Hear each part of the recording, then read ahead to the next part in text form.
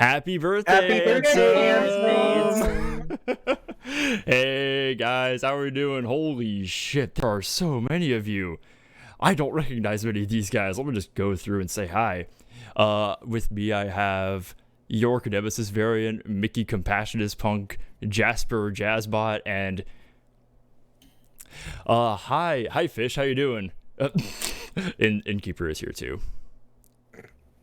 Damn. Brutal. I'm deleting my promo, actually. And Knuckles. Take it all back. What?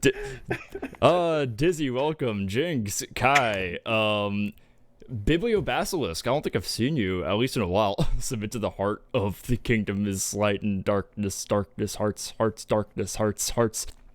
Saf85, Faye 611, hi. JC Toff, hi. Holy shit. Yeah, thanks for the comment. So many occult server members. Yeah, I recognize some of these. Thank you for the compliments on the outfit, by the way. It's signature to me. So I'm going to get myself ready for this adventure because holy shit, this is going to be exhausting. Everybody, I have done so much fucking research into this stupid goddamn story. I love this stupid goddamn story. I am. Fantastic. I will love probably this. start drinking later. Terrific. I love this stupid fucking story. But it's really stupid. And it's beautiful. Compels me, though. It compels me, though. Let me see if I can actually recork this successfully. I'm not going to bother right now. I had like the worst wine bottle open of my life. One sec. Okay, that and the customary candle lighting, and then I'm gonna get shit started. Before I really hop into this, I just want to say a quick thank you to everybody who either subscribed or gifted to make this possible. So Jasper, I want to give a quick nod to you for having this idea. Jasper is basically responsible for this stream happening. I was just like, what should I do for 100 subs? And he was just like, one sec. Yeah? I'm just saying, so we all know who to blame about a quarter of the way through. Yes. This is my fault. Throw your tomatoes at this guy, not me. When you start booing, you should direct it to the person in COCOM with me. I'm not lighting a joint, but I really feel like I should have. I should. So. Sorry, not sorry. Definitely not. Sorry, Definitely not sorry. lighting a joint. Here it is, everybody. Oh god. Look at it. Let's go. Also, a quick thanks to my buddy Cody, Mouse Cartoon, for making this image. Glorious. So, hello everybody.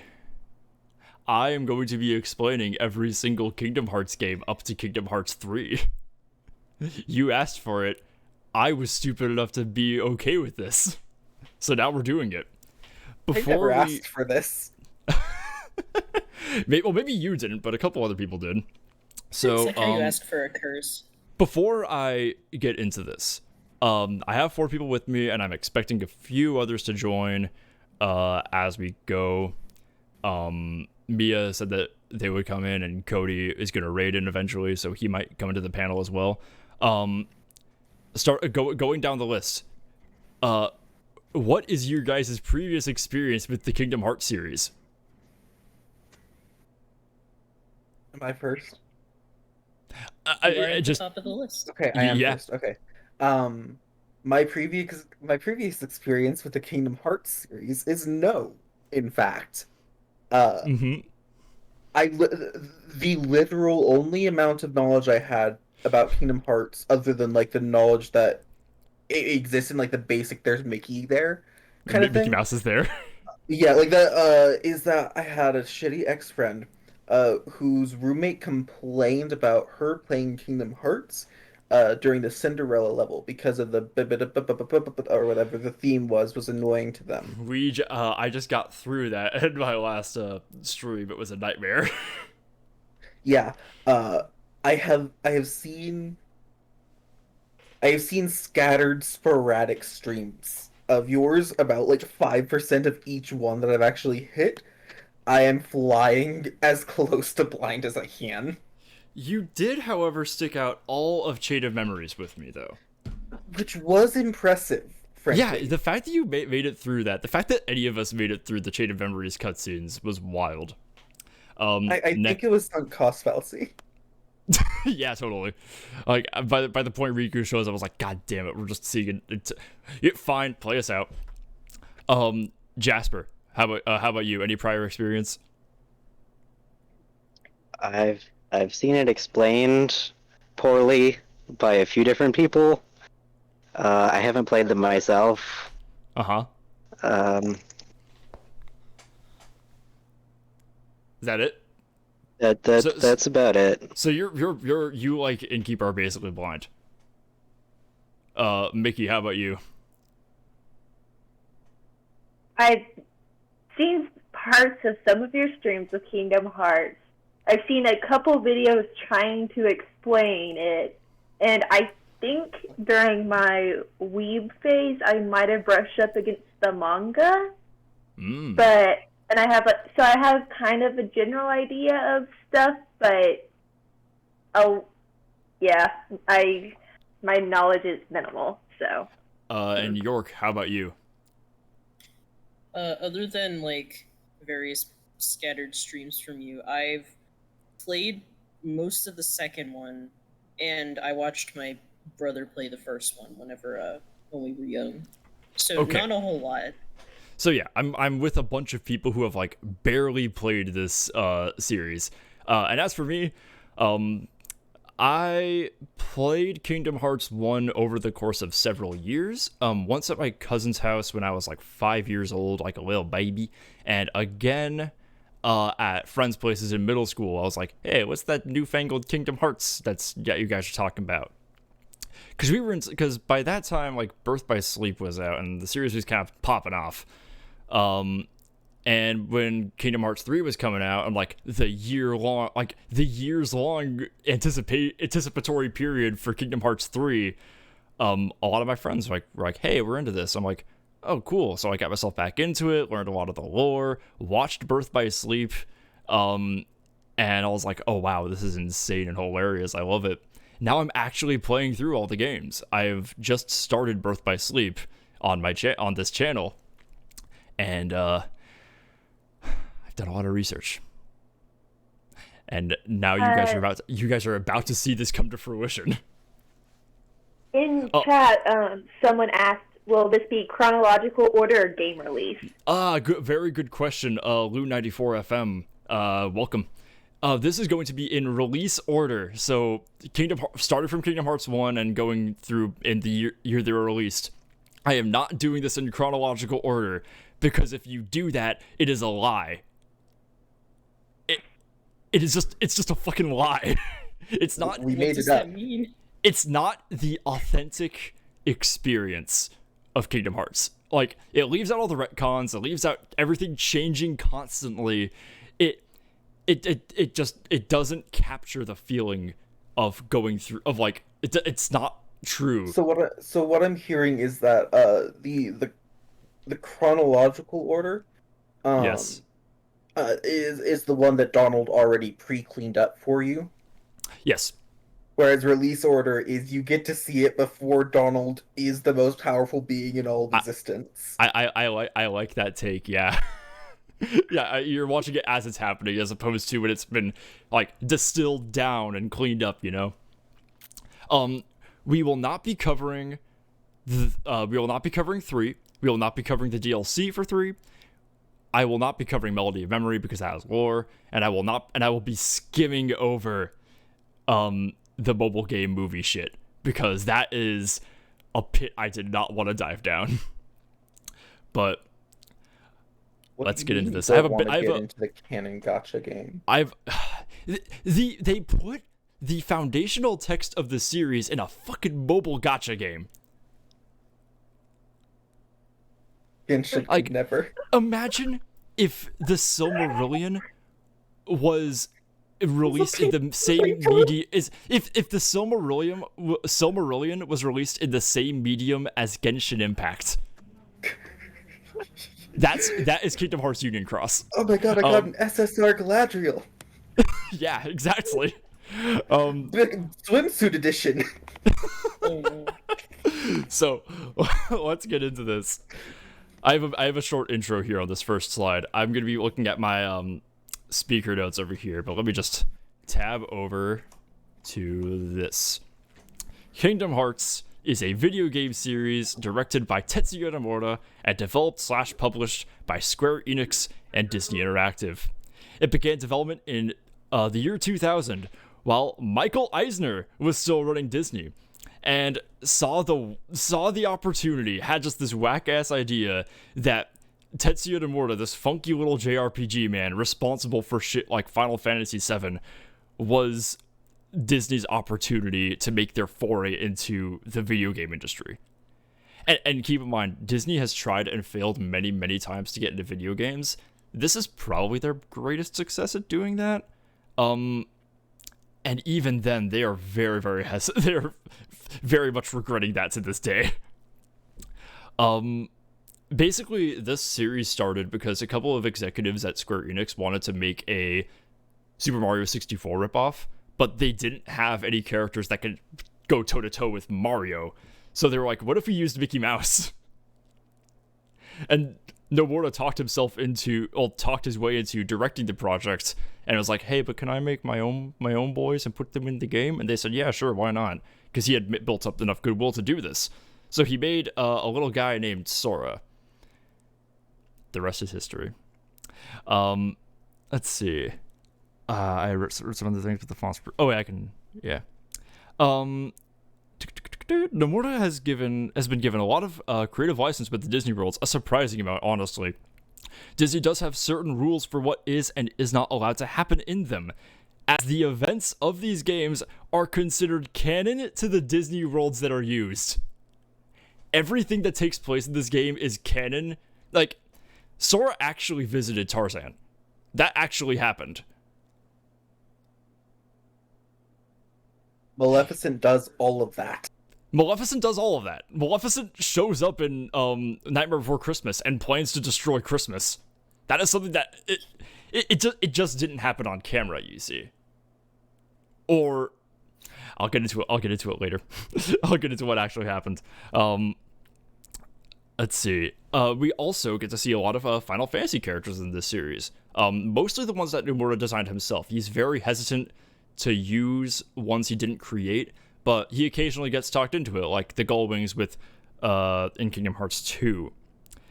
He never uses them unless he knows they're going to be a good fit for the worlds that they appear in, or for the story at large, and that's very true. He also loves Hercules a lot. Like, Hercules is in damn near every single game. Let's see. Oh, okay. Before we get into this, I want you guys to keep in mind, Kingdom Hearts operates on rules that I can best describe as quantum metaphysical dream logic. It's all very abstract, but it pretends to have these hard and fast rules, but it also breaks them constantly. So, with that in mind, let's get in to our very first game, Kingdom Hearts, released in 2002 on the PlayStation 2. Once upon a time, there was this one young boy named Sora. So we begin on Destiny Islands. Sora, Riku, and Kairi are mid-teenagers who just live here on this little tropical island and wish they lived literally anywhere else. That's Sora in the middle. He's a funny little guy with massive shoes that you cannot see. His best friend Riku is on the right. And Kairi, the girl that they are both inexplicably into, is over there on the left. They are just basically, they just hang out on this island every day. They're building a raft for when they one day venture off into the other worlds. Riku is really ambitious about it. He's like, man, there's just so many worlds out there. I want to see them all. This place is too small for us. And Kairi's all like, that's good, Riku. Hey, Sora, I'm scared. Riku just seems like he's slipping for can't really tell how, though. Sora also has this big dream sequence where he has to choose, like, hey, you know what? I like swords and rods. I don't like shields, though. That was canonical. That's his decision. But things are pretty normal. Things are pretty average. They're just doing normal kid stuff. Meanwhile, Disney Castle. We cut over here to see Donald Duck walking through the halls of the castle to find Mickey Mouse has disappeared. Lord Michael Mouse, the gobbler of all, has vanished from his post. There is nothing but a letter from Pluto to explain where he is. He eventually shows it to Pluto, and he's like, oh gosh, you gotta tell Max I'm on vacation. And Donald goes all like, Mickey tells everybody that, Mickey tells everybody in his letter that he has gone off to, investigate why all the worlds are disappearing, because a bunch of stars are going out, and oh no, that can't be good. And he tasks Donald and Goofy to find someone with the key, and we have no idea what that is. So he and Donald and Jiminy Cricket and Pluto hop aboard the gummy ship and take off. Meanwhile, What's back the on gummy ship? I will show the gummy ship later. Because yeah. Meanwhile, back at Destiny Island, shit's fucked. So Sora hangs out in this little cave where he makes little drawings on the wall of him and Kairi. He's like, man, we're best friends, and I really like her. And this guy in a big burlap sack cloak keeps bullying him, going like, this world has been connected. Darkness, darkness, hearts, hearts, darkness. And he sounds a lot like Billy Zane. But don't worry about it. He's probably fine. The next day, there's a storm on Destiny Islands. And Sora finds that Kairi and Riku are both missing. And when he finds Riku, he's just standing on this little island where he and Sora spar every single day. And Riku seems very, very nonplussed about how his world is literally being destroyed. A big dark portal opens up under him, and as Sora reaches out to touch his hand, he gets a key that is also a sword. And he starts beating up all these little black bug boys that keep showing up on the island. Because So he has a key sword? It's a key. Yeah, that's what it's called, as you can see on the screen. Oh, those are all there because when you get the Keyblade, the text Keyblade just keeps appearing on the screen with no additional voice lines or anything. So he also fights off a big giant heartless version of himself and is sucked into a portal, and Destiny Islands disappears. There's also the scene where he returns to the cave and Kairi's there, and she just goes, Sora. Then she just gets just zipped through Sora, and they like phase through each other like whoosh, and then she is just gone. I'm gonna take a quick second to explain what this guy is. The Keyblade is a fancy little weapon that chose Sora specifically. There is only one of these in existence. It is the Keyblade. It is the only thing that can fight the Heartless, and it can open any lock that Sora finds. Only one of these exists. Now, after this happens, Sora ends up in a place called Traverse Town, which is... Oh, did we lose somebody? Hello? Someone's back? Jasper back. Oh, excellent. Sora ends up in a place called Traverse Town, which is just a city floating in the middle of a multiverse. Sora ends up here and goes, wow, this is great! I'm in another world! He seems very, very, like, nonplussed about the fact that his world's just kind of been destroyed, doesn't really know what's happened. Pluto wakes him up, and then promptly disappears. Oh, what's going on with my slides? Okay, we're back. We never see him again for some... We just don't know what happens to him. He meets a guy named Leon. Who's that dude over there on the right? He is from Final Fantasy VIII. We also meet Yuffie and Aerith, who are from Final Fantasy VII. And it is revealed that Traverse Town is where you end up when your world has been destroyed. Just, if you don't have a world, you end up here in Traverse Town. Which is why we see Merlin, the Fairy Godmother, the 101 Dalmatians, more Final Fantasy people. Eventually, he runs into Donald and Goofy. And they're all like, wait, oh my god, you got that big old key. You're the guy we're supposed to be looking for. we're looking for our king," and he's like, "Okay, I'm looking for my friends. Let's team up." And they also learn of a guy named Ansem, who is a scientist of hearts. Yes. Oh, son of a bitch. So, Yeah? Bastion, Legend. I need to ask something incredibly important before you just move on, because you said it and then you didn't address it at all. Yeah. So, because of the Final Fantasy characters being in Traverse Town, Yeah. does that mean in Disney canon that all Final Fantasy worlds have been destroyed? No. So the Final Fantasy characters in Kingdom Hearts exist in a variety of worlds. There are some that live on Destiny Islands with Sora, but most of the Final Fantasy people in this game come from a world called Hollow Bastion, and that has been taken over by Heartless, so they've ended up here instead. And I should cover something real quickly. It's kind of a bit of a spoiler. Kairi is not from Destiny Islands.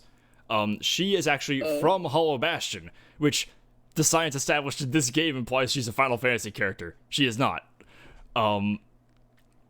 Okay, my fucking images keep disappearing. This is so weird. Thank you so much. That made absolutely less sense, actually.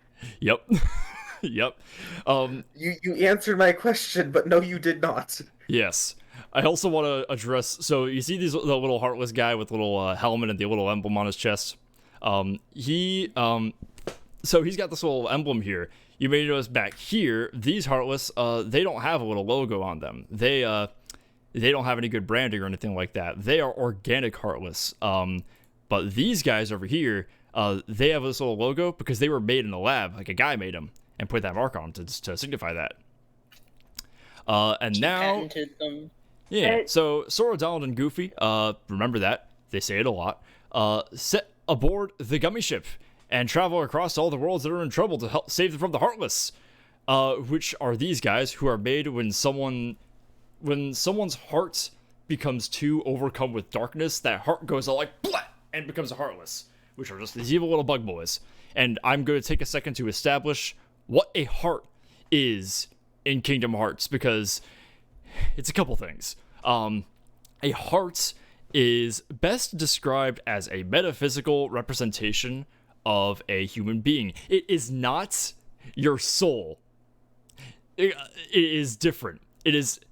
Hearts have light in them and darkness in them, and they are also And where scales? your we don't really know. There could be a snail in there for all we know. Hearts are still a mystery internally in Kingdom Hearts. Like, there's still a lot that the scientists of this universe do not understand about hearts. And there are a few people who try to understand that. Ansem studies them. Yes, Ansem is a scientist of hearts, and even he is like, "Oh, it's a mystery. I don't understand. What is this thing?" That came out of me.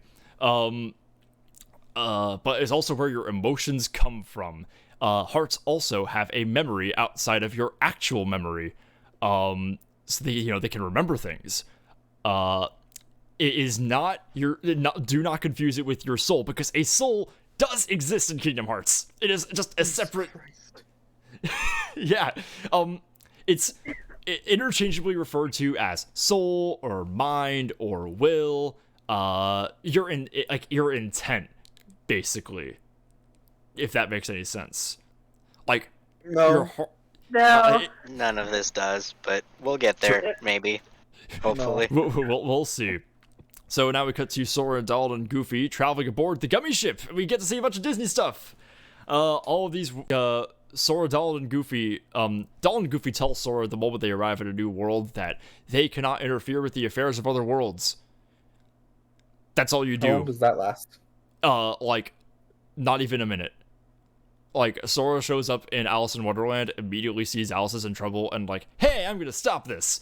They travel along the ship called the Gummy Ship, which I lovingly titled the Foot Gummy in my own playthrough.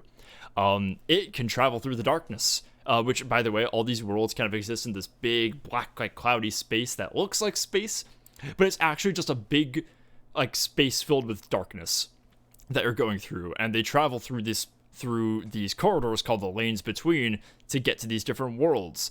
And they're not like planets necessarily, but they kind of behave like that. You can better think of them as like lands, like a theme More like park. D&D planes?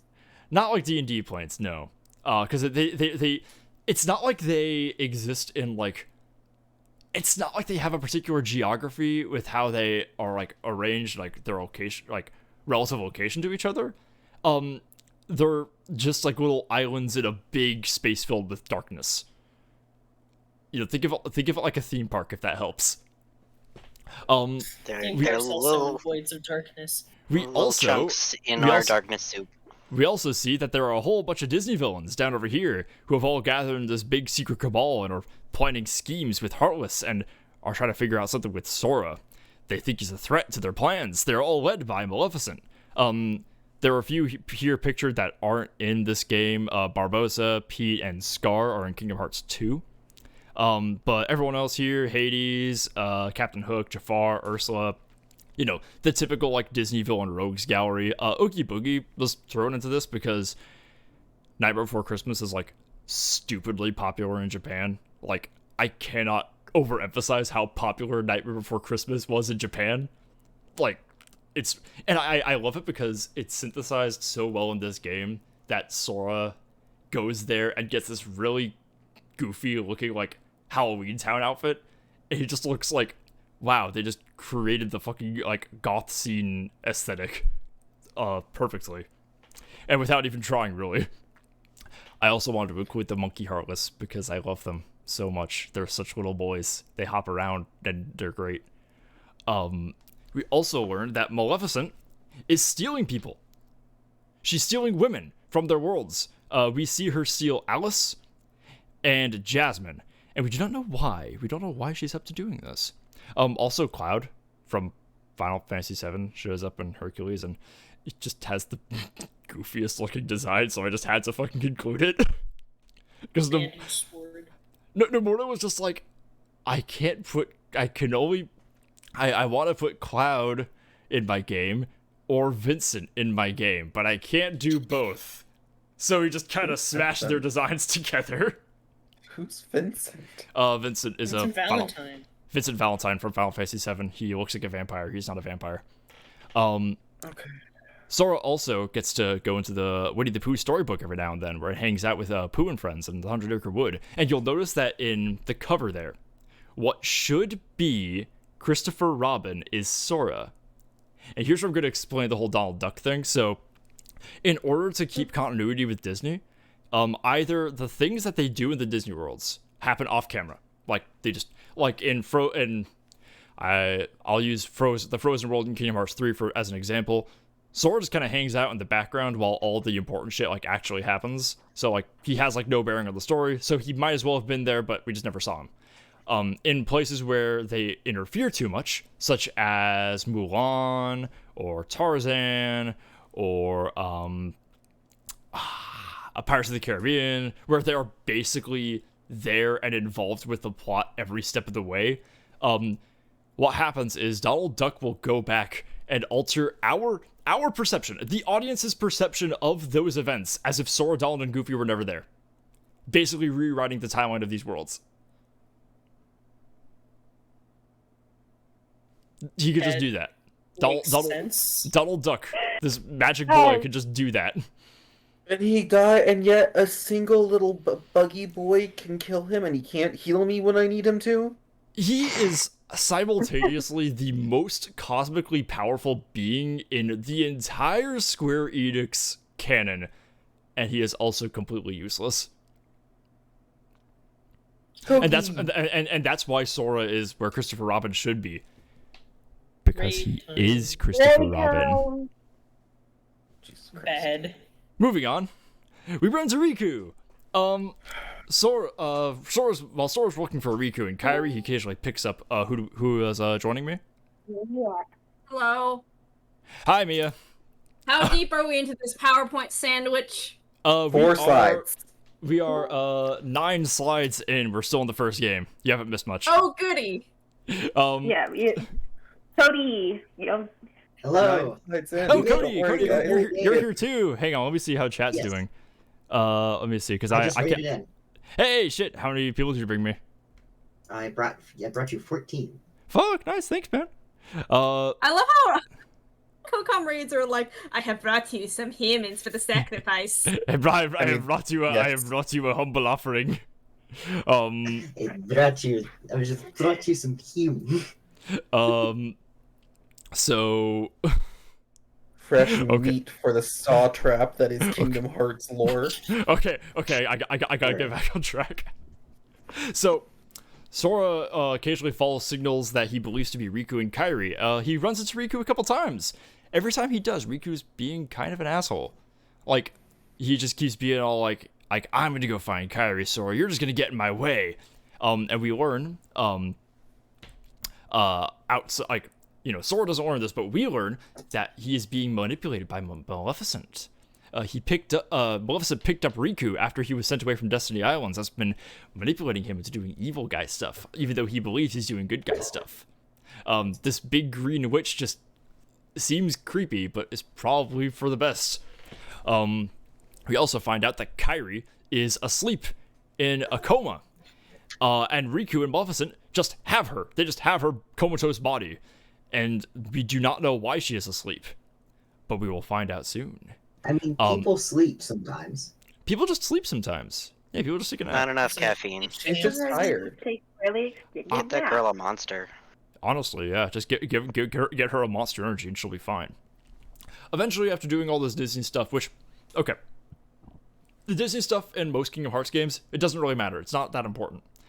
It's really just there so, like, you have, like, level content, really. But with the exception of Kingdom Hearts 1, it has very little bearing on the story. Like, the first game does tend to, like, involve it in the plot and, like, put the plot beats in the Disney worlds, and I think it's really neat. But they don't really do that. Like, that's more of an exception than a rule. But what is plot important is this next world. This is Hollow Bastion. The world where Kairi was originally from, the first world to fall to the Heartless. It's just a big castle at the end of the world map where shit's just really fucked. Sora gets here after looking for Riku, and it's revealed that Riku was actually supposed to be the Keyblade's chosen wielder. Sora was not the chosen one. The only reason he got the Keyblade was because he was like, Riku! And like the Keyblade just summoned in his hand instead of Riku's. So it was completely by mistake. So Riku just snatches the Keyblade from Sora's hands and like walks away, and Donald and Goofy just go like, hey, our mission was the key, buddy. We gotta go. So they just ditch Sora and just start hanging out with Riku. So Yeah, that's kind of a bitch move on everybody's part. it is. That's It's so funny. fantastic. It's really funny. So everyone just leaves him. Yeah, It's yeah. almost as funny as when Goofy dies for 10 minutes. We'll get to that later. You shut your mouth. We'll get to that later. Spoilers. So, yeah. Beast is here.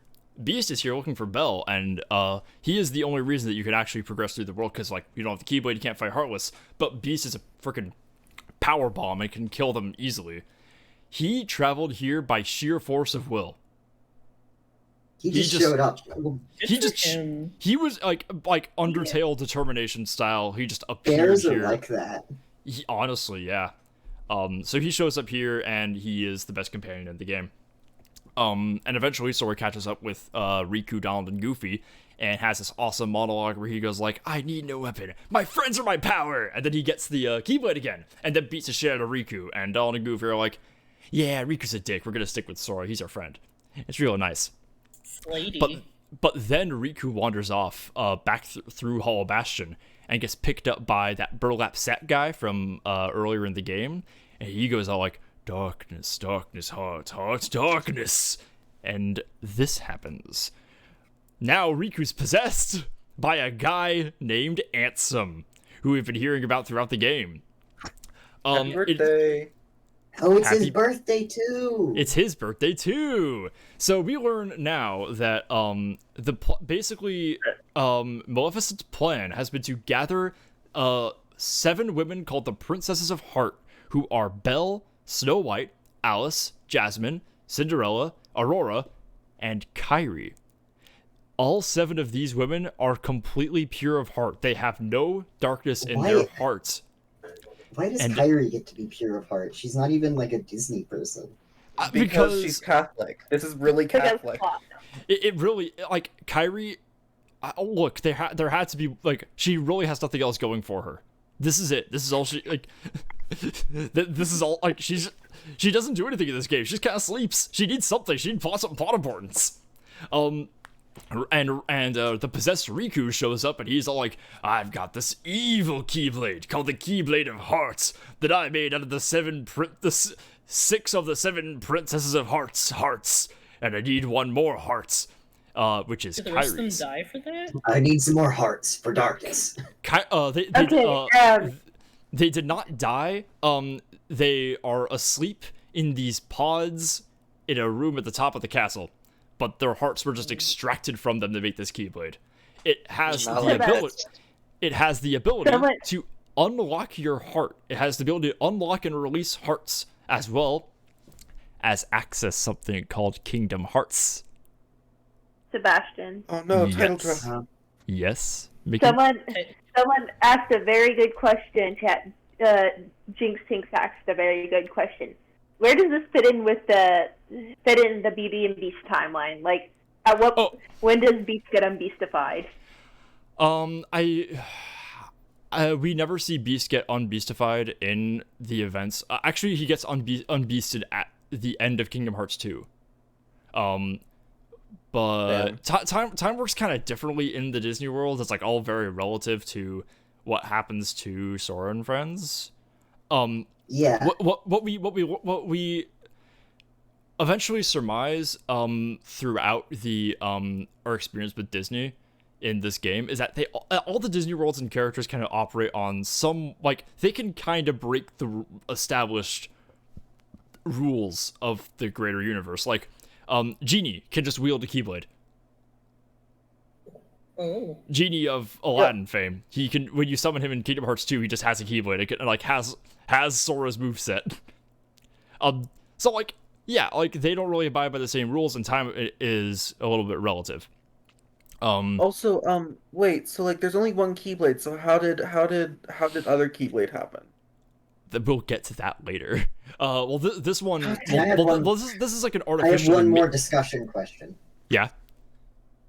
I think that Princess Aurora is not pure of heart. Just look at her. You think she has some darkness in her heart?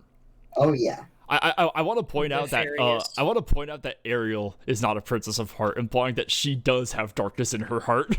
Well, she. That's because she's the leader of the musical level. Of course, she has darkness in her heart.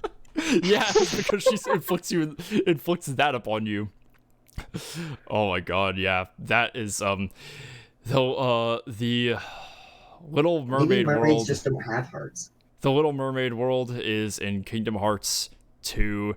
It is an optional world. They don't tell you it's optional, and the first thing you do there is sing a song. It is horrible. But I'll get to that later. But the Keyblade that Riku has, this Keyblade of Heart that he has created out of these hearts, it has the ability to unlock and release hearts.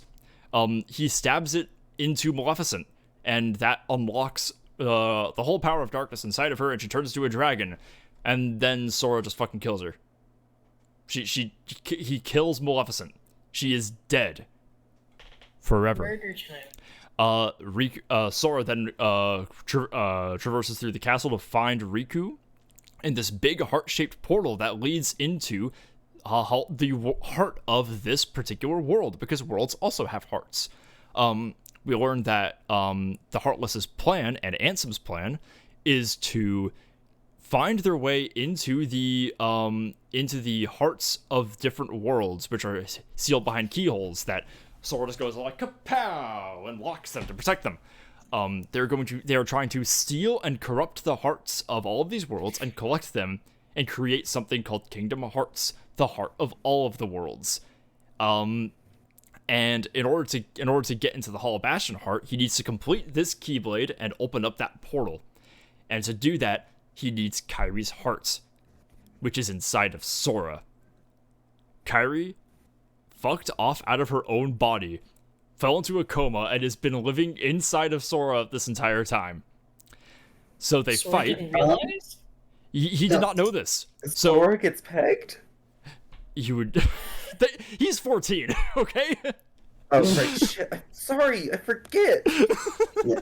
They give them abs and like Dorito bill. I'm sorry. Don't. It's very Yeah. I love it because like this series is so completely devoid of sexuality, but several like we'll get into this like some of these characters are just like, oh wow, they just like wanted to make them hot for some reason. They gave Riku abs. I know, And look at Del- it. and I know. Like, what? Look, it's not a There's 14 only- I know, look at There's him. only one source of sexual tension in Kingdom Hearts, and that's Goofy. Please Don't ever say that. speak Don't again. say that. He has a child. he has a child and a dead wife. He's still in mourning. Okay, fine. So am I. Sora defeats the possessed Riku. I will refer to this as Dark Riku in later references. And he goes, oh shit, but the portal's still open, and darkness is still pouring out of it. And I need to complete this Keyblade to open it so I can enter it and close the keyhole and seal away all the darkness. But I can't do that because I can't get Kairi's heart out of me. So then this happens. Sora, with a big old smile to his friends Donald and Goofy, stabs himself with the Keyblade of Heart, releasing his and Kairi's hearts from his body. He literally kills himself. He just sacrifices himself for Kairi and disappears. Kairi wakes up, as well as the other Princesses of Heart, and the portal opens. Donald and Goofy are fucking devastated. They are very, very sad about this. They then get, Kairi, Donald, and Goofy get chased through Hollow Bastion by a bunch of Heartless, and one of them is Sora. Sora turns into a little Heartless, weird. turns into a little bug boy, and he's creeping around Hollow Bastion. Just only one little man. I remember this. It was great, yeah. And he shows up to Kairi, and Sora gets better when Kairi hugs him. So he's fine now. And it's actually really, really sweet. I love this part so much. Wait, so hang on. Wait, so sorry. Emotional satisfaction or whatever aside. What? Yeah. What? No, explain this. Presumably because of the pure concentration of light inside of Kairi, she was able to like overwhelm the like darkness inside of Sora and return him back to his normal body. Also, they kind of justify it like their hearts have like basically this is where Sora and Kairi realize that, oh wait, we could just kind of break the rules because we're special. Like they literally come to this conclusion now. They realize they're protagonists. Yeah. They literally realize they're protagonists. But now Sora has to go back to Hollow Bastion and seal the keyhole. Kairi gives him her lucky charm that she made on Destiny Islands, that thing out of seashells. It's really cute and also really important. However, it's worth noting, after Sora defeated Riku, we meet this guy. This is our main villain for Kingdom Hearts 1. This is Ansem, Seeker of Darkness, the scientist of hearts we've been hearing about this whole game. Happy birthday, Ansem. He did not have a body this entire time. However, after he possessed Riku, he was able to reform one in his own image. He has his tits out, and he's a Heartless. He has been trying to collect Kingdom Hearts because he knows it is filled with darkness, and he really loves darkness, and he's incredibly horny for darkness. And he has this awesome monologue where he just goes like, darkness, darkness, hearts, darkness is the heart's true essence. And Sora's like, no, it isn't. And then they fight. Guardian. Come Guardian. He yells that Come constantly. Guardian. He also yells submit a lot. It's very good. Let's This fight see. was almost an entire stream, if I recall correctly. It was basically a whole stream to take on this fight. Submit! Thank you. Thank you for the submit. This is what the final boss is like. Ansem does a whole bunch of final boss chicanery. Submit! Thank you for the submit. He turns into a giant battleship in this place called the End of the World, which exists kind of on the boundary between the realms of light and darkness. Because there's this place called the Realm of Darkness, which is like, think of it like the Upside Down. It's just like the evil world that reflects all the good shit. And here is where where Ansem summons Kingdom Hearts, which is just a big door. And he looks at Kingdom Hearts and goes, "Kingdom Hearts, fill me with the power of darkness!" And he starts to open up the door, and Sora goes, "No, I know now. Kingdom Hearts is light!" Sora has no reason to believe this. He just kind of decides Sora, that it's... What's that mean?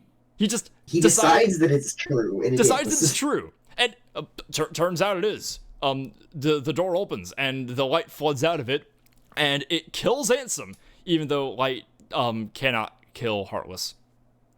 I want to believe that this is like the Warhammer orcs. He believed it's true, so it is. That's kind of how Sora operates. Like, Sora could just kind of break the established rules of this world by sheer force of will, and that's not like a plot hole. It's literally addressed several times. Once I complete. Sora confirmed demigod. Honestly, that's not far off. Unfortunately, Really? Unfortunately, this door actually is filled with darkness. It's called the Door to Darkness. I guess Kingdom Hearts is the door because it leads into the Realm of Darkness, and Mickey's there.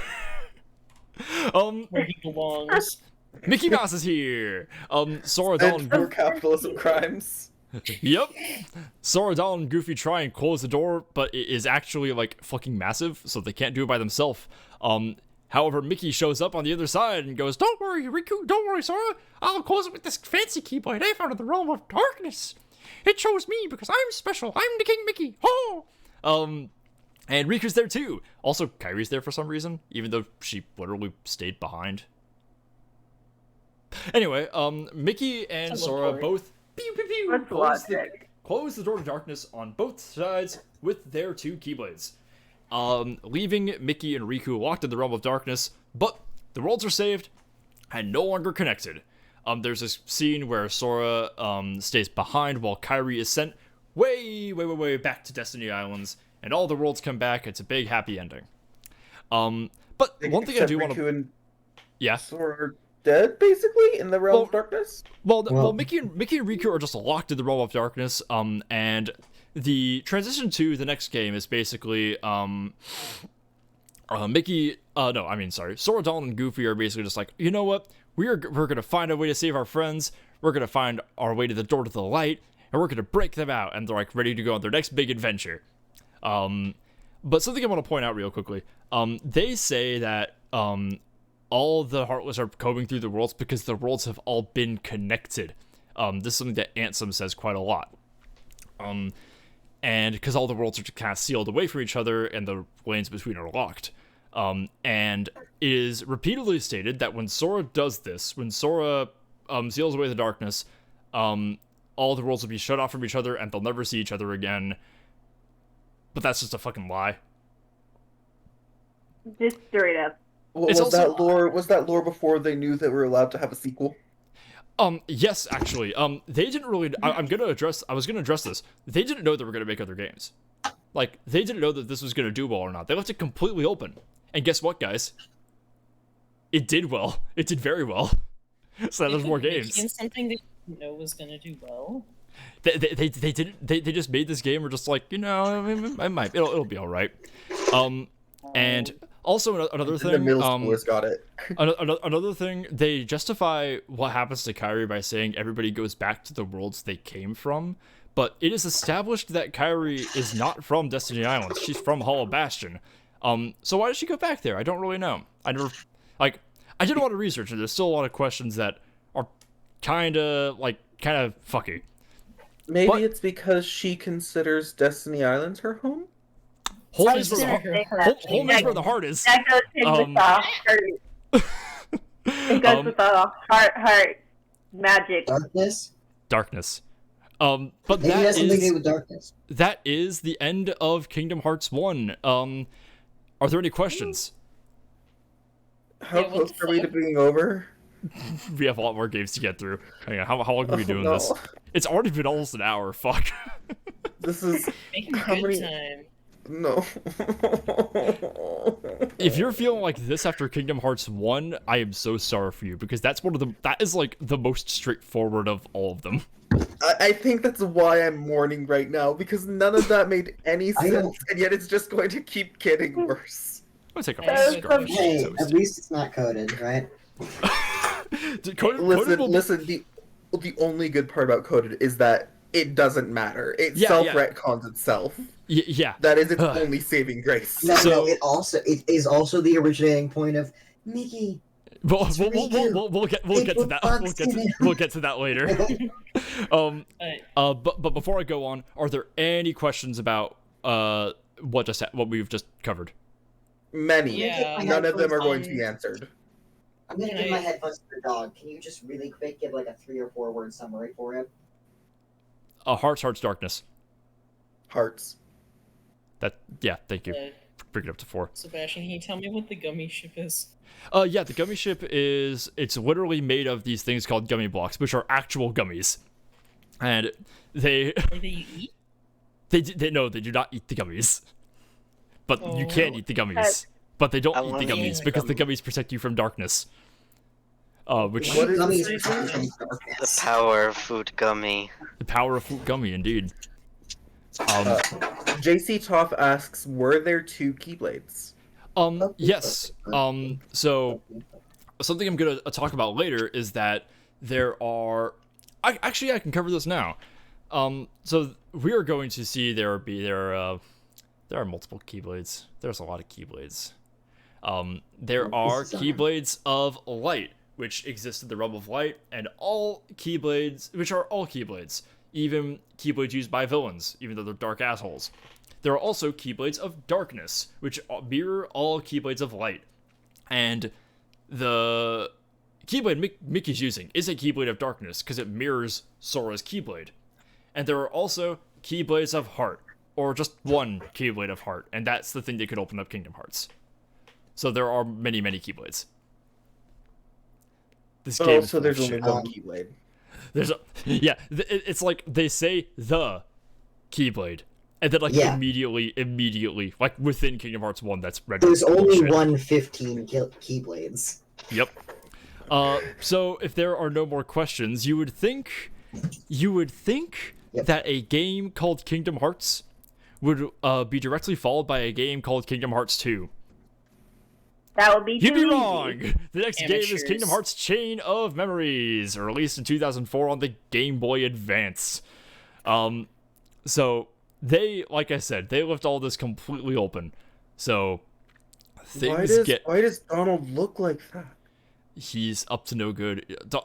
You cannot tell me that Donald Duck does not have darkness in his heart. Like, Donald Duck should become a Heartless. Oh well, that's actually the guy from Fact or Fake. That is not the guy from that is not Donald. What? Yeah.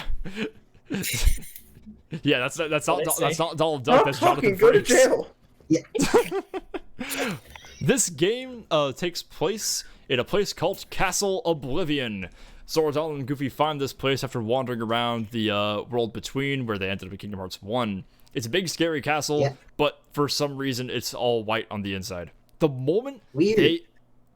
the moment they enter the castle, they all immediately forget every single spell and every ability that they learned, bringing them all back to level 1. Which, by the way, in every game they like have to like have a diegetic reason for why you have to start at level 1 again. Like, they just have to justify that. I think it's just kind of funny that they like have to like Yeah. shoehorn that reason in. Every Like, single time, they're like, no one would question that. No one would question what's like, oh hey, Sora lost all his power, whatever. No one cares. They have to have like a plot reason for I it. guess. Well, I guess they would. It would kind of matter.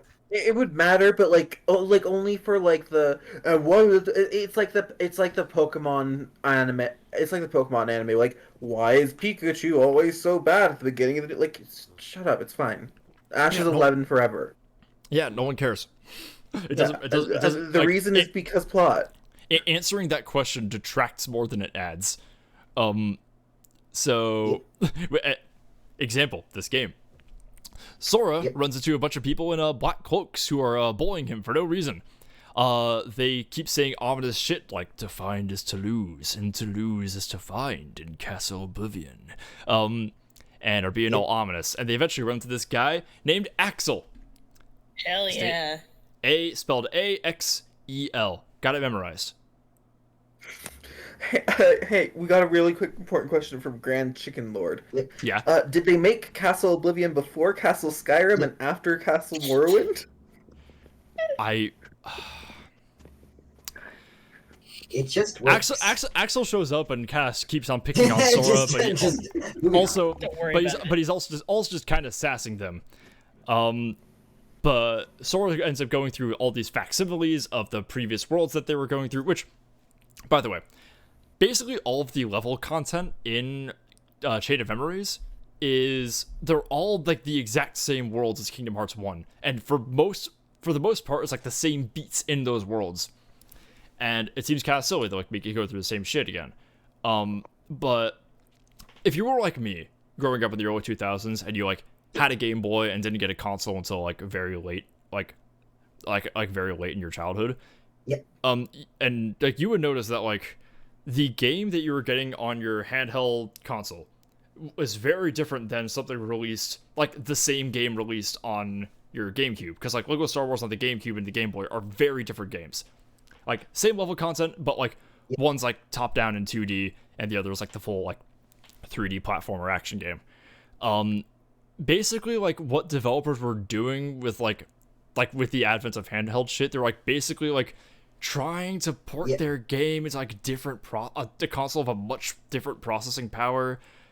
But like the thing with Kingdom Hearts was like they did that, but we're also like, okay, we have to make a new story though. Like we have to advance the plot that we've created.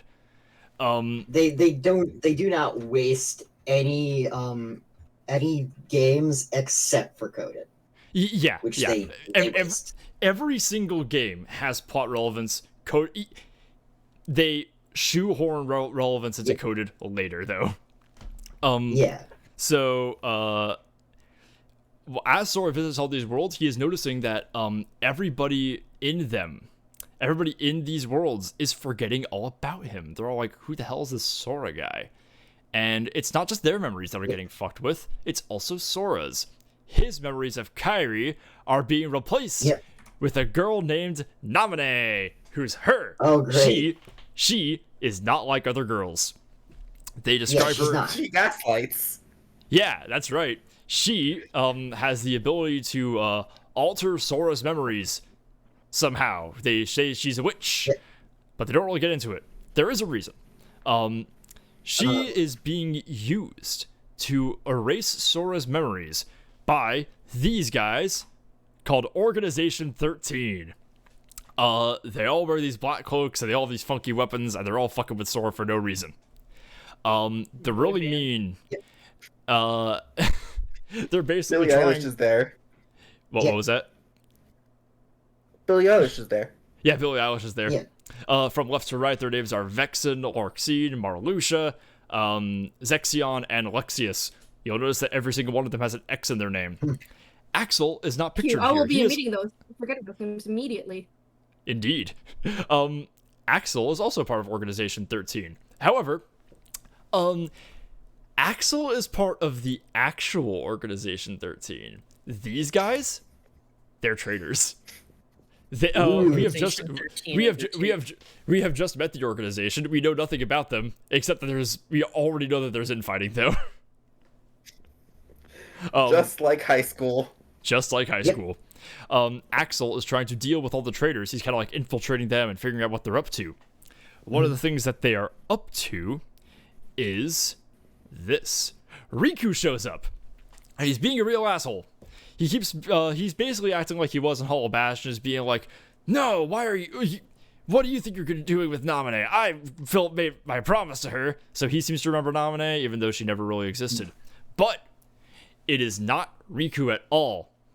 It is a replica of Riku, made of data, called Replica Riku, or Repliku by fans. Why this happens, why he is made, is never explicitly established.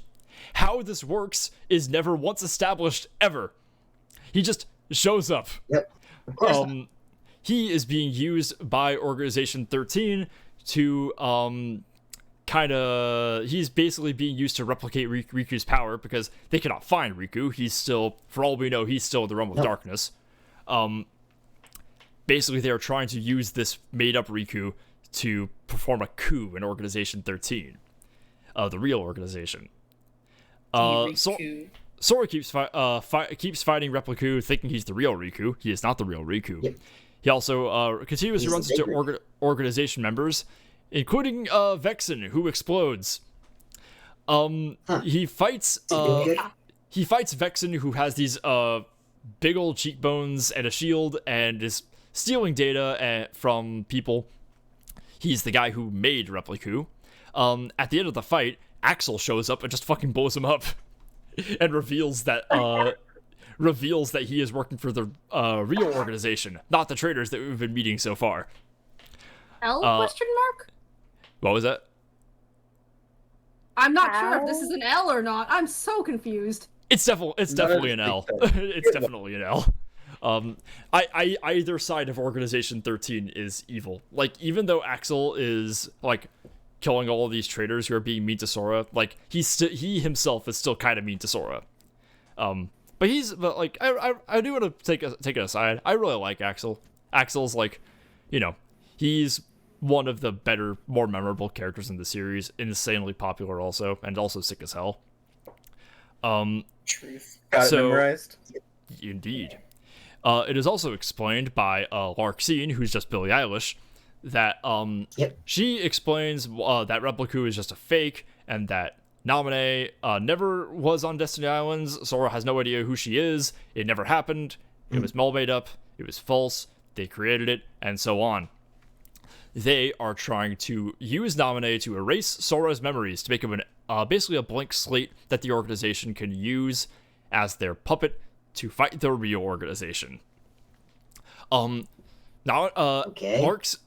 explains all of this to Sora, basically explains that his memories are being fucked with, and he's like, I don't care, I'm still gonna protect Naminé. Like, he's still just as enthusiastically pretending like he had a pre-existing relationship with her, despite all the evidence. And like, even Donald and Goofy are like, Sora, we don't know her.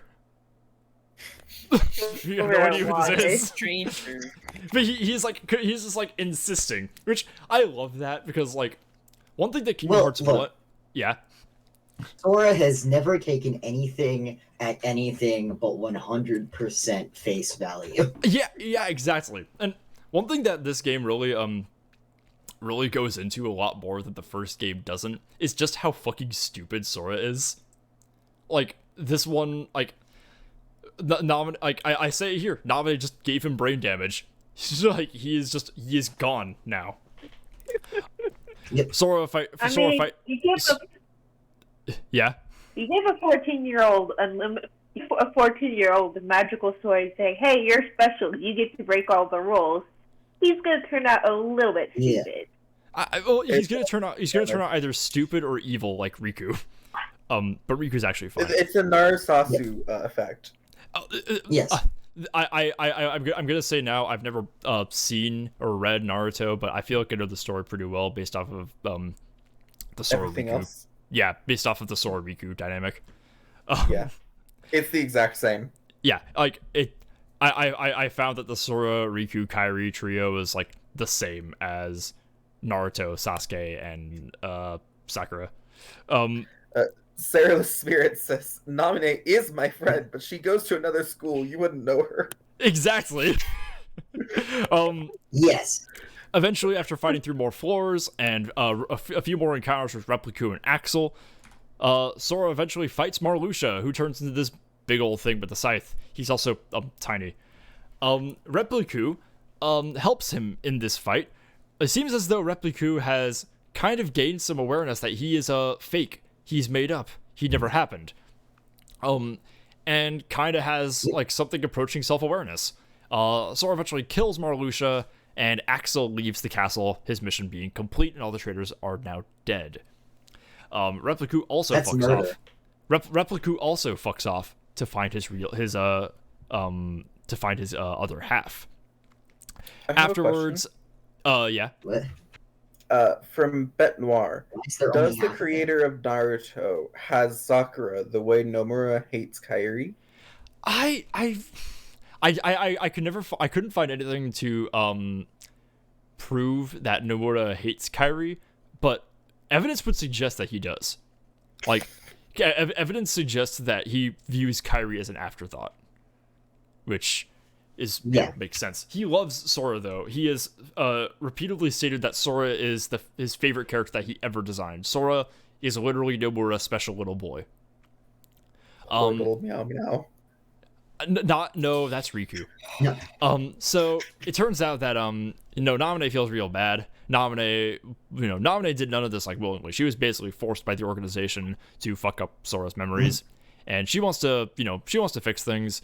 So she says, "Hey, I'll fix your memories. I'm gonna lock you in this egg pod. But it's gonna take a whole year to do this, and you will forget that all this ever happened. And you're gonna be level 1 again." Jiminy Cricket goes in with him, and also Donald and Goofy get their own pods. Like, because I hate whenever Jiminy Cricket gets involved because I forget that he's involved. Jiminy Cricket has been following Sora this entire time, writing a journal about everything he does. I forgot to mention this. So yeah, Donald and Goofy also get their own little pods because Naminé kind of fucked up them too. Because like when she messes with Sora's memories of Kairi, it messes up everyone else who knows Kairi, except for Kairi, presumably. Like, no, Kairi forgot that Kairi. Kairi also has brain damage. Who am I? Kairi is I'm Naminé? So that is the end of Sora's involvement in Kingdom Hearts Chain of Memories. Meanwhile, in a completely different part of the castle, Riku's there. Riku was taking a little nap in the realm of darkness, kind of floating in between the planes, and he gets woken up by a deep voice who leads him here. The deep voice sounds like Ansem. It's Ansem. It's Ansem. Happy birthday. His sense of birthday. He's turning 6. His sense of smell is also like really, really good now. Riku's like he just keeps like. Why? They establish in this game that darkness kind of has a scent to it, which I think like of all the stupid bullshit, I think that's actually kind of neat. But the way they like implement and reference it is so funny. Does it smell like steak?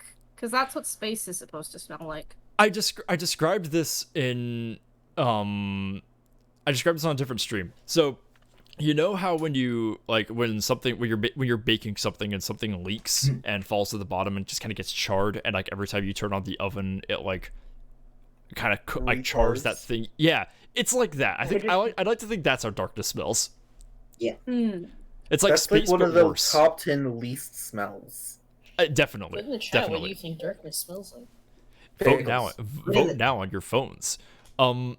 So Riku is still dealing with like some of the chunks of Ansem that are still inside of him from when he was possessed. So Ansem just kind of keeps on eating Ansem. Yes.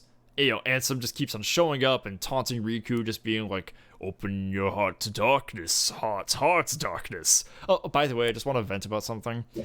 Billy Zane as Ansem in the first game is such a good voice performance, and he never shows up again, and I'm so sad about that because it really makes the character for me. Yeah. He's still great. Like, love his design, love how his titties are just out like that. Yeah. Love his like little love his little like heartless temporary tattoo on his chest. Like it's all great. But you know who else inside Riku? Mickey Mouse. Whenever what is he doing in there? Whenever Ansem shows up and starts taunting Riku, Mickey Mouse shows up as like personifying the light instead of Riku and be like, "Don't worry, Riku, I'll save you," and just fights him off, and he's fine now.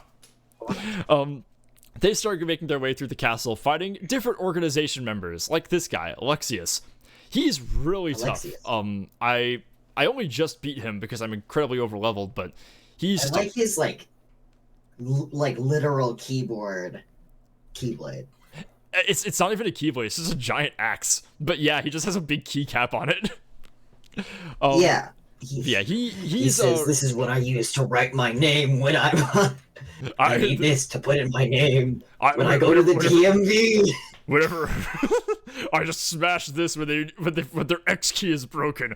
So Riku. I firmly do believe that Castle Oblivion is just the world's worst DMV. It is. Lexius shows up and fights Riku and rocks his shit a little bit, but then Riku accesses the power of darkness inside of him and gets that kind of muscle suit back, which kind of shows up whenever he's all darkness. But Whenever the darkness he's is being kind a fucking weirdo again. the darkness is kind of controlling him, and Ansem's like, yes, good, and yeah, it's probably not good. So he's just kind of slipping in and out of this. Yep. Riku also meets Repliku and fights him like a bunch of times. And every single time they interact, it's always incredibly funny. Repliku is in on the organization's schemes. He's kind of like playing up the act to Sora, but he kind of drops it in front of the real Riku. Yeah. And over time, Riku eventually runs into a dark facsimile of Destiny Islands where he fights this guy, Zexion, who has emo bangs and a book. Zexion is the Vexen and Zexion are the guys who basically made all these replicas, and Riku kicks his ass, and Zexion fucks off back to the secret lab at the basement of the castle, and Riku just kills and absorbs his power into himself. So now Repliku is like way stronger. Not a good boy thing. Is that fine? Kind of.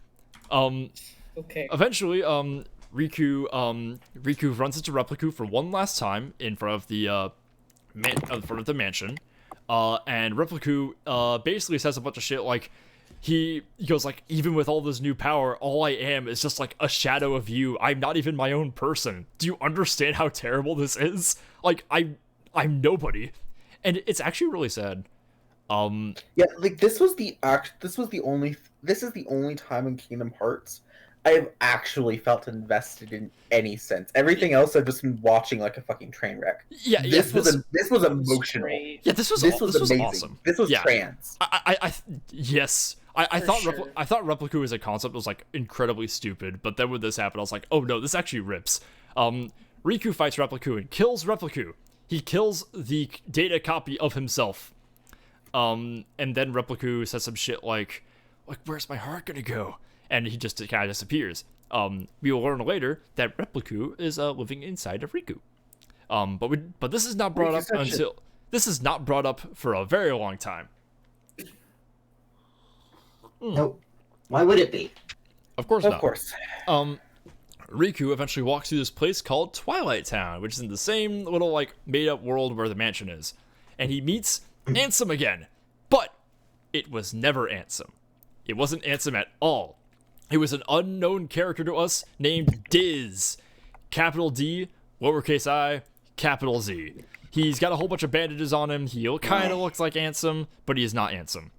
He says a bunch of shit like about the balance of light and darkness and how Riku is going on the right path by choosing to submit himself to neither. Like he's willing to like live in both light and dark. Yeah. You know. Also, Diz stands for Darkness in Zero. Sure. Does Okay. that Sure. mean anything? Sure. No, it doesn't. It means nothing. It has like no relevance to who he is or what he does. He just wanted a cool name. They not even that. made a name that was like a funny reference to Disney, and then came up with an actual meaning for it in a later game. They just put the word darkness in it, Yeah, basically. and then we're like, what's a word that starts with Z? Darkness, Ebony, Dementia, Raven. No. You're God. very close, but yeah. Well, Riku then meets Naminé by the pod and sees that Sora has been in the castle the whole time, and he sees that Naminé has taken back everything that she did, and Riku says some shit about how I knew it when I first met you. You and Kairi smell the same. What? What? What? What? That's Not not creepy like at all. Whatever the fuck Like, that whatever the hell that means. That actually that does have a basis, and I will explain it later. But So much of this but is just you'll explain it later. yep. You haven't This last explained any game of it we- yet. But Riku decides that he owes Naminé a favor for what she has done for Sora. He views this as a good thing. But, Riku eventually finds the actual bits of Ansem that are inside of him and fights them off. So yeah, Ansem has been in there the entire time. Riku eventually channels the darkness inside of him without letting it control him, taking Diz's advice, and kills Ansem. He kills the darkness inside of him, although it's still there. It's just not like actively trying to kill him. It's a little on the nose. Indeed. Riku and Mickey eventually decide to work with Diz and find the rest of the organization who are very evil, and Diz is like, has made it his vow to find and hunt them all. Diz gives Riku and Mickey those black cloaks that the organization wears so that they can safely travel through the darkness without a gummy ship. By the way, I just want to mention this. So you know how everybody in Organization 13 has those black cloaks, right? They all wear them to protect themselves from darkness. It is not the uniform of Organization 13. They have no uniform. They just all wear those. They just choose to do that. Yeah, Vibes. it's just because it's a good vibe, and they look The like vibes. they look like an awesome scary just cult wanted when to- their hoods are flipped up. It's like, You just want to match with Oh, the look, squad. Look, some days you just need to wear a cloak. I've been there. unironically though, I do really want one of those black cloaks. That would be fucking sick. That would be awesome. I love a cape. I just want to imagine like Larkseed and Marluxia show up to like the meeting and like they just look at each other, just go like, or the same thing again. One of us is gonna have to change, and then none of them do. No, I love the idea of Larkseed forgetting her cloak one day to a fish meeting, and she looks like she dresses from Claire's. Yeah, honestly, I would love that. I would fucking love that. Whatever, like modern straight J fashion Claire's equivalency is. Yeah, Exactly. yeah, she just has like this. None Like, of that made sense, but yes. that would be delightful. Am I forgetting anything? Nope. Mickey and Riku now have the ability to use the dark corridors to travel between worlds and look for Organization 13, and fight the Heartless that are left. And that is going to lead yeah. into our next game. Are there Okay, any pause. questions? Yes. Yes. Well, this is more of a question for the chat than anything else, like on their behalf. You have mentioned data as something that exists several times. I Yeah. assume you're going to talk about it later. I will Yes. I will go into the concept of data and what like that is in more detail. And what it means. It is going to come up again. Okay. But I was asking that for the chat mostly because I know enough to know that it's important enough that it needs to be. That is the extent of it. I think that you should explain data to like the people who made these games. Yeah. I I'll be also, like, I yeah, also this have is a second question. I also have a second question that's significantly more important. yeah. So you said that the gummy ship gummies are what protects you from the darkness, right? It is a thing that protects from darkness. Yes. No, I know. I'm just like the gummies themselves are what protect from darkness, and then the cloaks also protect from darkness. Yes. Yeah. Yeah. So I does see where that you're imply going that with this. so does that imply that the cloaks are made of fruit gummies? I would- Gummy cloak. I would love that, but that is canonically not the case. No. Wait, they tell you that They're made of Mickey Mouse foreskin. At least Yes. No, We are moving on to an equally wretched sentence. Wait, I have a question from Gumhaven. When yes. does Mickey get to go on a date? Never. No. Mickey, I believe, is a celibate. By the way, hi Gum. I think that would you consider That's Mickey in this all I have. universe to be Catholic? No. Yes. Oh no. Who goes Catholic beast mode in this? I need to know. Why are Sora. we Everyone has slowly turning happy this into our good Christian Minecraft server? We're Cody's moving on. here. There was We still no have so much to get through, guys. We lost 9 people. So this next part is going to be a big one. The third game I'm covering, Kingdom Hearts 2, released in 2005 on the PlayStation 2. I had to honor Lucy. She said this during one of the streams, and I just had to commemorate it. This is where things really start popping off, because here's where Immortal like really starts accessing the budget for all of these games. Yeah. This so hang on, by popping off, you mean makes no sense, right? Like it starts making no sense. Yes, yes, and it is also just a much better game. Like I hold Kingdom Hearts 1 in my heart as my favorite game because it's the one I grew up with. Yes. And my, basis for why I went on all this. But this one is widely regarded as the best Kingdom Hearts game, and I gotta give it to it. It's really good.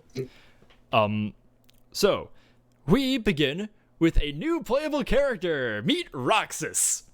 Yeah. Fuck yeah. Yeah. My boy. Roxas is a little guy living in Twilight Town, that same world that Riku visited in Chain of Memories. He's just hanging out with his buddies, wasting the remnants of a summer vacation. Loves to go skateboarding, deliver mail, climbing up dangerous clock towers. Loves to struggle. He's also voiced by Jesse McCartney, early 2000s sweetheart. He just something that you'll notice in Kingdom Hearts 2 is they get a lot more big name voice actors, and like a lot of the original cast of the Disney worlds that they use, like Ming-Na Wen from Mulan shows up in Kingdom Hearts 2 because Kingdom Hearts had gained the notoriety and the goodwill that like people wanted to be in it. Like people asked to be in Kingdom Hearts. Yeah, totally. So he's just hanging out here in Twilight Town. He, a brand new guy. His shoe size is like normal now. One day he wakes up and he finds that he is incapable of saying the word photo, and neither are any of his friends. And this is as they notice that all of the photos from their vacation are completely missing. So not only are there actual pictures missing, but the very concepts and vocabulary and words from photography and photos have been stolen. Are missing. They have been stolen. How do they refer to it? Yeah, they keep going. They just keep saying, "Where did our go?" And you don't know what they're talking about. And they're like, "Wow, I can't say either." This is the first thing that happens in the game. What a great start. This is the first thing that happens in the game, and it makes me want to kill somebody. This is the very first thing you do. Everybody blames Roxas for some reason. They just all think Roxas did this. So he has to go clear his name. Eventually Eventually he and his friends Hayner, Pence, and Olette. By the way, I love fucking Dog Street, Pence's jersey. They all find this mansion that everybody seems to think is haunted. And there they find these wacky white noodly guys. They're all like hoobity boobity blue blue. They're not heartless. They're different. And Sora and Sora. Yeah, Roxas. Yeah, sure. Roxas tries to whack them with his little balloon weapons that he just kind of has, but they're too fast. Eventually, he ends up with a Keyblade, the Kingdom Key, Sora's Keyblade. Just kind of shows up in his hand, and that fucking does it. He doesn't get to keep it. He doesn't get to keep it though. It like pops in and out, and it's really mysterious. He doesn't know what it is or what's happening to him. Speaking of not knowing what's happening, Naminé's still here. We eventually Roxas continues to encounter Naminé. Naminé. Yes. Naminé keeps showing up in Twilight Town, reaching out to Roxas and trying to communicate about his submit. Thank you for the submit, Jinx. Oh, by the way, I'm saving up for a play a different game charge. Please don't. Please save it for not when. Today. Yeah. Please. Not today. Not today. I'm still 5K short. Yeah. Oh my god, you're only 5K short? Cody's been watching for a while. It's 20. Oh right, it's 25,000. It's Yeah. only 25,000. So Naminé continues to tell Roxas about his true nature, like what he really is. She mentions that there was this one guy named Sora, and he became something called a Heartless, and you're kind of what's left of him, if that makes any sense. And Naminé is very, very similar to Roxas in that way. And Diz keeps on showing up and being like, no, you're telling him too much. Thank you for the other submit fish.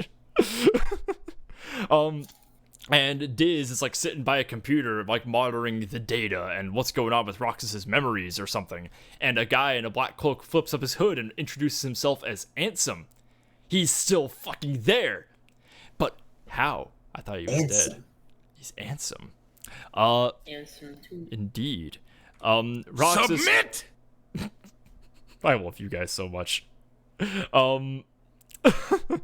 So Roxas eventually, tries to continue his summer vacation in peace, goes skateboarding, tries to go to the beach, tries to do some normal kid stuff, eventually partakes in the struggle, which is the local tournament, fights some more Final Fantasy people like Vivi, who's that little, if you know that little, that one, fights a Setzer, Cypher, a bunch of other Nomura characters, and while he's doing this, he keeps running into Axel, who just shows up and goes, hey, Roxas, how you doing, buddy? Come on, come join me, dude. And, believes that there is a pre-existing relationship. Roxas has no idea who Axel is.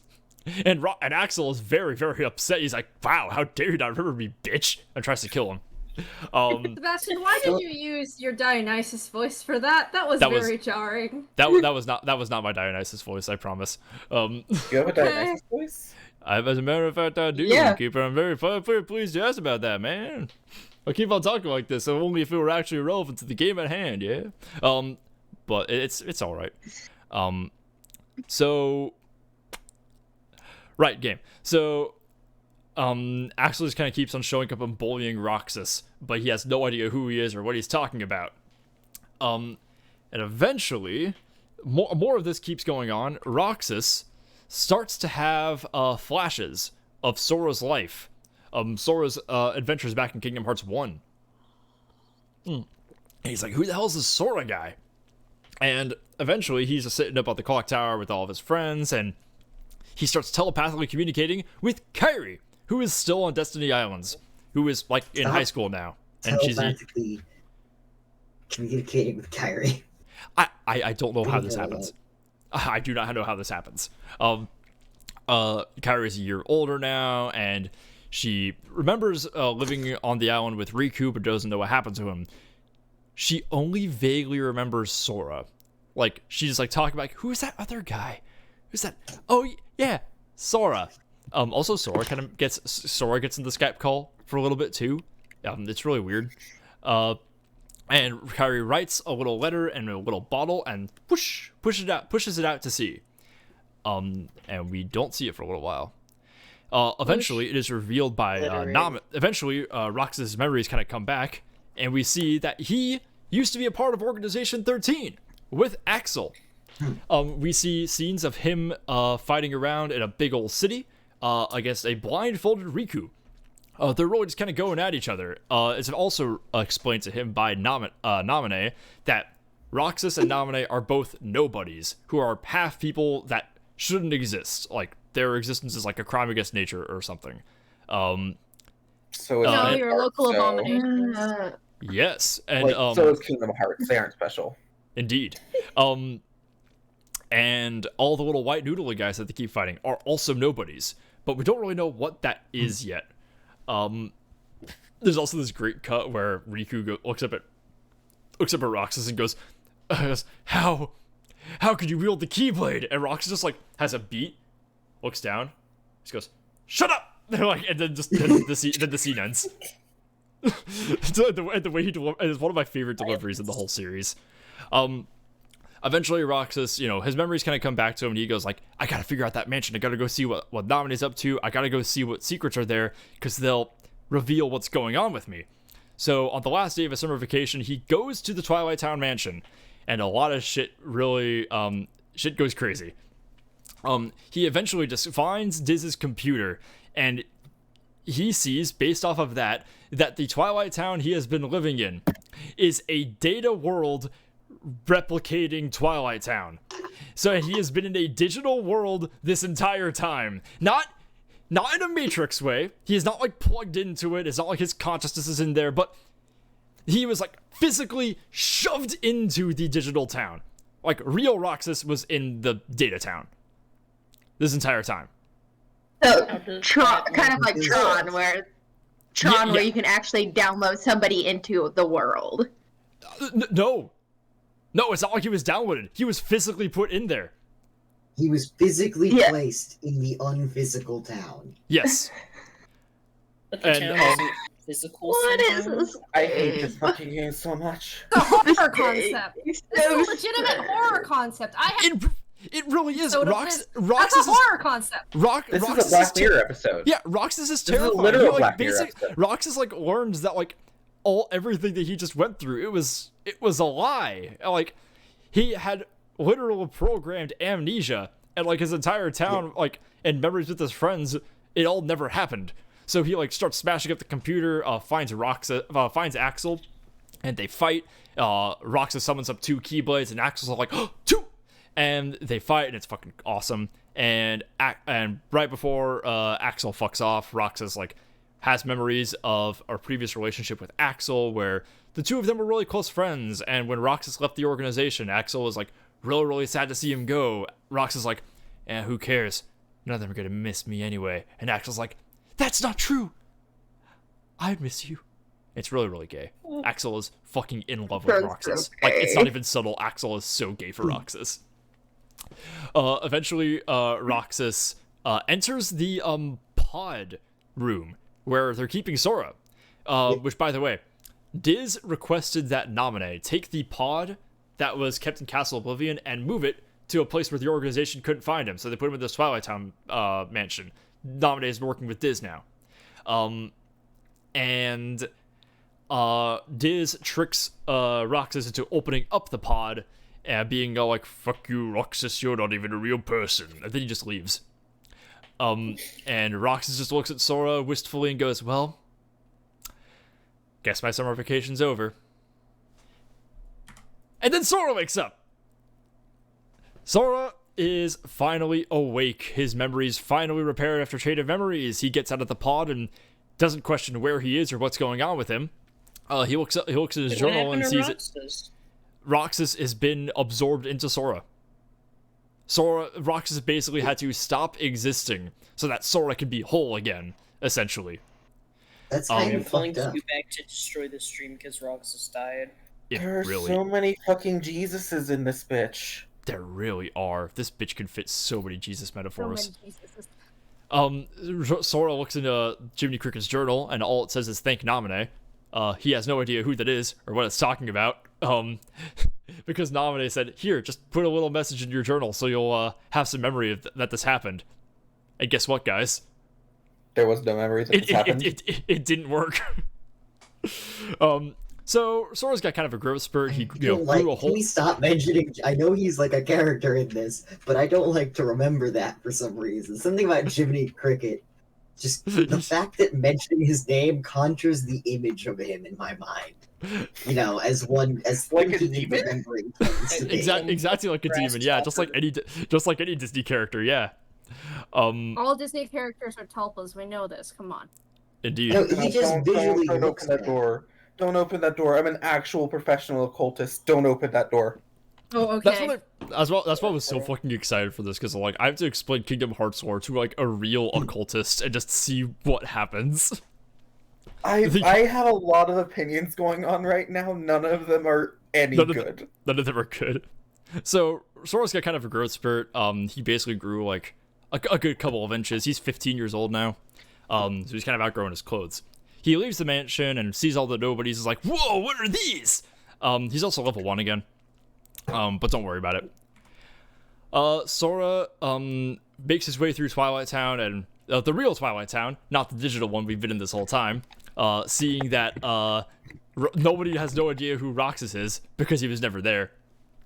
He eventually finds Hayner, Pence, and Olette, who are not Roxas's friends in this world, and they lead Sora to the train station. Be like, okay, yeah, we'll help you on your way out of here.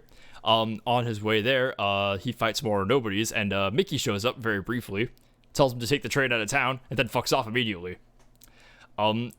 Sora gets on the train and looks back at Hayter, Pence, and Olette, and he starts crying. It's really, really sad, actually, because it's like, oh, like he has like kind of some memories of from Roxas, and he gets all emotional about it, but he doesn't know why.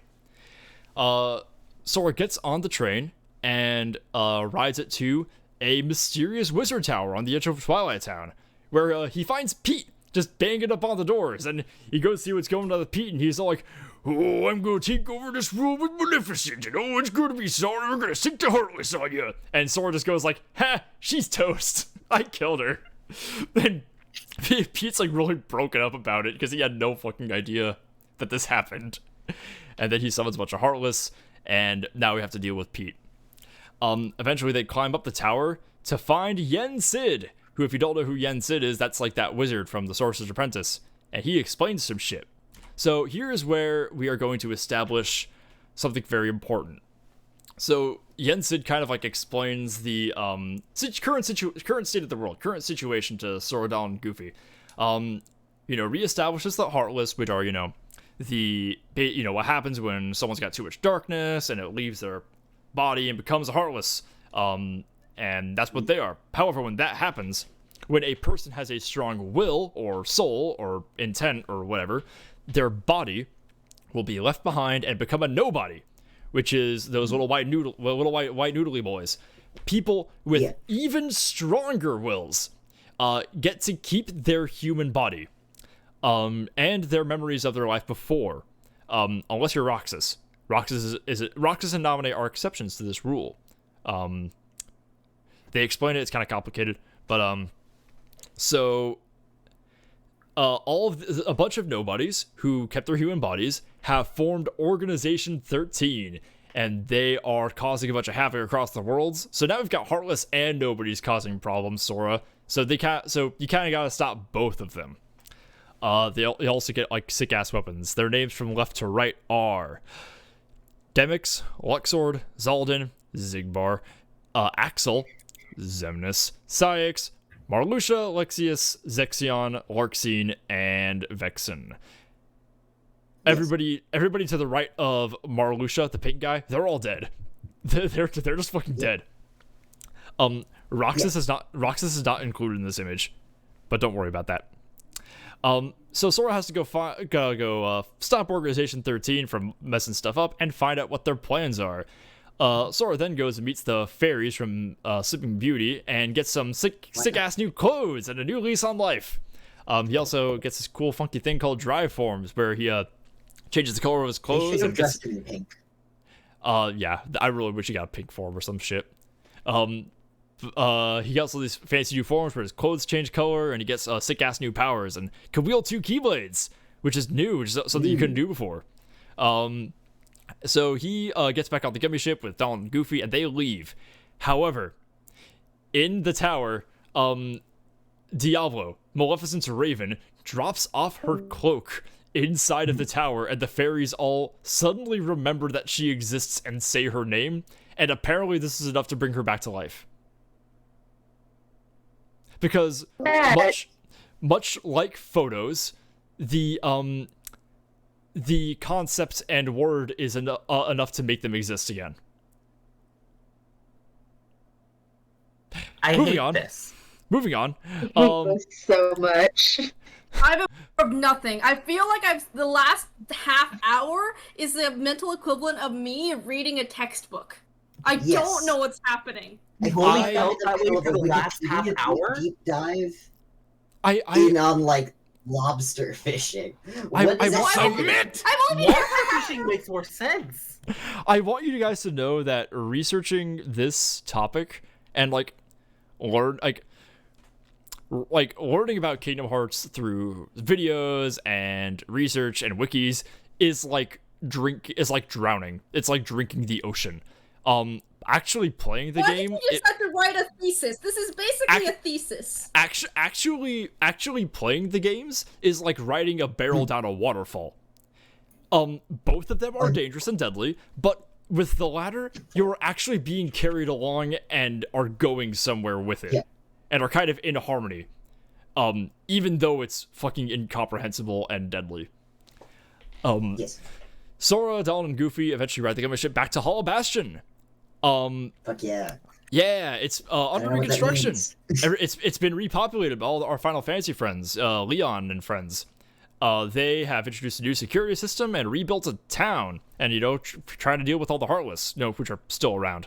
There's like a second castle, which all the Heartless have built, kind of off to the side, and they're all just kind of floating around there. It's really scary, but they're going to deal with it. Also, Scrooge McDuck is there, and he's trying to make a new recipe for sea salt ice cream, that thing that's really popular in Twilight Town. The organization eventually shows up all hooded, and they just start taunting Sora, and they just leave. And now Sora goes on his adventure, and we go do some Disney stuff. Yeah, this is fun. Oh lord, it's Pete Lion. Yeah, yeah. So something I'm gonna address now. Depending on the world Sora goes to, he will sometimes change appearance based off how that world like demands you look. Like when you go to Little Mermaid, he gets a little mermaid tail. When you go to this world called the Timeless River, which is based off of the, classic Mickey Mouse cartoons. So we get a fun rubber hose Sora, and it's great.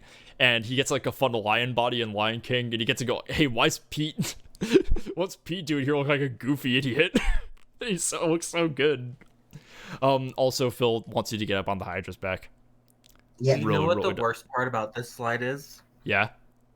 As the resident professional occultist and also the resident professional furry, I know more about Kingdom Hearts because of the Lion King chapter than I know about anything else about Kingdom Hearts. That is the least surprising thing you have shared with me so far. A little while is different directions of psychic damage. Yeah. Also, I've gone this long without needing to say side wound summer because, you're just doing this for me, Bastion. I know. I'm just unleashing this, I compared the culmination of this to a mass frenzy spell, which I am now unleashing upon all of you. Also, Auron from Final Fantasy X shows up in Hercules, and it's fucking awesome. Like, Hades keeps summoning people to kill Hercules because he just doesn't care about all this other shit. He's just petty. And Auron shows up, and he fights alongside Sora, and it's fucking cool. It's like the best part. It's like one of the best parts of the game. Sora meets more organization members. There's a guy who's trying to turn Beast into a Heartless. This dipshit named Demix shows up with a guitar and is trying to evoke Roxas out of Sora and bring him back in. That sort of thing. 1 second, please. I'm still only on one glass of wine. This is great. I haven't started drinking yet. Meanwhile, there hasn't been a moment to stand up. Yeah. Meanwhile, Axel kidnaps Kairi.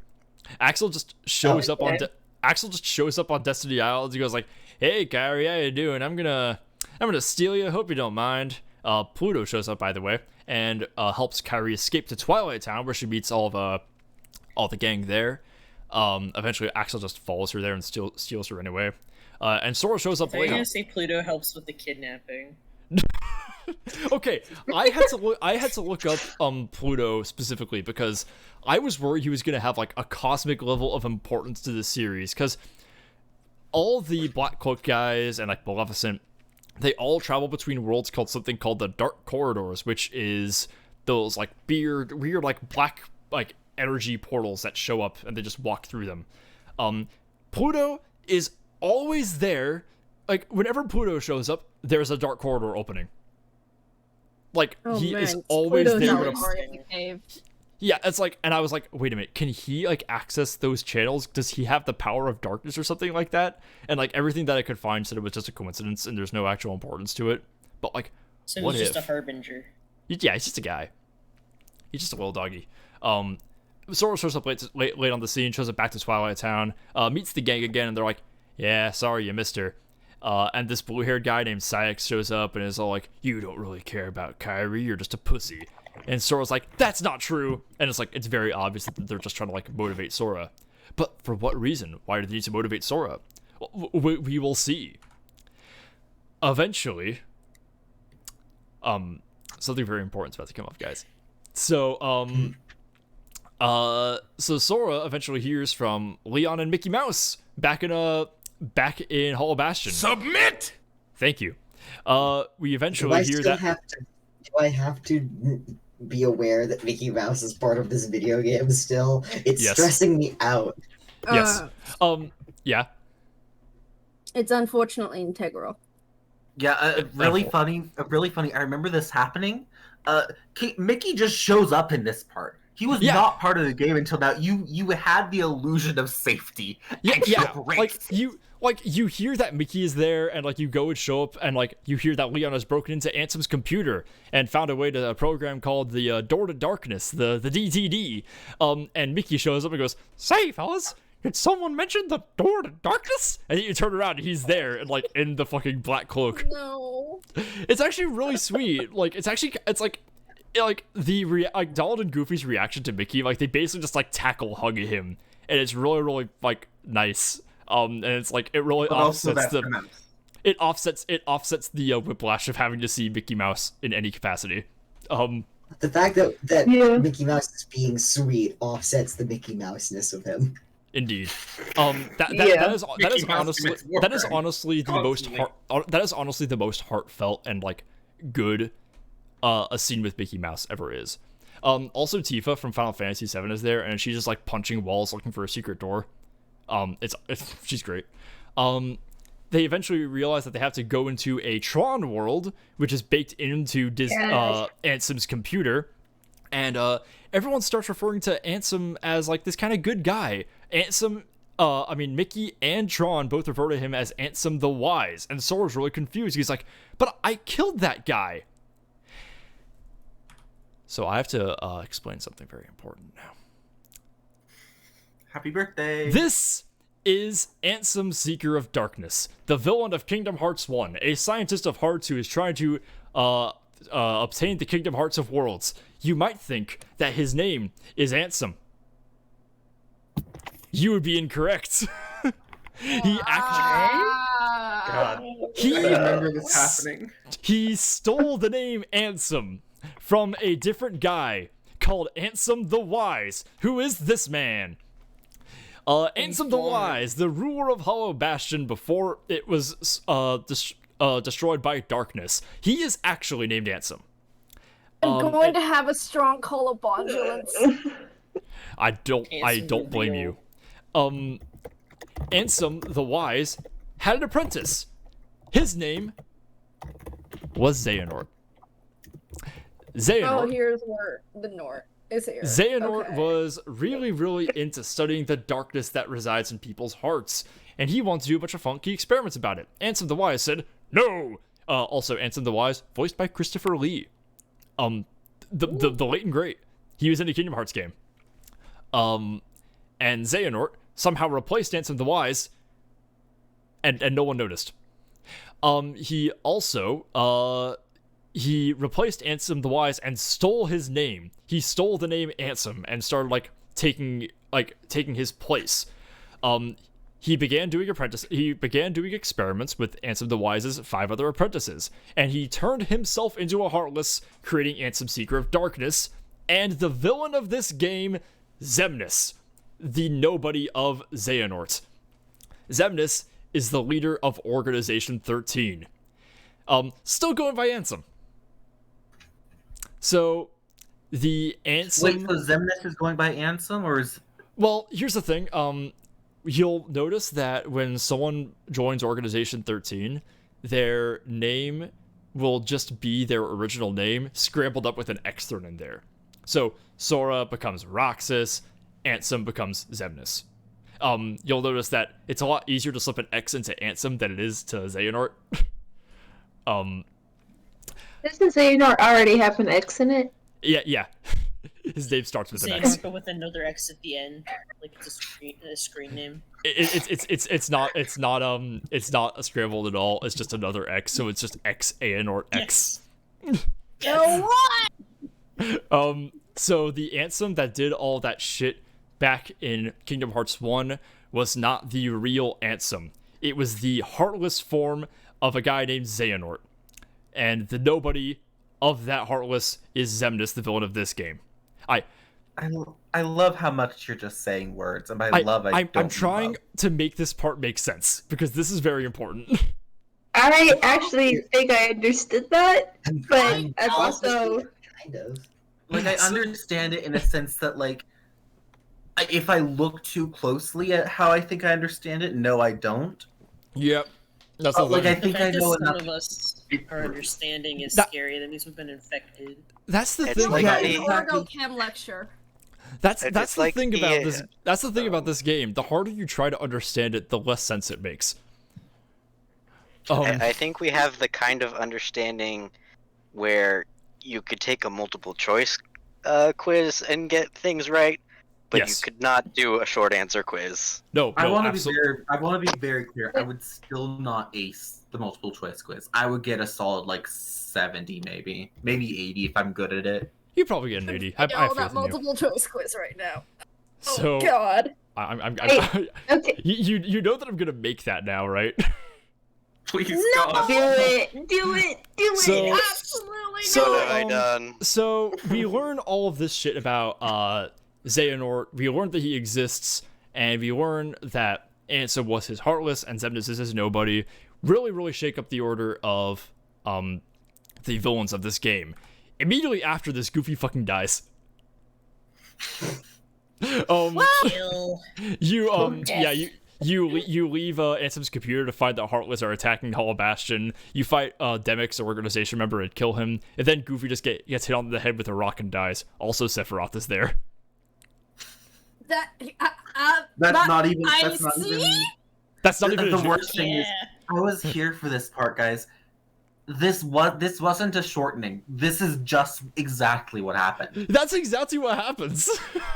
Yeah, like that isn't a haha funny hyphenation.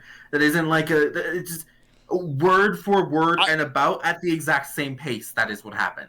I didn't abridge anything. That's just I just accurately described what took place.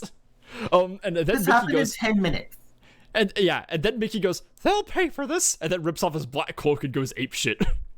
The next scene is incredible.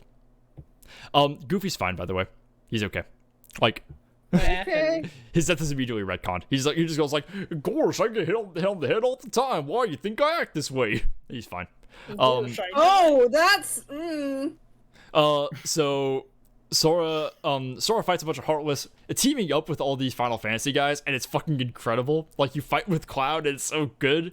And then Xemnas appears, summoning all of these Heartless and Nobodies, and Sora fights 1,000 Heartless. It is the coolest fucking action scene in all of Kingdom Hearts. Also, Stitch is there. Yeah. Yeah, Stitch is there. You get to use him as a Got summon. maracas? No, I think those are his little blaster guns from Yeah, those are- early those in are- the movie. Yeah, those are guns. Oh. Yeah, he's doing a spin attack. Yeah, that's what he's doing. Sora fights all these I thought he was just T-posing at us. No, He it's a is. spin attack. He is T-posing on him. Sora fights all these Heartless, and eventually he, Donald, and Goofy catch up with Xemnas, and Xemnas then reveals that killing all these Heartless is actually Organization 13's big plan. See, whenever Sora kills these emblem Heartless, the manufactured Heartless with the logos on them, their hearts get released and are floating to assemble toward something called Kingdom Hearts, which Organization 13 is trying to summon by releasing all of these hearts. And they are using it for their big evil plan. So Sora basically has to choose between, do I keep using the Keyblade to fight all these Heartless, or do I just let them run rampant and let people suffer? Alright. He I'm getting an actual headache. Yep. I think I can't stay here. Goodbye. Aw, bye, Cody. Like, Right. Thank you for attempting to stick this out. I do think after Kingdom Hearts 2, we need to take like a 5-10 minute break just so I can literally pour myself a drink. Yeah, I am gonna take a break and read chat for a little bit. Sebastian, you got to let I finish these grapes, then I'm rolling away into the horizon. Oh, okay. So Sora learns this, and he's being attacked by Heartless, but Maleficent shows up, and Maleficent's all angry that Xemnas and Ansem and Xehanort, like all three forms of them, have been using her as a pawn this whole time. Like she's really pissed that she's not actually the main villain, essentially. Because the thing is, Pete and Maleficent in this game, like, they haven't been important at all. Like, they just do a bunch of hijinks. They're just there so you have a reason to be fighting Heartless the whole time. But, like, none of what they do actually matters. Like, they're basically just Team Rocket. So Maleficent's really pissed about this, so she protects Sora, and it's like, oh, I'll still get my revenge on you, but you should get out of here. And so, he does, and he teleports to the gummy ship, and while he does, he's in this, like, weird black, like, so, like, you know, void area for a little bit, where he receives a bar of sea salt ice cream, and a photo of Roxas and his friends. And Sora just kind of looks at it and goes, that's Roxas. Why do I know who that is? And then doesn't address it. So then that's not important again? It does become important. They in this game? Yeah. Okay. They then go do more they go do more Disney stuff. They go revisit all the worlds that they've been to. They fight an organization member, Zaldin, and kill him. Also Mickey's there and helps you. That's why he's going all Omae wa Motion Deru on him.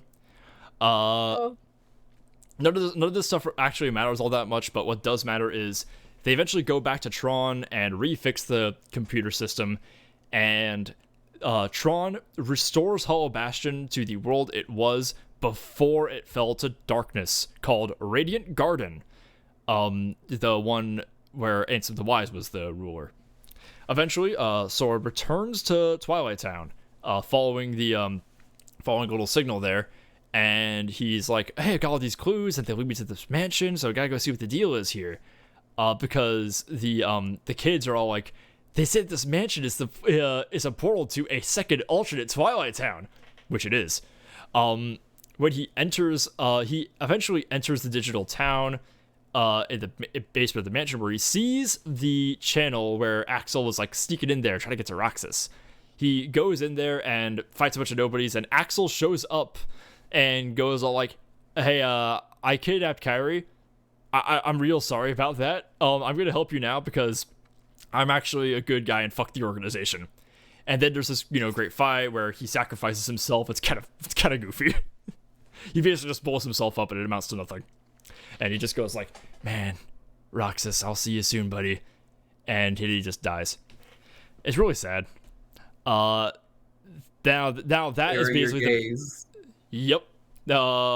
Speaking of bury your gaze, we then go to the world that never was. This is the home stretch of this game. So this is the fortress of the stronghold of the nobodies. There is a big heart-shaped moon in the sky, and that is the Kingdom Hearts that they are collecting. Sora gets here and eventually fights Roxas inside of himself, and Roxas is really, really pissed because he wants to exist, and is really, really sad that he has to give up his personhood to Sora. That's the thing about this series likes to play around with, like, identity that owes itself to other people. Like, with Repliku and Roxas, like, they basically have to contend with the fact that they are copies of other people, and, like, they are repeatedly sidelined for that original person, but they're like, I want to exist. I want to be a person. Like, the game is made 10,000 times more compelling. Like, compels me though, because it feels like they understand the ramifications of that happening. Like, they go into the trauma that they are like. It's horrific. Here's how I like to think of Kingdom Hearts as like a story. It is if you were to think of Kingdom Hearts as a D&D campaign, it would be one where everybody made joke characters at the start, and the DM kind of took it seriously, and then the players just really, really got into it, and the DM just really wants it to end. So all of the characters are incredibly compelling. They all have these great emotional climaxes that they're all the most memorable parts of the game, but the story is fucking stupid. So, like, that's why all of this shit is, like, so more compelling. Eventually Sora beats Roxas, and Roxas has like a big flash where he remembers the time where he was found by Xemnas and he got his name.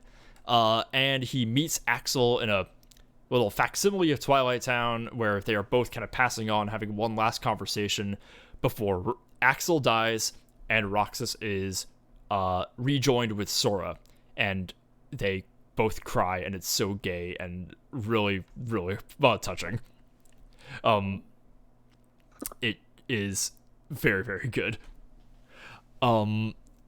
Then, oh boy.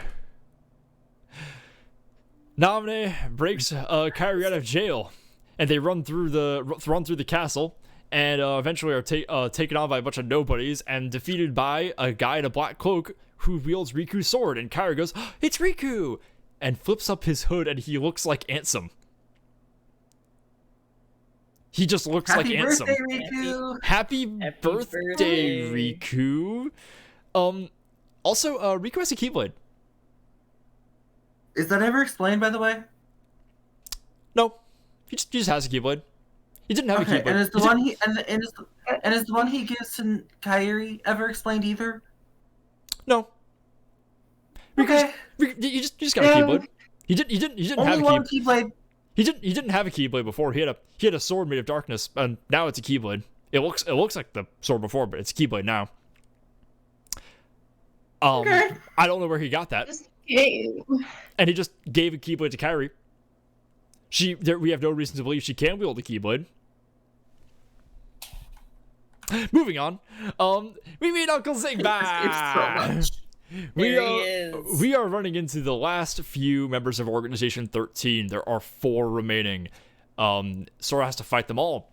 We also learn that Xigbar keeps on talking to Sora as though it's like he keeps interchangeably referring to him as Sora and Roxas, and Sora's real confused, even though he just had to deal with Roxas. We also learned that Diz is actually Ansem the Wise, the real Ansem that Mickey has been looking for this whole time. When Ansem the Wise was ousted by Xehanort, he was banished to the realm of darkness. That plane of existence where Mickey and Riku were stuck for a little bit. There he learned to embrace the power of darkness without letting it control him, and exist like channeled the light and darkness in equal weights, and took the name Diz. They say why it's named Darkness in Zero. It doesn't make any sense. And then he vows revenge against Xehanort and the Nobodies, and now he is here trying to stop Kingdom Hearts. Sora kills Xigbar and finds his way up to Kairi and Riku. He sees Kairi and is like, "Hey, Kairi, how you doing? It's good to see you're here, okay?" And he looks at Riku and goes, "Hey, fuck you, but thanks for helping us." And then Kairi goes, "That's no way to talk to Riku." And then Sora goes, "Oh, Riku's here!" And then Sora gets on his knees and grasps Riku's hand and starts crying. Goes, "It's Riku!" You commit so many Jesuses into this stupid video game. It's so incredibly gay and very, very sweet. And it's honestly really touching that Riku has been hiding himself from his friends, like ashamed that he looks like this entire time. And it's the trans allegories. And did you say allegories? And Sora finds out about this, doesn't even question it, just immediately is like, "I am so happy that Riku is back." Like, just so relieved. Nothing else. Sora said trans rights. Indeed. Sora eventually kills Saïx and Luxord, the remaining 2 members of Organization 13 that are not Xemnas. And here's where, by the way, if you played Kingdom Hearts 2 without playing Chain of Memories, you would be very confused because there are not 13 members of Organization 13. How many are there? In this game there are 8, but the other 5 died in Chain of Memories, and you find their graves in this game. So like, you basically have to contend with like, wait, there are more people in this organization, and I killed them. And Sora has no memory of this. Sora doesn't know that he killed the rest of them. And it's also revealed here that the organization, because they are nobodies, and they do not have hearts, because they are just the empty husk when Heartless is made. They don't have hearts and therefore cannot feel emotions and are incomplete beings. They want Kingdom Hearts so that they can use its power to gain hearts once again and, have their emotions back and be complete beings. Even though they consistently go like, we want Kingdom Hearts because we want to be complete people, and it makes me so upset and so sad that you keep stopping us. So they want emotions, even though they want Kingdom Hearts in a very emotional way. And Axel was very clearly in love with Roxas, and Roxas gets angry all the time. And Naminé just feels so many things, like so many emotions, very timidly, but Naminé feels so many things, and she makes that everyone else's problem, but especially Sora's. She really does. Ansem's here, and he's got a big laser. They feel all these emotions about not being able to feel emotions. Indeed. Ansem's got a really big laser, and he's shooting it at Kingdom Hearts. He calls it the Kingdom Hearts encoder. Apparently this is a way to capture Kingdom Hearts into data and, kind of stop it. Destroy the Kingdom Hearts that they're making so they, just to foil their plans. But eventually the laser starts overloading, and he goes like, "Oh no, I was wrong. You can't calculate hearts. Hearts have no formula. Hearts, darkness. Hearts, darkness." Just a bunch of bullshit. Basically admits that he knows nothing and was acting completely out of hubris this whole time. And he goes, "Everybody get back. Anything could happen if this laser gun explodes." And then it does explode. And anything happens. Apparently anything means Ansem disappears. Ansem the Wise? And Riku goes back to normal. Huh. Happy birthday, Riku. He's normal now. It's no longer his birthday though. He goes back to normal.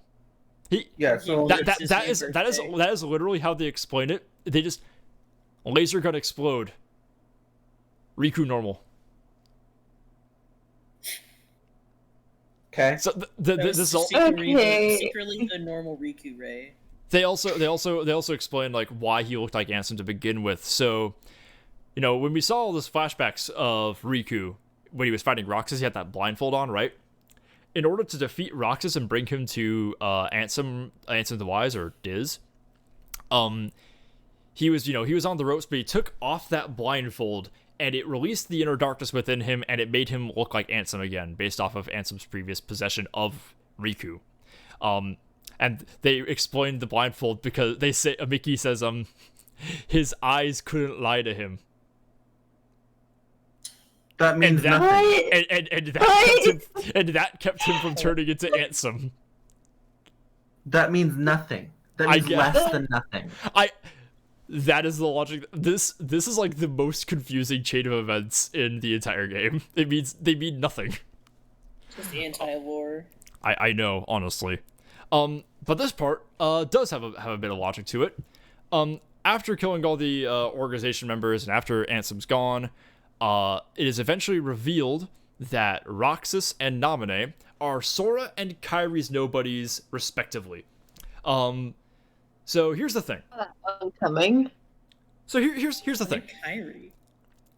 So, that doesn't quite track because Kairi never became a Heartless, and not only did Kairi never become a Heartless, she is a Princess of Heart, which means she has no darkness in her heart, and that means she literally cannot turn into a Heartless because there is no darkness to be released.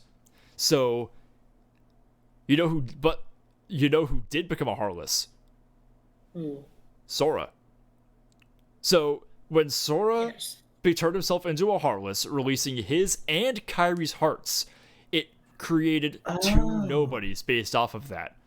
So, because their actual bodies, because like they keep saying that nobodies are the bodies left behind, and with Roxas and Naminé that is not the case. That is also why they have no memories of their previous lives. Like, Roxas kind of is his own person, and Naminé is like so devoid of any memory or meaning that she was kind of manipulated into helping the organization so she could like live out a fantasy where she and Sora were best friends. It's kind of sad. Yeah, that's like That's super tragic. awful. Yeah, it is. But why are they blonde? Why are they both blonde? Neither Riku or Kairi are blonde. Kairi colors. We will see. There might be a reason. Oh my god. Really? So Is there actually? Of all the things to give a fucking reason, it's the hair color. They were like, but like they couldn't just make Roxas look exactly like Sora because that would just give it away. But like, there's a reason. So Naminé is a little bit part Kairi, but also a little bit part Sora. And after this reveal, we fight Xemnas. He's turns into a big blue eyes white dragon, and it's fucking awesome. He has lightsaber hands. Riku and Sora go apeshit. They start destroying buildings, like cutting them in half, like flying through the air. It's fucking great.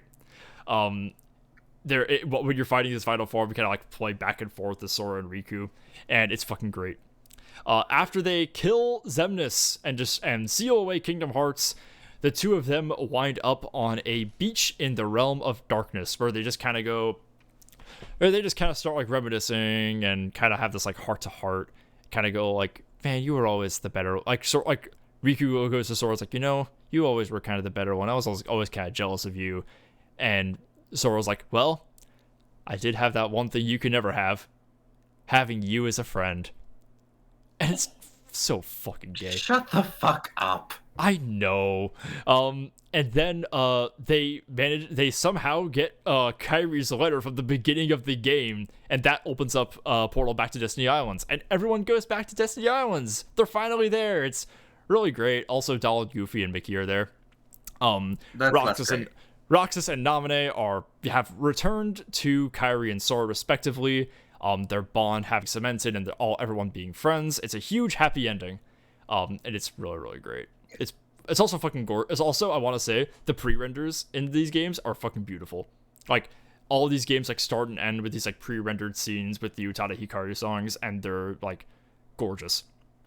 At the end of this one, after a little bit of hanging out, Sora, Riku, and Kairi get a big letter from King Mickey that floats over to them in a bottle, the contents of which are revealed in the next game, and it sends them on their next big adventure. So that's the end of Kingdom Hearts 2. But before I go on, and we're going to take a little break, I want to keep a little tally of how many of each character can exist at the same time, right? So, as of Kingdom Hearts 2, there are 3 Soras. Sora Prime, Roxas, Sora's nobody, and Naminé, who is half Sora. There are 2 Rikus, Riku Prime and Repliku. There are 2 Kairis, Kairi Prime and Naminé. There are 2 of every single person living in Twilight Town at the same time, because there is a second digital Twilight Town. And there are 4 Xehanorts already. Apprentice Xehanort, Ansem Seeker of Darkness, Xehanort's Heartless, Xemnas, Xehanort's Nobody, and Dark Riku. And, for now, that will be Ansem's possession of Riku that existed at the same time as other Xehanorts. Are there any questions? I hate that. Again, if you keep asking that, the answer for me is like, yes, I'm constantly having more questions. None of them answer anything. I don't have comprehension in this class right now to actually have questions. That's the point I'm at. Yeah, my only question I can ask is why. Why did it get popular? I have no good answer for that, honestly. Okay, I see what you mean though. When you said this game goes off of like that weird like dream logic, because for me, I'm finding like if I just think about it in like a broad sense, like the way I think about like dreams, like okay, it kind of makes sense. You just kind of roll with it, and it makes sort of some vague sense. But the more I think about the details, the more I can't. When you divide Kingdom Hearts down to its smaller parts, like anything else, it makes less and less sense. It's like if you tried to explain what a car is by describing the attributes and functions of a steering wheel. Like brief pause. Bet Noir. Kingdom Hearts 3 is not covered in this. Yes. I have some bad news for you guys. That was Kingdom Hearts 2, which came out in 2005. Kingdom Hearts 3 comes out in 2019. We went 14 years without a mainline game, and I will be explaining every game that is not 3. So this is just all to hype up, just to set you guys up for Kingdom Hearts 3 and the series beyond that, because the end of 3 is considered the end of the Xehanort saga. Like, no more Xehanort shit. It's just, Sora's going on, different chapter of... Yep. Wait, so we're going to get more Kingdom Hearts? Yes. There are already more Kingdom Hearts. What do you mean there's already more Kingdom Hearts? They made a rhythm game, and it's got lore. What? It sounds like that. Alright. So before I continue, so we have done Kingdom Hearts 1, Kingdom Hearts Chain of Memories, and Kingdom Hearts 2. That being said, what game do you guys think comes next? Birth by Sleep. Spirit Tracks. There's one that I can't remember. Anyone else? Oh, is it that? It's the Days 3. That's the one with the weird numbers, like 385 over 2 or something. Yes, that's it. Anybody else? I'll take that as a no. It is Coded. Right. It is Kingdom Hearts Coded, released in 2008 on mobile phones only in Japan. This is easily the least accessible Kingdom Hearts game. And there was so much lore in it. By the way, mattered. This was released on mobile phones before smartphones were a thing. You could play this. You could play this on your BlackBerry. I can play this on my fucking Motorola Razr. My Razr. But they made a remix and released it on Nintendo DS, and also released it as cinematics, which is what I watched. I did not bother playing this game. This game does not matter. It is 2 slides long. So here it is. We can just get through this. Mickey, Donald, Goofy, and Jiminy Cricket create a digital world based off the journal Jiminy Cricket wrote for Sora. Wonderful start. Okay. That's it. That's it. That's it. It doesn't go any deeper than that. Are you? And Sebastian, they put Sebastian, bugs are in you Riku. sure about that? Yeah, that's the second slide. Actually, I'm pretty Bugs sure. in him. Yeah. Also, they put bugs in him. They put bugs in him. That's it. It doesn't go deeper than this. You play as a Data Sora. So we have a new Sora, going around fighting software bugs and Data Heartless to explore the digital worlds created by Mickey based off the journal that Jimmy Cricket wrote for Sora, to find a secret message left by Naminé. Naminé left a secret message in the journal. What is the secret message? I will explain in a minute. Mickey is guiding the Data version of Sora through all of these worlds. However, Mickey, Donald, Goofy, Jiminy Cricket, and Pete all get sucked into the Matrix. Unbeknownst to them. Matrix.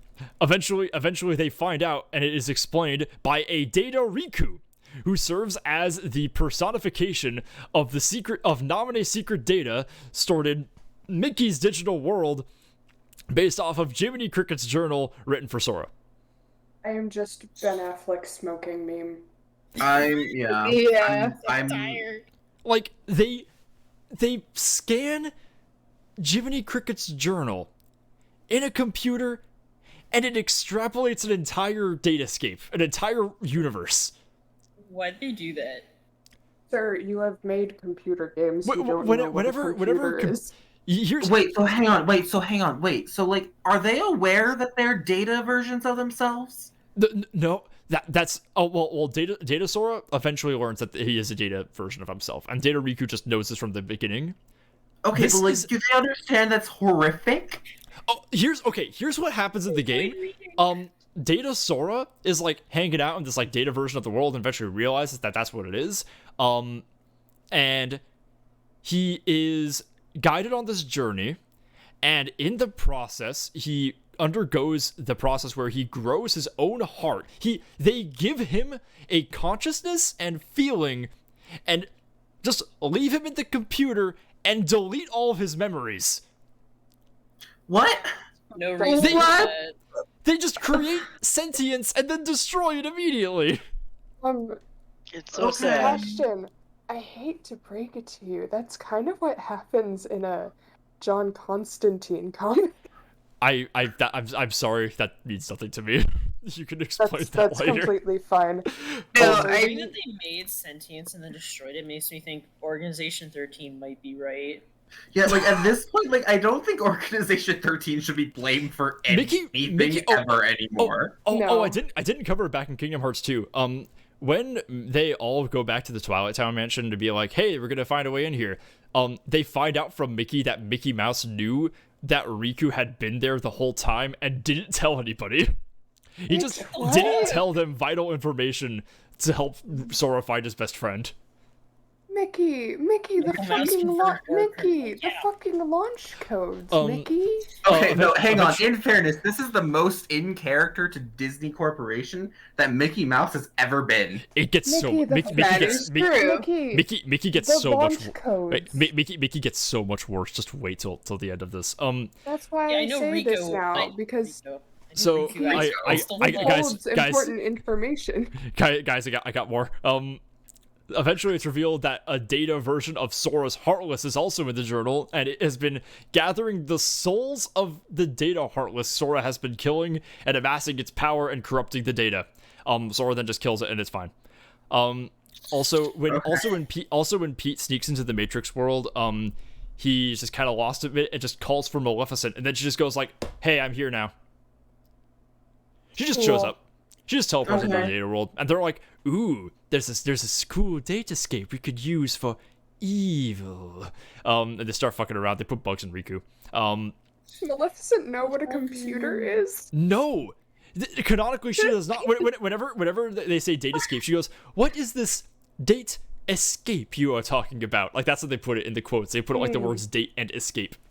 Cool.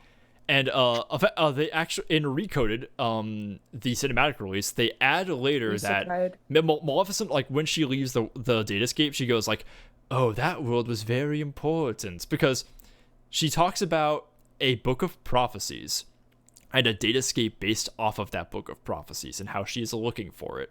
That will come up later, and it is super important. Yes. 1 second.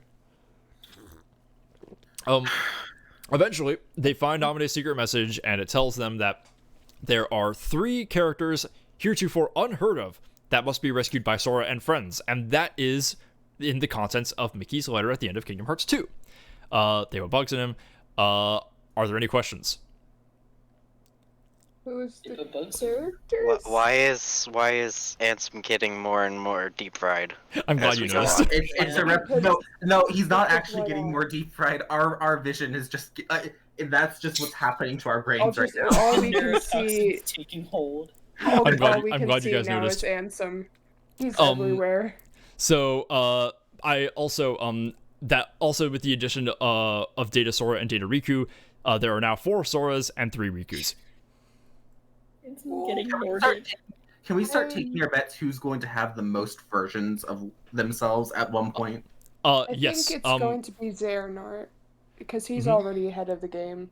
Long shot, I think it's Riku. So here's interesting. the thing. I think it's gonna be Sora because he's the main character. That's my vote. But also I don't think it will be Xehanort because he started the game strong, but he stayed stagnant the entire rest of the time. That is true. Also, Xehanort or Sora? Sora. My vote is Sora. Okay. Yeah. true. with that- and also with that- you said that Xehanort's arc is ending, or ended. It is Well, it is ending in Kingdom Hearts 3.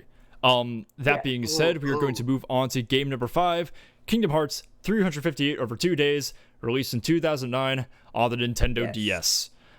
Which we watched as a movie. We watched this as a movie, and I felt kind of robbed because they kind of paced it a little bit weirdly. Excuse me.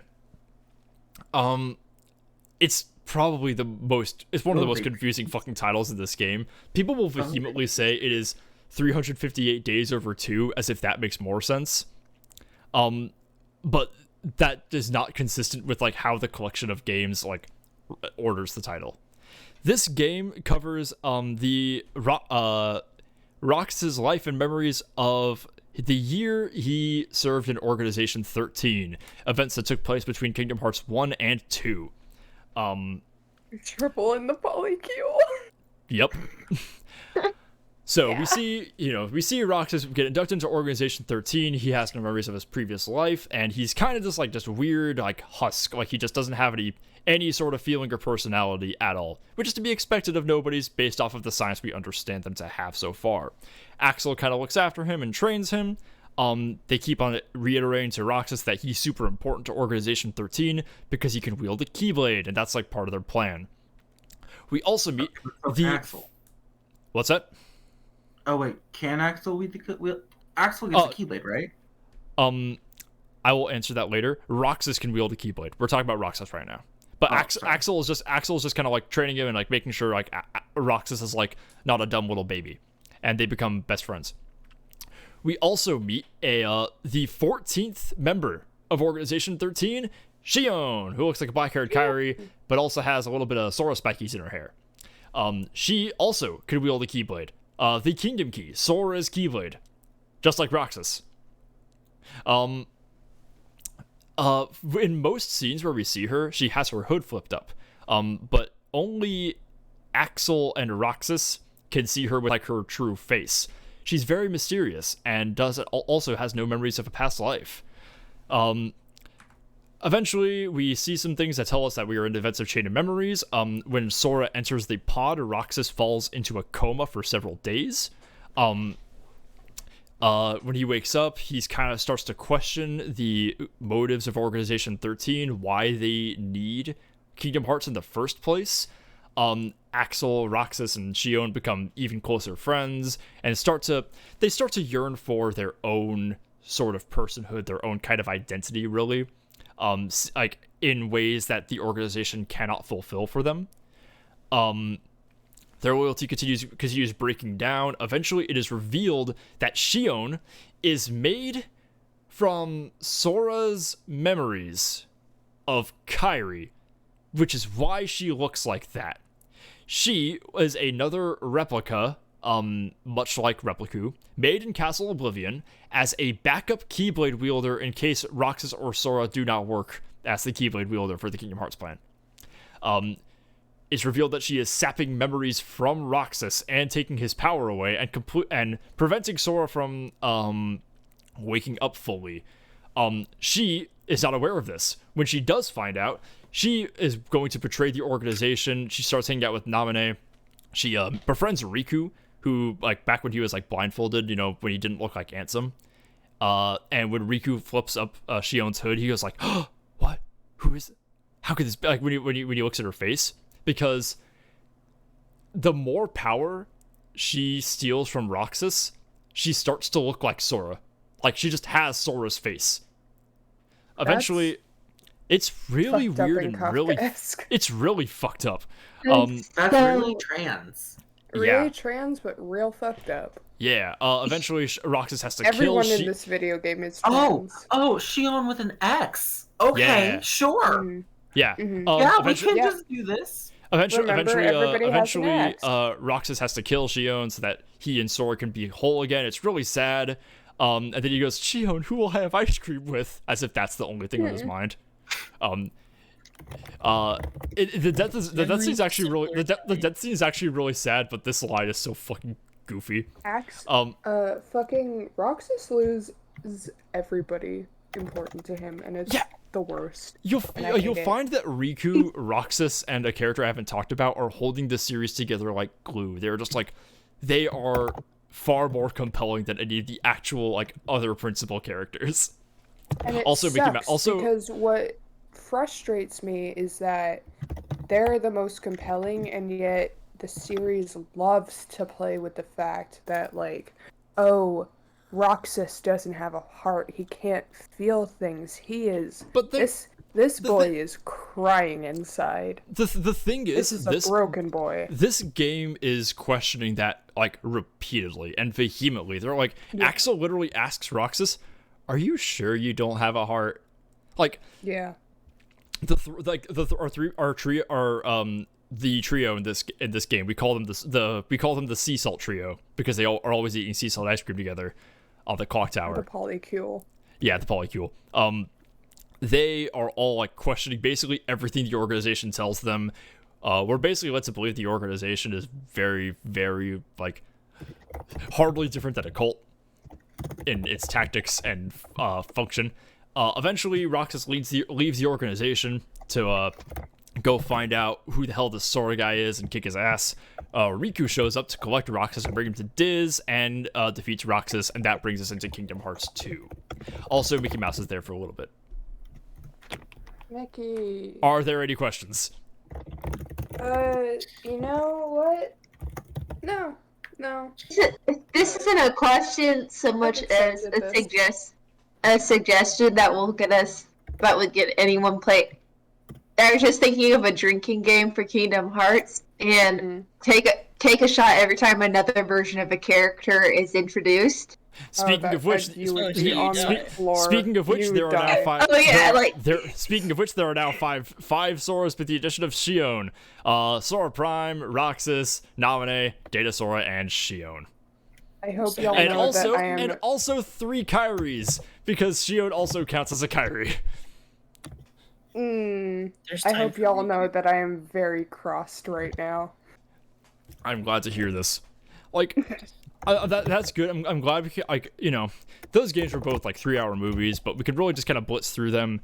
They combined made up like 8 slides. They're like really like just really get through them with not much trouble. This next one is not one of those. The next game is Kingdom Hearts Birth by Sleep, released in 2010 on the PSP. This one I forgot this existed. This one fucking slapped. I think this might be my favorite. This one rules. And so I'm going to kind of talk about I'm going to talk about this game kind of out of chronology in itself, just so it makes more sense, because it's told kind of out of order. It's also just Star Wars. Like, it's not even subtle. It's extremely funny. We are going 10 years back in the past and meeting 3 new characters, a completely new trio. Going from top to bottom, that is Aqua, Ventus, and Terra. Aqua is just basically a big magical Kairi. Ventus looks like Roxas. He is not Roxas. And Terra, he looks a bit like Xehanort. He is not Xehanort. He is a different man. All 3 of these people, all 3 of these guys are training in a world called the Land of Departure to become Keyblade Masters. By the way, anyone can wield a Keyblade now if you got the right stuff. Keyblades, they like come from your heart now. Like, you could be trained to channel your heart into like your own personal Keyblade. Sure. Why not? Yeah, but and once you do that, you can like also just like wield any Keyblade, because like normally, like, you know, Sora's Keyblade, whenever he gave it to someone else, would just like teleport back to his hand. But like we see Aqua use somebody else's Keyblade once, and that it would be this guy, Master Ericus. He is the guy who is training them to become Keyblade Masters. He is voiced by Mark Hamill. Ericus slaps. He's great. Yeah, I fucking love this guy. Also, I do want to mention Aqua gives their best friend little things called Wayfinder charms, and they look exactly like Kairi's lucky charm that she gives to Sora. Only it's not made with seashells, so it's not quite the same. So we meet Ericus. We also meet a guy in a black helmet named Vanitas. He is a little Angie Darkness boy. And he is voiced by Haley Joel Osment, the voice of Sora. And yes. Also, he just looks like he keeps fucking around with Ventus for no reason, just kind of bullying him and being angry bastard. We also meet the original Xehanort, and get ready for this, guys. This is a big one. Oh man! Oh yeah! Here he is. Yeah, Master he's Xehanort. Old. I agree. Let us notice that this is the past. Why does he Yes, still look old? Yeah, you're gonna notice he's really old. That is inconsistent with the flashbacks and portraits we have seen of the original Xehanort. That does get explained in this game, though. Submit! This is the thing, like, I don't know if it doesn't make sense because there's plot stuff we don't know yet, or I don't know if it doesn't make sense because Kingdom Hearts in general does not make sense. I'm more than willing to believe it's the latter. It's submit. Yeah. I am loving these submits being thrown around this session, guys. Thank you so much for those. No problem. So Xehanort is Submit! God damn it. Xehanort, Keyblade Master and creepy old man, voiced by Leonard Nimoy. He's also just Chief Palpatine. You'll notice looking at him, I love you people so much. He has the same coat and shirt as Ansem Seeker of Darkness, only it's fully buttoned up and it doesn't have like the same yellow trim to it. I'm really glad. Release his titties. No, not yet. Don't release them yet. I don't want to see the old man titties. Not yet, but it's very funny because it's like the Doc Ock unslutification. Like that. Release the tits. Okay, he is from Doc Ock's unslutification is also simultaneously incredibly slutty now. Because our media standards of what is sexual has just become incredibly covered in dirt. Yeah, it's like that essay. Everyone is beautiful, but nobody's horny. It's a very good essay. But I got more to get through. Xehanort is from Destiny Islands, the same world as Sora and Riku. He has some funky ideas about the nature of light and darkness. He thinks you can't be just one or the other. You gotta have the ideal form is to have a little bit of both. You gotta have light and darkness should be in balance with each other. However, this also leads him to believing that the order of the worlds as they are is too oppressed by light. So he is into channeling his darkness. He's like more into that. He once heard about something called the Keyblade War that was fought over something called Kingdom Hearts, which I gotta cover this now. The Kingdom Hearts that we saw back in Kingdom Hearts 1 was not the real Kingdom Hearts. The Kingdom Hearts that we saw in Kingdom Hearts 2 was not the real Kingdom Hearts. Is the real Kingdom Hearts the Keyblade? The real Kingdom Hearts will be seen in this game, released 7 years. I think 8 years after the first game. on the PSP. Game. The first Kingdom Hearts was an amalgamation of the hearts of the worlds. The Kingdom Hearts in Kingdom Hearts 2 was an amalgamation of the hearts of people. The real Kingdom Hearts is the heart of all worlds and of all men. And it's, let's see, and Kingdom Hearts was the cause of something called the Keyblade War, which was something of apocalyptic significance that fractured all of the worlds into separate worlds. There used to be just one. And Xehanort thinks that if he can summon Kingdom Hearts, he could trigger yet another Keyblade War, and then he can remake the world into whatever you want or some bullshit, into equal parts light and darkness like he wants. In order to do this, he needs something called the Keyblade. God damn it. It's a sword now. It's like Keyblade, but it's spelled with the Greek letter key or Chi, which I also love how when he explains this, he goes like, based off of the ancient letter key, although some say Chi, the meaning is the same. The Keyblade will. By the way, Xehanort loves doing this. Just always doing shit with his fingies. He's always just like playing a little invisible piano. Like even when he's like in the middle of dialogue, he happy stimming. He's all like, you hate terror. the autistic man winning. Yeah. Legitimate question. Looking at this Keyblade, is Sora's original Keyblade like half of this Keyblade? Because that looks very similar. It is canonically. It looks like two Kingdom Keys, but Sora's Keyblade is not like it is not one of these. It just. Damn. Okay. Never mind. The Kingdom Key is just like the vanilla Keyblade, which is why it looks like that. Gotcha. So the Keyblade or Kai Blade or X Blade. I'm gonna call it the Kai Blade, so it's not so as not to confuse everybody. It's differentiated. I'm gonna call so it not to confuse everyone, they say. Yeah. Thank you for being so considerate. Look, I'm not just gonna go around calling it the Keyblade. No one's gonna know what that means. Read the subtitles. Oh, no one's gonna know what that means. Gee. So the Kai Blade can give Xehanort Kingdom Hearts, and the Kai Blade can be formed when two hearts of pure light and pure darkness clash and fuse together, and they will create the Kai Blade. Xehanort gets really into this, and he tells Master Ericus all about it, and Ericus is like, "No, I won't let you." So Xehanort just fucks up his face.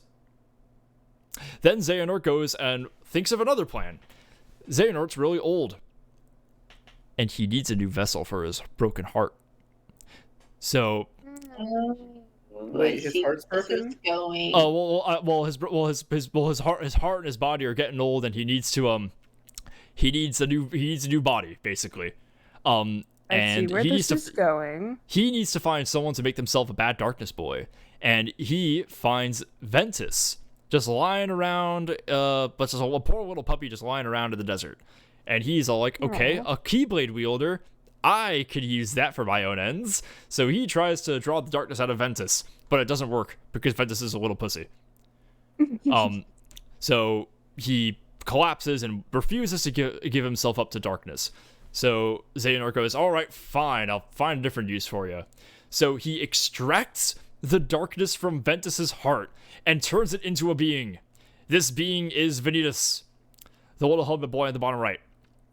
Sorry, hang on. So does that make Ventus a new Prince of Heart? No. Because he sucked up all the darkness. No, because the darkness was extracted from his body, he's now dying because a part of him is missing. Yeah, the princesses of heart are not dying because they're born that way. If you do that to an actual person, they will die. They are not like other girls.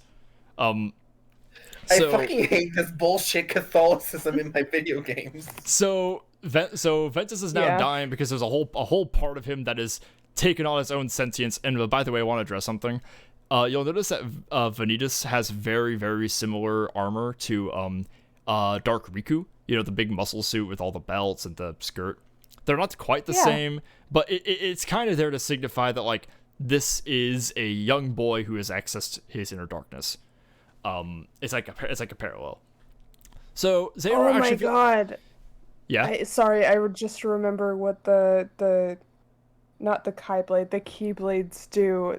Fucking Terra's Keyblade becomes a bike. Oh yeah, I'll get to that later. That rules. That was a moment. So Xehanort feels real bad about what he just did to Ventus. He's like actually writes in his notes like, you know, he feels bad, but he didn't want to like just make this like extra casualty. So he decides that he's gonna take Ventus to a place where he can die and be comfortable. So he takes him to Destiny Islands, and I love it because when he does, he just like slings his unconscious body over like a palm tree, just like lying on his back. It looks very uncomfortable. Fucking hucks him there. He has the spirit though. Yeah, but as Ventus is laying on that tree and as he's dying on Destiny Islands, a baby is born. And this baby's heart reaches out to Ventus, and they form a connection that keeps Ventus alive and restores the light and darkness inside of Ventus. This baby is Sora. God damn it. What the fuck? I wanted to be wrong so badly. Ventus holds up his hand and summons his Keyblade, and Xehanort sees that, yes, Ventus will still be useful to my plan. Hearts, so hearts, now, darkness, darkness, hearts, hearts, darkness. Exactly. Xehanort then takes Ventus off to Ericus's a Keyblade Academy, where Ericus is like kind of cool with Xehanort now. He's all like, "Oh, hey, it's good to see you again. Sorry that we got all estranged like that." Ventus also conveniently has amnesia. And there he, Terra, and Aqua become best friends and begin their training. And now Terra and Aqua are receiving their exam to become Keyblade Masters. And here's where the game starts. Wait, that all happened before? That was all prologue. That all happened in flashbacks. Like I said, I'm covering this game in its own chronological order for its own sake. It makes a lot more sense to explain this way. Does it? Yeah. Yes. Because otherwise you'd be experiencing it from the POV of each character one at a time and like receiving all the information in disjointed flashbacks as everybody else. Not that. So Ericus holds the Mark of Mastery exam for Aqua and Terra, but Xehanort notices that Terra has the potential for being a real bad darkness boy. He wants to draw that out, so he intentionally flubs the exams that Terra will fail. Aqua passes with flying colors, though. We recognize that you are the rank of master. We grant you a seat on the council, but you will not receive the rank of master. It's exactly that scene. Yeah. Terra goes and mopes outside, and Xehanort goes all like, "Hey, you did nothing wrong, boy. Ericus is just a little pussy and scared of darkness. You're just fine the way you are." And then they go on to have a relationship exactly like Anakin Skywalker and Emperor Palpatine. It's just the fucking same. Oof. Literally the same characters. Yeah. Ericus summons unfortunate. summons Terra and Aqua and tells them that there's trouble in the worlds. There are these little boys called the Unversed hanging around, and also Xehanort is missing. So he tells Terra to go out and find them, maybe as a chance to redeem himself and train to try to become Keyblade Master again. After he leaves, Vanitas shows up in Ventus's room and goes all like, "Terra's leaving. I thought he was your best friend. You should go check up on that." And basically just starts like, bullying him, making Ventus question shit. He eventually chases after Terra, and Aqua has to chase after him, and spends the entire game picking up after Terra and Ventus's messes because Aqua is the best of everybody. And then we go do Disney stuff. Our beloved. Oh no, not the fucking song. No, I refuse. So is this simple and clean? No. We go to a bunch of new worlds, like Cinderella, Snow White, and Sleeping Beauty, where other princesses of Heart are. And they can do this by creating this cool Power Ranger armor out of their Keyblades and turning their Keyblades into motorcycles that they can fly around through the lanes between. It's incredibly epic. It's sick as hell, like, honestly. That sounds so awesome. Like, Terra just does this, and we just accept it because we're all just like, what the fuck? It fucking rules. Also, I couldn't find the other vehicles that they have, but Ventus has a skateboard. Nice. We also go back to Hercules and we see Zack from Final Fantasy VII, which is honestly pretty great because we get to see Hercules while he's training, and it's like, oh cool, they made it like the internal timeline consistent. We also see the Unversed, which are these little not Heartless that they keep fighting. It's eventually revealed that the Unversed are the Unversed exist because Vanitas exists. They are little emotion monsters. Vanitas is releasing all of his emotions out of his body, and they are turning into these beings. Mood. The personified darkness from Ventus's heart has gotten so emotional that its emotions are turning into beings. That's just with evil intent. Like. It really is. It really is. You're just describing what being bipolar is like, bro. Mm-hmm. Terra also runs into Maleficent in the Sleeping Beauty world, and inadvertently tips her off to the fact that there are other worlds and other princesses of heart other than Aurora. And then she goes like, oh, yeah. There are other worlds I could use for evil. Oh, and that kind of sets he also kind of Palpatine's Terra. Okay, I don't cover it. Terra hangs out with every single Disney villain, and they all manipulate him into doing what they want. Like, Yeah. because Terra's a fucking idiot. Like, he's just so fucking stupid. It's kind of funny, but also just... He really drew the short straw. I don't even know if that's accurate. But what ends up happening is she in tipping off Maleficent to this, he kind of sets the precedent that Donald and Goofy keep talking about, where they're like, we can't tell people about other worlds. The last time we did that, an evil witch started traveling to all of them and causing chaos and unleashing heartless demons. This is why. Yeah. We also Congratulations, Terra, you ruined everything. Congratulations. Yep. So speaking of ruining everything, we go back to Radiant Gardens, the world that becomes Hollow Bastion after it's taken over by darkness. It looks very, very pretty. It's really great. We also meet the original forms of members of Organization 13, such as Axel, whose original name was Lee. He's got a couple of frisbees. He's hanging out with his best friend, Issa, who becomes Syx, and he and Ventus kind of become friends, which is like a prologue to his friendship with Roxas. It's pretty great. God, Syx is such a bitch. He's a bitch, but he and Axel used to be friends, so we kind of learned that. We also meet Baby Kairi. Baby. Yeah, remember Kairi used to live here. Yeah, she is real little. She's hanging out here with her grandma, and Aqua runs into her, and she goes like, "Oh, it's one of those princesses of heart that I've been running into," and decides right there on the spot to give Kairi a Wayfinder charm, which is like her little lucky charm that she has in the first game. And she casts a protection on it to keep Kairi safe in case anything bad should happen to her. Spoiler warning, something bad happens to Kairi. Because Hollow Bastion happens.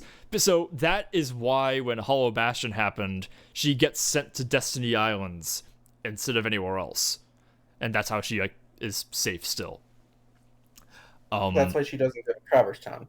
Yeah, exactly. And I think it also has something to do with how she is able to hide her heart in Sora in the first game also. We also meet Xigbar, whose original name... Uncle Xigbar? Uncle Xigbar! His original name was Braig. He is one of... He is one of 5 apprentices to Ansem the Wise. And he... Yeah. So... Yikes. 1 second. It's all coming together. Yeah, it's all coming together, baby. It's all coming together and it's all falling apart. It's all. I think we also meet the somebody forms of Zexion, whose name is Ienzo, and he's like a little baby. He's like about as old as Kairi. It's really cute, actually. He's like holding hands and eating ice cream with Ansem the Wise. Vexen, whose original name was Evan. Zaldin, whose original name was Dylan. And Alexius, whose original name was Aeolus. And also worth mentioning, Kairi just baps her hand on Aqua's Keyblade, just like, bah, what's that? That has significance. Okay. Xehanort continuously manipulates everybody into doing what he wants, very, very obviously. Every time he talks to Terra, he puts on this really weird, like, puppy dog face, like, I just want to do good and fix all the wrongs I've done. Help me, Terra. And it's really creepy. He makes a deal with Braig, or Xigbar, to capture him, and to capture Xehanort, and throw a fight with Terra so that Terra could, like, unleash his darkness on Xigbar. And then Xehanort decides to take Terra under his tutelage and calls him Master Terra. It's literally like Rise Lord Vader. It's like the exact same scene. He literally looks like Xehanort looks behind his back and just like Xehanort also explains his plans for Ventus to Ventus, explaining the Kai blade or the Ki blade or whatever, or the Hot blade. He also learns that Xehanort's plan is for Ventus and Vanitas to fight, and that will give him the Kai blade. He wants Ventus, a heart of pure light, and Vanitas, a heart of pure darkness, to take each other on. However, they're not of equal power yet. Ventus still needs Mickey Mouse's help. Also, Mickey's there. Mickey's been hanging out in the worlds, flying around, helping out. He's a king, but he's still training to be a Keyblade master, so he's doesn't quite know things yet. So this is all happening too. We also have a nice little respite at Destiny Islands, where we meet a little baby Sora and a little baby Riku. They're 4 years old right now. Or I think Sora's 4 and Riku's 5. Cute. They're Cute. They're fucking adorable. I love them. Look at their little baby faces and their baby eyes. Baby Riku makes me so happy. I just baby love this Riku is God. I love Riku. So I love Riku so much. Aqua meets these two little kids and sees they're getting up into trouble and tells Sora, "Hey, you take care of your big friend Riku, okay? Make sure he stays out of trouble." And Sora's like, "Yeah, okay." It's really great. Terra meets Riku and decides right there on the spot, because Riku's all I want to protect the people I care about. I want to get stronger, be the best there is. And Terra's like, "You're a solid kid. I like what you're about, kid." And he performs a ritual called the Mark of Passage, a ceremony which involves passing on the ability to use a Keyblade one day. It involves the participant touching the hilt of the master's Keyblade and receiving that power. So that is how you can you can pass on the ability to use a Keyblade to other people. To just touch your Keyblade. So when Kairi touched Aqua's Keyblade, that's why she could use the Keyblade in Kingdom Hearts 2. How Riku knows this and brings the Keyblade to her? We never know that. That's never brought up again. But yeah. This is presumably why Riku was a candidate to be chosen by the Kingdom Key back in Kingdom Hearts 1. Also, Ventus shows up on Destiny Islands, but he's too busy being bullied by Vanitas, so he doesn't even partake in any of this. He's just moping off to the side while Vanitas is "Hey, you're an idiot with no friends." Jesus. It's just literally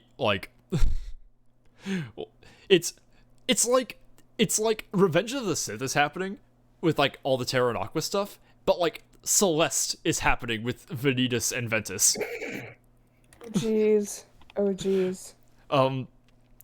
After that's a wacky concept. I know. Concept. Yeah. Eventually, Ericus learns of Xehanort's plans for Ventus and opts to kill Ventus so that this can't come to fruition. Terra is Wait, sorry. I feel like there's another. Would you You could kill Xehanort. You could kill Vanitas. You could give these children therapy, maybe. Now you gotta kill him. This is Luke Skywalker trying to preemptively kill Kylo Ren before he does any evil shit. I think the rationale here is that Ventus is the only one Ericus is actually capable of taking on, because Xehanort's really fucking strong, and Vanitas presumably as well. So Terra shows up at the land of departure as well and is infuriated by this, rightfully so, and takes on Ericus, defeating him. Ericus says sorry. He's like, "Oh no, I was misguided. We can still figure a way out of this." Then Xehanort shows up and just kills Ericus. Sorry. Ericus, or Mace Windu, weakened by Terra / Anakin, killed by Palpatine / Xehanort. I can't. It's just this so is the same video game movie. Here's how you solve every problem. You just say yeah, to everything you're saying, and then one day you'll accept it. It's so 1-to-1. I can't.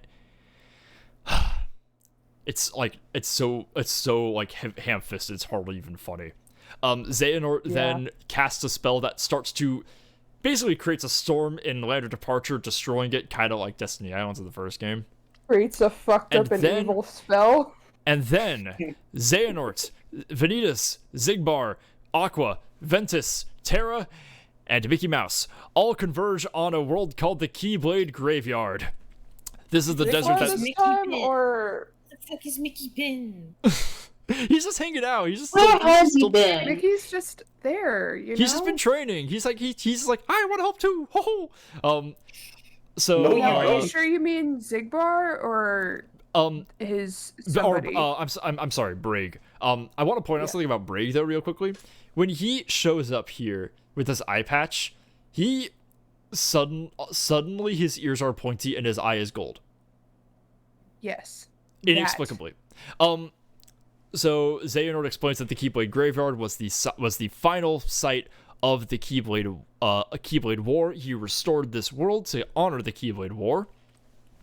And now they all fight. Vanitas like starts surfing on Keyblades. It's really fucking cool.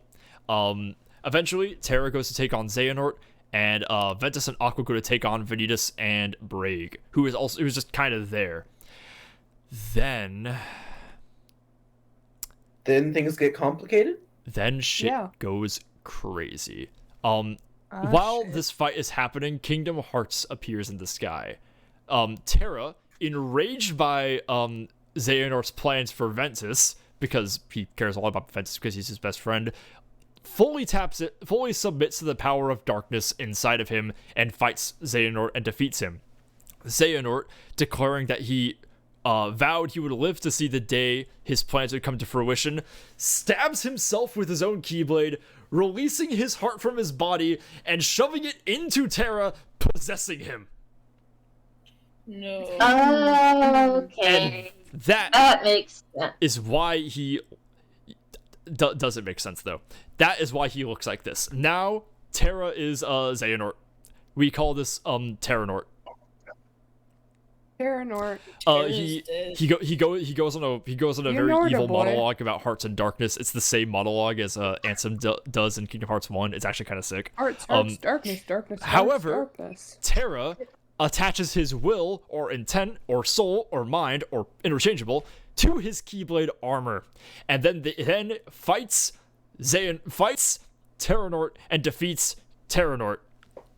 Terranort is then transported away from the Keyblade Graveyard into Radiant Garden, which I will get to later. Meanwhile, hang on, Why let me is make he sure. sent to Radiant Garden? Wait, why is he sent to Radiant Garden?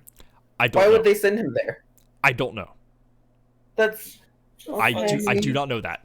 Meanwhile, Vanitas's helmet is removed because here's the thing. Damn. Vanitas cool as shit. Vanitas technically didn't have a body this whole time. He was still just kind of like a heart occupying a suit, but now he is fully grown a body, and presumably because of Ventus's connection to Sora, that is why he just looks like Sora. But like evil. He But, looks like, like evil and he looks like cool. an evil Sora. though. Eventually, he and Yeah. Brig distracts Aqua from the fight, and Vanitas and Ventus fight each other. They then fuse and create the Keyblade and summon Kingdom Hearts. Wait, but didn't Aqua. they already summon Kingdom Hearts? Kingdom Hearts is already there. No, I'm simply explaining why Kingdom Hearts is there. And by the way, the real Kingdom Hearts, it's also a moon. Just like Cool. there's a fake Kingdom Hearts that's a moon, and a real Kingdom Hearts that's a moon. There's also a fake Kingdom Hearts that's a door. Anyway, Sure. Aqua and King Mickey then take on the fused Ventus and Vanitas, and the Keyblade breaks, and Kingdom Hearts recedes back from whence it came. Meanwhile, Ventus fights Vanitas inside of himself and kills Vanitas. He kills his own darkness. Like, he kills a part of himself. So now Ventus is dying again. Uh-oh, that's probably not good. I'm sure he's okay. Aqua Mickey's here, by the way. Aqua and the comatose Ventus, after all of this chaos, end up at Jensen's tower. Aqua notices that Ventus is in the middle of a nap, so she takes Ventus to the collapsing land of departure, places him in a room called the Chamber of Waking, and does a little trick that Ericus taught her using his Keyblade, turning that world into Castle Oblivion. Shit. The world we were in back in Chain of Memories. Oh man. So a little bit of background. That's a tie-in. Yeah. So a little bit of a background. In Days, in the Roxas game, they keep mentioning how they're trying to they're doing scouting missions of Castle Oblivion to find something called the Chamber of Waking, which is just a room in Castle Oblivion no one can find. They don't know what they're looking for in there, but they do know that Xemnas is having some... He spends a lot of time in a place in Hollow Bastion called the Chamber of Repose. I'll talk about what's in there later. Aqua eventually goes to Radiant Garden and finds Terranort, who, by the way, she didn't know about any of this. Aqua has had no idea what Xehanort's plans have been this entire time. All she knows is that he is evil and causing some bullshit. So she has no idea that, about the whole Terranort possession thing. They eventually fight, and she just thinks it's, Terra, who is, fully, gone darkness mode. She doesn't know that that's actually Xehanort. She defeats Terranort, who then stabs himself with his Keyblade again, and allows himself to fall into a portal into the realm of darkness. As he's falling in, Aqua, still thinking it's just Terra, launches her Keyblade armor at Terranort, and launches him out of the portal, and lets herself fall in. No. You were the chosen one, Terra. Because remember, she doesn't know that it's Xehanort. She just thinks it's Terra, who's just a little fucked up. Yeah. So, the Chamber of Repose, which Aqua's Keyblade armor lands in Radiant Garden, right? Which becomes Hollow Bastion. The Chamber of Repose, which is where Xemnas just kind of hangs out, has Aqua's Keyblade armor inside of it. So Xemnas just goes there whenever he's feeling sad to talk to Aqua's Keyblade armor, which he refers to as his friend. Because as Xemnas, he still has some memory of Aqua and Ventus. That's fucked. It's pretty fucked. That is So here's where incredibly our three main characters are at the end of this.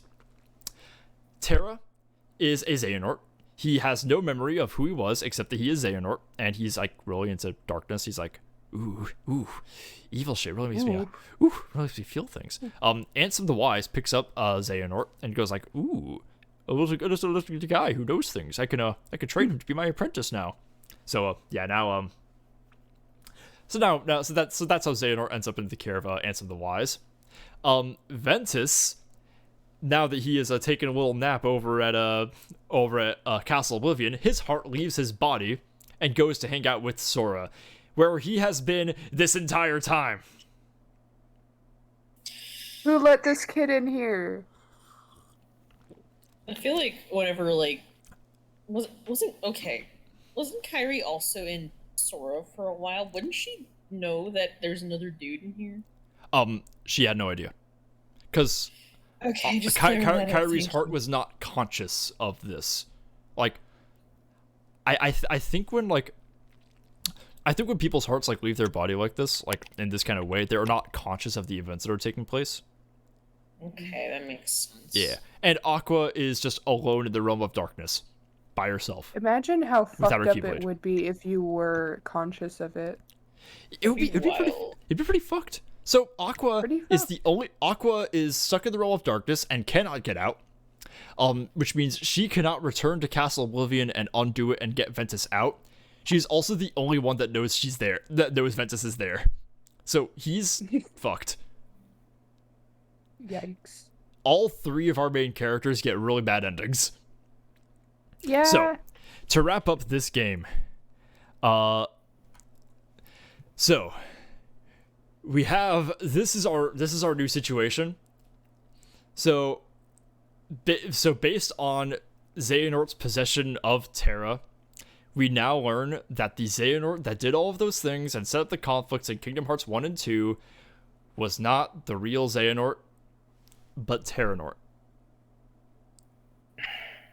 hate this fucking game. There are now 5 Xehanorts: Xehanort Prime, Terranort, Ansem Seeker of Darkness, Xemnas, and Dark Riku. It has been Wait, 3 and a which half one is hours. Prime again? Xehanort Prime is old man Master Xehanort. Oh, guy. Right. There. Right, Oh okay. yeah. I've showed this diagram real fast. This is the hearts that Sora has inside of him. There's one in his foot. Yeah. He's This was drawn by Cody. So we have Sora's own heart, Roxas's heart, Thanks, Cody. Kyrie's heart, Ventus's heart, Vanitas' heart, because it has to go somewhere, so it's stuck inside of Sora, and Shion's heart, which rejoined with Roxas and is now inside of Sora. That cannot be healthy. There are now has to 7 be Soras. Slapping Sora, this boy can fit so many hearts So inside there are him. now 7 Soras: Sora Prime, Roxas, Naminé, Data Sora, Shion, Ventus, who literally only exists to explain Roxas, and Vanitas, who literally looks like Sora. Are there any questions? Riku's gonna pull ahead. No, Sebastian, I'm just going to nod and say, I'm just going to say no, because to ask questions would to be showing a sign of weakness and unknowing, and like if I know if I say no, I don't have any questions long enough, eventually I will get it and like I'll be fine. I'm saying I don't have questions because I don't want to play into their sick, twisted psychopath plan. With fucking Eventually, just kind of start making shit up. Like, yeah, exactly. You could literally be making all of this If you up. told I me would this also- was a bedtime story as a child, I would be like, "What are you smoking? Is it crack? Please tell me it's crack." I was thinking of like having like some kind of like test at the end where like here are some lore facts that are presented that were actually completely made up. But then I realized I could not make up anything myself that's more insane than what happens here. Yeah, If you made any of this, I'd send a hitman after you. Like, So- most crime so- you can commit. I like So, how Xehanort is, or Ansem is a tomato. Yeah, like Finally. he suddenly turned Finally. into like weird. Red. Okay, well, I was about to say like he suddenly turned into this weird anime character, but I realized he was already that. Yeah. Oh. What was he before that? Slap some horns. Slap some, before that, he was slap a some former horns young on guy. him, and he could be a tiefling. Yeah, he looks so- like This is my new fucking warlock pact of the Keyblade. Back to the Keyblade.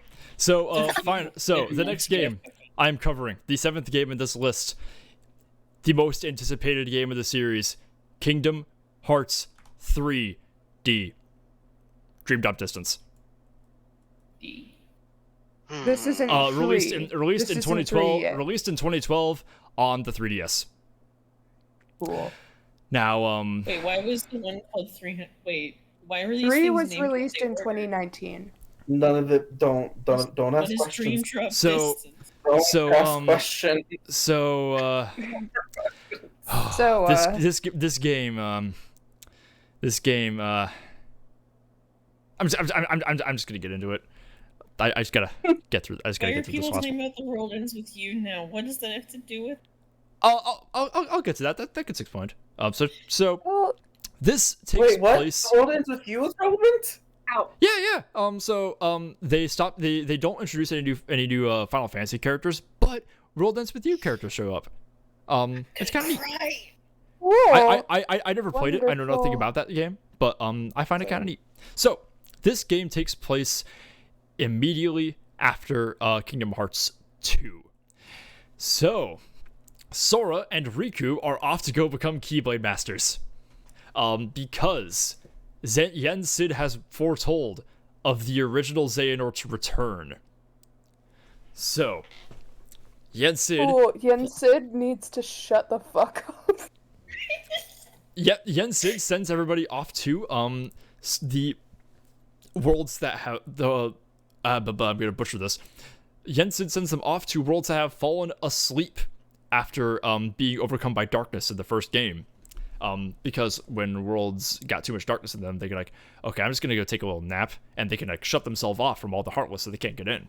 But all the sleepy worlds have these things called Dream Eaters, which are big pudgy little kitties. They're real friendly little guys. The They're good ones are cute. called spirits. The bad ones are called nightmares, and they're all evil and purple. And I didn't want to get a picture of the nightmares because, I mean, fucking look at this guy. That is adorable.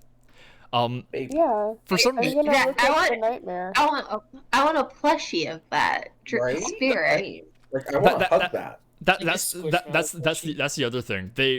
I forgot to cover it earlier, but like they really fucked up on the design of the first Heartless by making them so adorable. Like they weren't intimidating at all. They were just little Oh guys. Jesus! Oh, I Um, am looking at a nightmare. I they're don't fucked. like it. Yeah, they're fucked Yeah, up. I'm about to say, Oh. I'm googling this Kingdom. Oh, So- I don't like it. No. Guys, I gotta keep shit here, okay? Okay. So they also because of the nature of this, there is an element of going back in time. Like these are like kind of past versions of these worlds. So Sora and Riku are kind of baby. Like you'll notice Sora's like proportions are a bit smaller, and Riku's like kind of his face is de-aged a little bit. Also, Baby. Sora's outfit is a mix between his Kingdom Hearts 1 and 2 outfits. It's like the color scheme of 2, but it like has the like pattern and trim of the first one. So that's kind of neat. I kind of like this design. It's unique. Pokemon um, Evolution. Yeah. I see still So those shoes. so The let me just make clown shoes are sure. So we also shoes are back. see a bunch more somebody forms of Organization 13. Oh my god! Yeah, so they reveal in this game by Ienzo, the somebody form of Zexion, that when a Sure. Heartless and a Nobody are killed, the original person comes back, which is why Axel returns as Lee, his original self.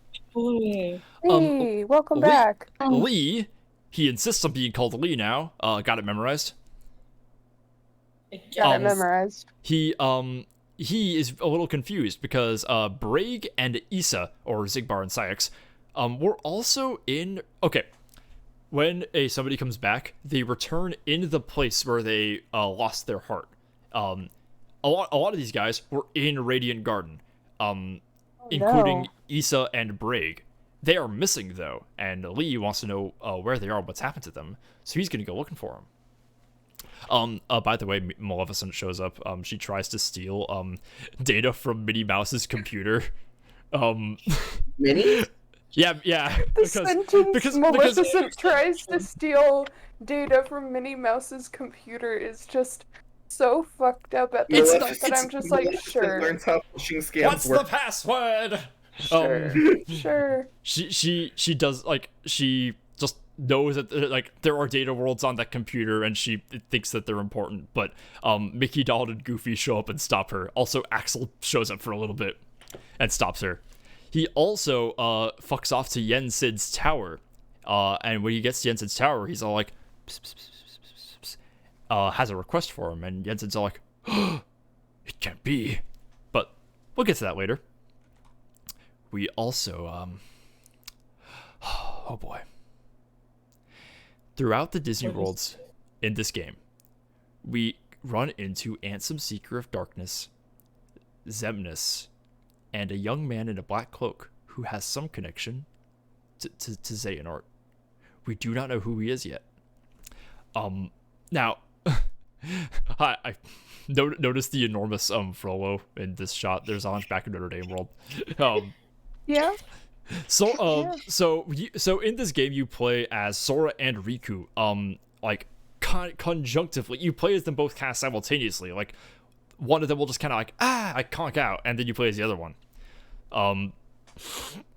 You get to go to like all these new Disney worlds such as Pinocchio, Hunchback of Notre Dame, Three Musketeers, which has like other versions of Mickey and friends. And you get to go back to Traverse Town. This is one of the only games you revisit Traverse Town at all. And it's got World Ends With You people in it. They're just there. You get to meet them. It's kind of cool. Sora ends up in the world that never was after repeated encounters with these three people and meets Zigbar and Xemnas. And Zigbar says this stupid ass line. Is he actually already half Xehanort? I will explain that later. So God damn it. here is where I'm already half Xehanort. So this is where we learn that the young man in the middle of these three is Xehanort in the past. And here is where I explain the rules of time travel in Kingdom Hearts. Can't do this. Well, this is not gonna be fucked up at all. Buckle the fuck up. Oh God. I have these The rules toxic written. star says Frollo is Xehanort. I have these rules written in all caps. Get ready for this. Only a heart can travel through time. One must reduce themselves down to a heart in order to travel through time, and in doing so, may only travel to their past, or back to their present from which they came. Essentially, they must travel to a point in time where they have some kind of anchor, such as a version of themselves, or where their memory is strong in other people. Once you visit your past self, your past self, can travel through time in their own physical body. And they can also take other hearts with them as they travel through time themselves. They can even go to your future. If a heart travels to the future, it can be granted a new body, usually a replica body, such as the one made for Repliku or Shion. Once a heart travels back to the past, after their time travel has been complete, they have no memory of their experience. If they are killed in the future, they return to their original point in time, also with no memory. Why? Cool. So that makes sense. Why? Yeah, no. You just said words, and I now just have to accept them. but I have they been meant holding nothing. on to this for fucking weeks. You have no idea. Mm. Oh young my God, Ze- I'm young sorry. a young Xehanort living on Destiny Islands, which also I love this fit. That is a good Um, fit, admittedly. He was visited by Ansem Seeker of Darkness from the future. Ansem Seeker of Darkness could travel back to the past as he had no body for most of his being. From this point, Ansem Seeker of Darkness tells young Xehanort a bunch of evil plan stuff. Young Xehanort then sets off on the evil path, traveling through time himself, gathering the hearts of future versions of Xehanort and bringing them to the present point in the timeline, Dream Drop Distance. These hearts are Ansem Seeker of Darkness, Xemnas, Vanitas, and Dark Riku. Xehanort continues the remainder of his life with no memories of his travels through time. But his heart remembers. Shut this- the fuck up. That's so This memory in his own fucked. heart endures even when he takes on amnesia as Terranort, allowing Ansem Seeker of Darkness the means and knowledge to travel back in time to the past. This is a paradox. But don't worry about Sure it. is. Don't Xemnas, worry about it. Oh, I'm Xemnas- worrying about it. Xemnas could not travel through time as he did not have a heart. So he agreed to stay back and found Organization 13. Sorry, I'm worrying about it. Yeah, I've decided to worry. We also learn that Xehanort can make other people Xehanort. What does that mean? Nort. What is He that? can- You Norda boy. He can Norda boy. he can just Nort them. He can make them partly him.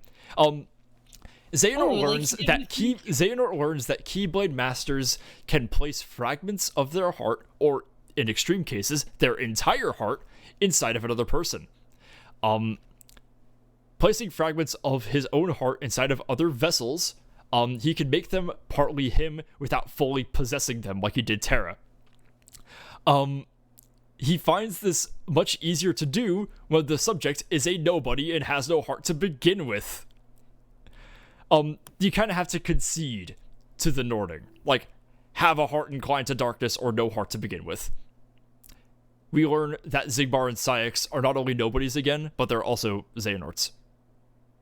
No, Xigbar. Not Zigbar, not Uncle Zigbar. That is why Saïx and Xigbar have pointy ears and golden eyes this entire time. Ah. Okay. That makes sense now. Like Xehanort has. Does it? Yeah. Yeah. It's when you have the golden eyes and the pointy ears that you have been fully Norded. It is also revealed Unorded that or Norded? you become Norded when this happens. Okay. That is the signifier for being Norded. It's also revealed. I can't that- believe they had this set up in I don't believe Kingdom that they Hearts had this set 2. up. They had that set up in Kingdom Hearts 2 because I remember asking that. I remember asking you that in chat. And you were just like, they did not do that on purpose. They just gave them all that design choice and were just like, hey, what if we like made it a thing? oh, that's stupid. That's Yeah, so stupid. this series has been like the reason I'm explaining this in release order is because if you do it chronologically, it gives the illusion that Nomura knew what he was doing the whole time. He did not. Cool. Cool. Speaking of not cool. knowing what you're doing the whole time, remember how nobody's actually have feelings? Yeah. Despite Yeah. it's revealed here that when Xemnas founded Organization 13 as part of Xehanort's evil plan, he lied to them about not having hearts. Nobody's when they exert their will enough to gain their own personhood can obtain grow their own hearts. Axel, Shit. Roxas, and Shion all did this. So they all became people and then either died or became a part of somebody else. That's fucked. Yeah, so This game is Xemnas was just lying to them the whole time to manipulate them and draw them towards the Kingdom Hearts plan. So then what happens if a nobody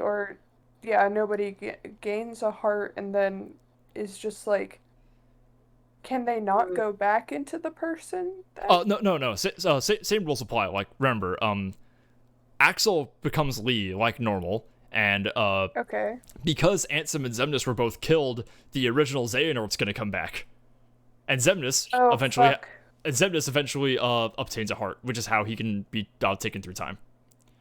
God, I hate this. So after all of this is revealed to Sora in the span of 15 minutes, God. he then fights and defeats Xemnas, but in the process his heart becomes fractured. He's like, oh no, I've been too much killed because Xemnas is really fucking strong, and falls comatose. The remainder of Sora's heart is protected by Ventus's Keyblade armor, so it does not leave his body. Shit. Yes. Chaka. We then It all circles back together. Meanwhile, while all of this is taking place, we learn that Riku has been fighting through Sora's dreams the entire time, of all of Dream Drop Distance. Why? Sure. Acting as a spirit dream eater, fighting off the nightmares that have been growing inside of Sora. Sure. Let him Why? take it You know what? down. Why not? Why not? Why This not? is all explained to him by Ansem, Seeker of Darkness, who shows up and goes like, "Hey Riku, want to partner up again?" And Riku's like, No, submit! Darkness. "Fuck off." No, I won't. No. He's There was another submit. Yeah. A very well timed one. Saying hearts, all that, objectively has made more sense than anything you've ever said actually explaining Kingdom Hearts. Mm-hmm. Yeah. Hearts, darkness. It really hearts, does. darkness. Yeah, So- exactly. I can understand that. So Riku actually has a bit of a moment of doubt here, where he's all like, he becomes really self-conscious about all the darkness in his heart, and is like, but I became evil and a heartless kinda, I shouldn't be able to still wield a Keyblade, because Ansem can't wield a Keyblade. He's a heartless and nobodies can't wield Keyblades. That's just a thing that is established in this game. But then he remembers that no, he's actually better than Ansem, and then he kicks his ass. Then Nice. Also he fights this little black cloak nightmare for a little bit, which is how he discovers that he's inside of Sora. I put him here just because he looks really cool and freaky. That is a good episode. Yeah. That is a Yeah. good design. Little fucked up evil guy. Yeah. On top of Jawa. Then eventually Riku leaves the dreams of Sora, teams up with Mickey, and raids the world that never was, where they're keeping Sora. and Xehanort returns. All Xehanort Somehow, Xehanort has returned. Not Somehow Xehanort. Xehanort returned. So Riku fights young Xehanort in the room where nothing gathers, which is the big like meeting room with all the big chairs. Fights him off, and just as he defeats the young Xehanort, every other Xehanort shows up. All 12 of them. Oh Jesus. See, Oh, Xehanort's plan, as it is now, not the Kingdom Hearts of Worlds plan where he steals all the Hearts of Worlds as Ansem Seeker of Darkness, not the one where Xemnas kills a bunch of Heartless and gathers them all to big Kingdom Hearts, not the one where Ventus and Vanitas fight and summon Kingdom Hearts with the Kai Blade. His new plan is to create a new Organization 13, the true organization, out of 13 vessels of his own self.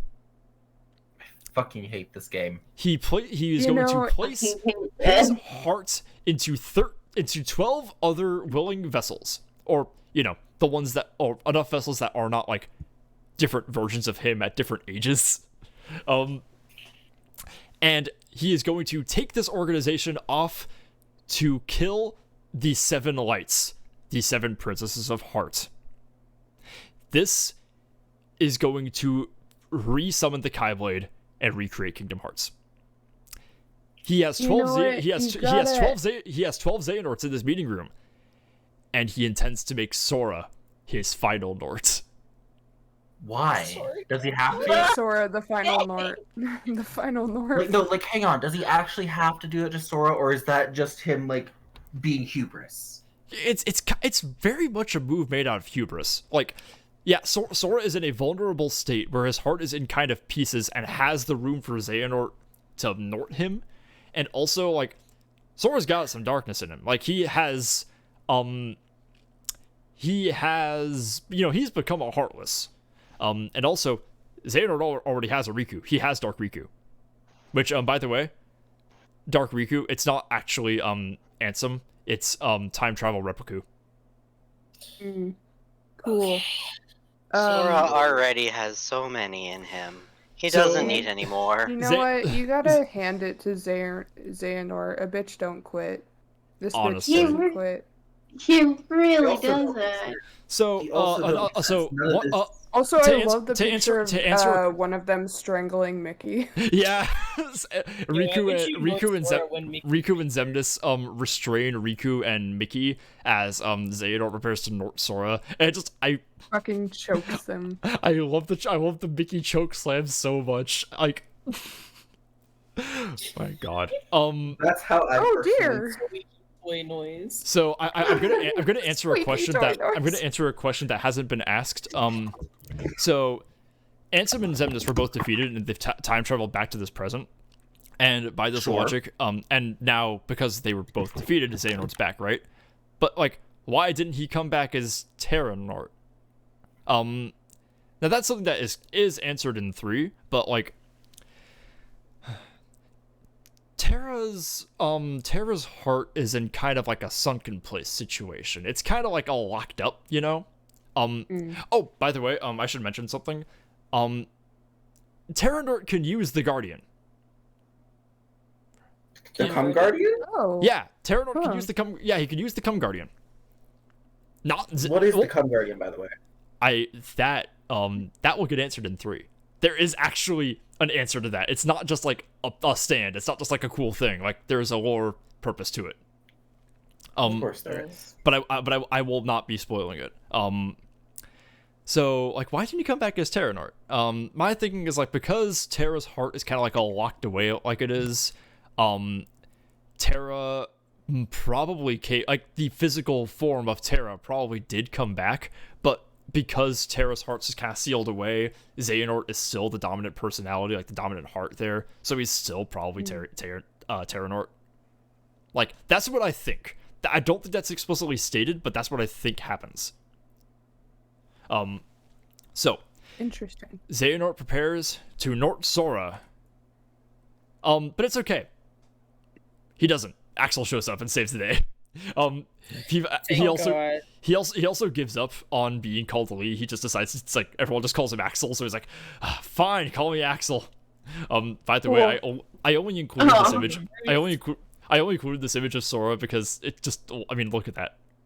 Is That'd be so- Axel still gay for Roxas? Oh, totally. Like Axel has accepted that Roxas has kind of passed on into Sora, but like he's loyal to Sora now. He feels a lot of he still feels the emotional bond towards Roxas. Perfect. Wonderful. So I love that. eventually, Ansem summons the Guardian, which prompts Mickey, Donald, and Goofy to come in and save the day. And Thanks, Mickey, Donald, and Goofy. all the Xehanort goes, well, I have failed now, but I will find my 13th Nort and strike again. And then they fuck off. So, Sora's still conked out, so Riku has to use something called the Power of Waking, which is something that Keyblade Masters can use. The Power of Waking to enter Sora, and enter where his heart is being kept, and wherein he fights Ventus's armor that is sealing off Sora's heart. This is for the purposes of waking him up. He does this, and when he does, he is transported to a data facsimile of Destiny Islands, where he meets Roxas, Ventus, Xion, and Ansem the Wise. So Why is Ansem there? So okay, those first three, those are the three hearts that are like prominently hanging out inside of Sora. Ansem is there because he is revealing to Riku that he has found something called Ansem's Code. I did not cover this earlier. This is something that is relevant in Kingdom Hearts 2. Ansem, the Wise, noticed that Sora, Riku, and Kairi break the rules of this universe constantly. No matter how much he studies the nature of hearts, and no matter how much he studies how all of this works, Sora and Riku just kind of make shit up, and it just works out for them. And he finds this fascinating. So he created something called Ansem's Code, which is just a zip file of all of his findings about Sora that he put inside of Sora. Sure. Riku has found When did he this. do this, by the way? While Sora was asleep, he did this while Sora was asleep between Chain of Memories and 2. Okay. Okay. Riku has now found Ansem's Code. Riku wakes Okay. up to see that everyone is fine. Just this has been a very traumatic experience for these kids. They just need to take a second and unwind. Riku learns that he has passed the Keyblade Mastery exam with flying colors, and he becomes a Keyblade Master. Not only did Sora fail, but he's back to level 1 because he almost died. Lord. So Riku is going to use the power of waking gained by becoming a Keyblade Master and go find Ventus and use it to see if he can find Ventus and Aqua. Sora is going to go off and regain his strength and try to become a Keyblade Master again. Also, That's incredibly Axel frustrating. reveals that he was just like, man, I really want one of those Keyblades. So he holds out his hand, just BAM! And everyone Good for him. and everyone in the game is honestly. like, whoa! And I'm looking at this like,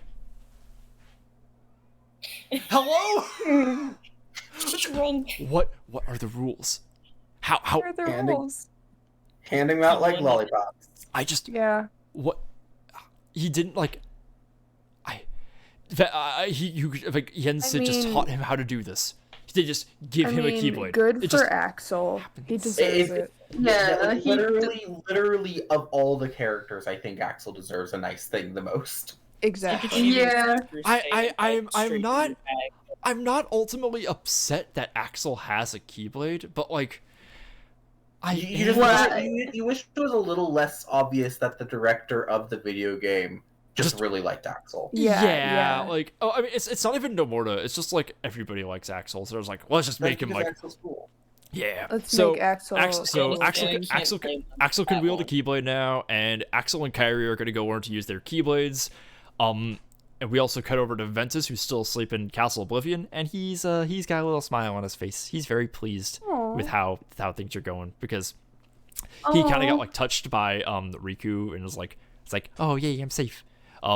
So this is going to lead into Kingdom Hearts 3, where we are going to gather our 7 warriors of light, our 7 Keyblade wielders of light, to protect the princesses of Heart and take on Xehanort's 13, and that clash is going to create the Keyblade and gives Xehanort Kingdom Hearts. They have all kind of accepted that no matter what happens, Xehanort's going to move on getting the 7 lights, and it's just going to happen no matter what they do. So they might as well like take action against them. So that is our conflict. That is our setup to Kingdom Hearts 3. There are now 9 Xehanorts. Jesus.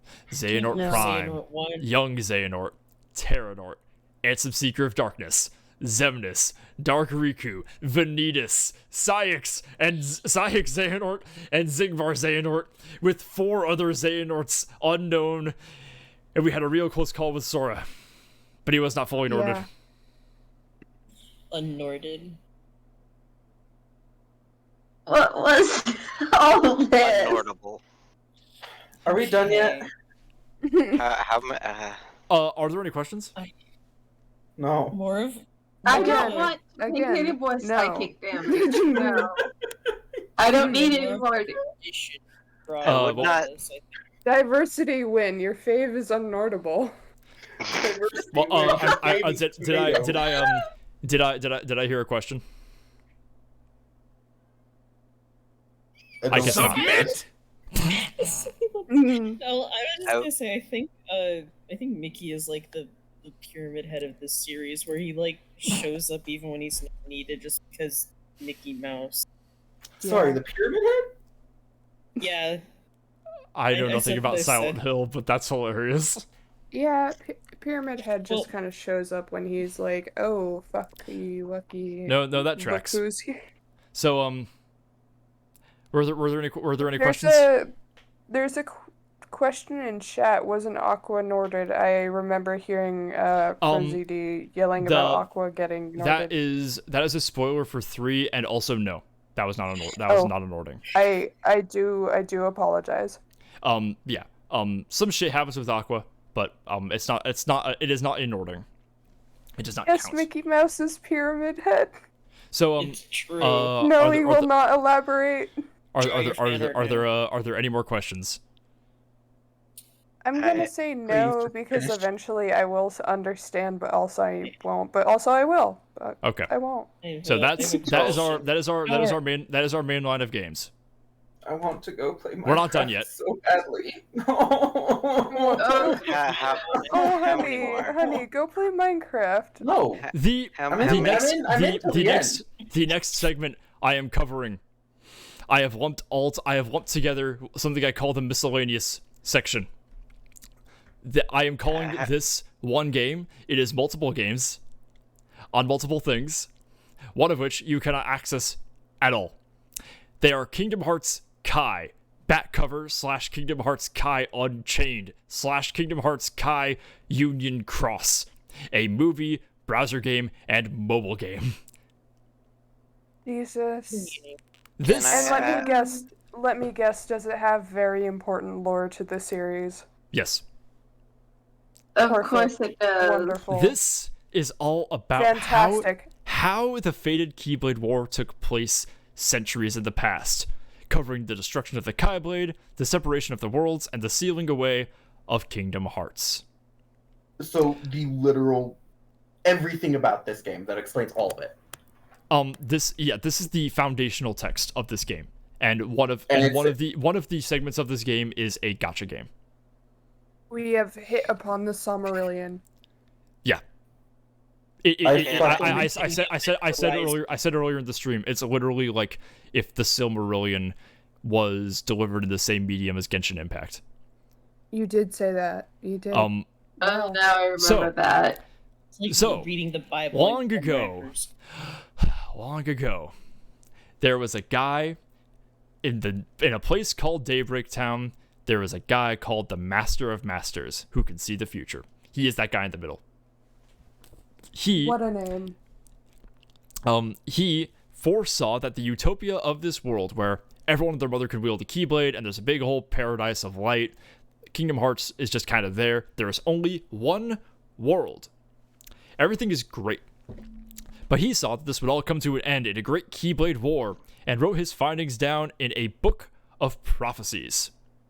The same book of prophecies that Maleficent referenced back in Kingdom Hearts Coded. It all came together. Did it? He gives sections of this book of prophecies to 5 of his 6 apprentices. I have their names from left to right: Acid, Goa, Ava, Envy, and Ira. They all get different segments of the book of prophecies and are given different tasks in order to prevent the Keyblade War from taking place. They're also told to form 5 unions of Keyblade wielders to help them see to this end. His 6th apprentice, that other guy on the right in the black cloak, he doesn't get a book. He gets a big black box, the contents of which are completely unknown to us, but they're very important. He is also given a Keyblade, which has an eye on the end of it. Now this I actually think is really worth mentioning because it's fucking awesome. That eye on the end of his Keyblade, that is the Master of Masters' own eye. Oh damn. Holy crap. He removed his eye and put it on the end of his Keyblade, and when that Keyblade is passed down from apprentice to apprentice, that is how he will see the events of the future take place. Which that is fucking kind of epic. It's fucking That awesome. is amazing. That's metal. And they finally had a good idea. Wow. And yeah, it's of all the stupid anime bullshit, it's like the best. Yeah, okay, yeah. But That's the best metal. but to put a little ribbon on this little anime bullshit, that Keyblade, that's Xehanort's Keyblade. Oh, of course it is. So it eventually got passed down to Xehanort. Of course. I do want to say I love the apprentice designs. Those fuck. Yeah, they're gorgeous. I love them. Those are awesome. Yeah. Let's see. I love the puppy boy. Yeah. Say what you want about Namira. He knows how to design a character. I actually don't know when who he designed. isn't using belt. I actually don't know who designed these guys. I'm not sure it was Nomura, but might have been. Oh.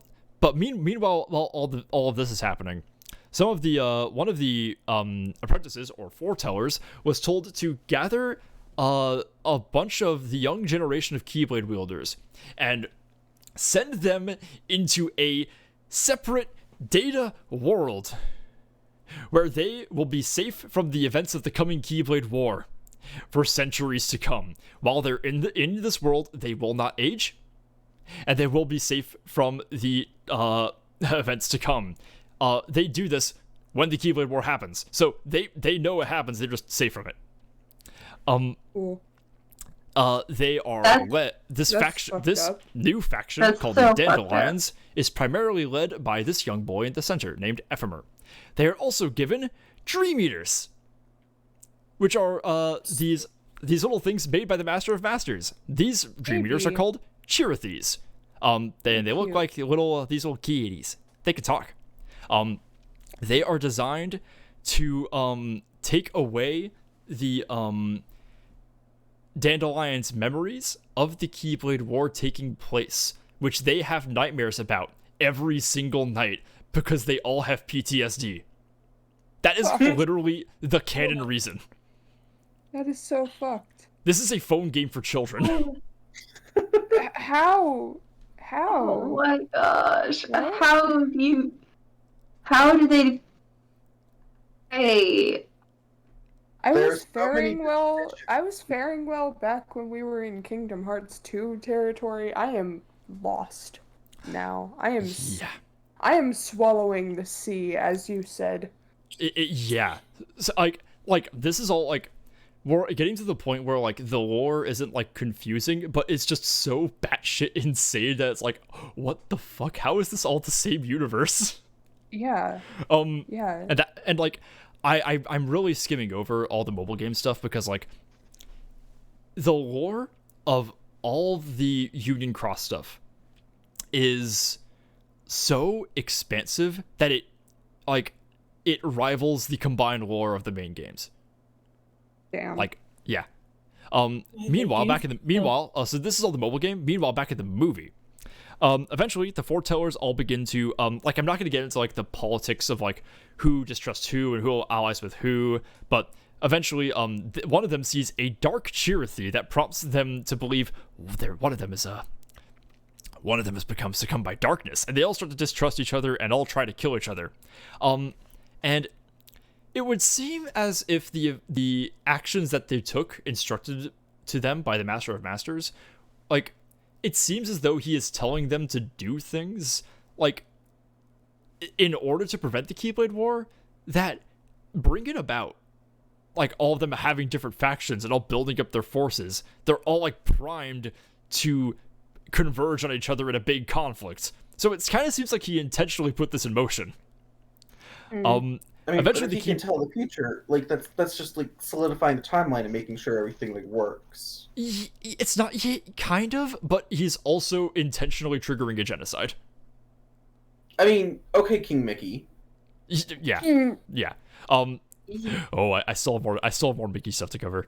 Oh Jesus. So he is not in this. He is not in this. There's just something else I haven't covered yet. Eventually the Keyblade War breaks out. Everybody dies. And the world becomes as it is. It's really fucked up and sad. Lushu, the guy with the Xehanort's Keyblade in the box, continues wandering out in the deserts. The Keyblade breaks into 13 shards of darkness and 7 fragments of light. And that's like our, significant numbers. Yeah. Lushu also engraves on the box the maxim of his master. May your heart be your guiding key. That's something that they say all the fucking time in Kingdom Hearts 3. Like, they're really trying to, like, make that a thing. And that basically covers, like, the movie stuff. And now we are going into a slide I call miscellaneous. Sure. So here's where I'm going to talk about as much of the as much lore I could talk about as, it's a little disjointed here, but I'm going to do my best to cover it. So that little artwork on the left by Sora's, that's covering Sora's ear. In the mobile game, there are 5 faction leaders, and that are like in the data world centuries in the past. They are Ephemer, that boy at the front, the guy that we met earlier, Skuld, that black-haired girl with the bangs, a guy named Brain, the dude with the fedora and the cool jacket. Brain. You see that blonde boy on the bottom left? Mm-hmm. That's Ventus. That's Ventus. That's what? Ventus? Ventus existed centuries in the past. Before even Xehanort. He is one of the oldest characters. Because remember, they have been in the data world, not aging. I'm going to yeet my White Claw can, and it's not even empty. Why does the top guy look like Marluxia? Because it is. God fucking damn it! That is Marluxia's somebody form named Laurium.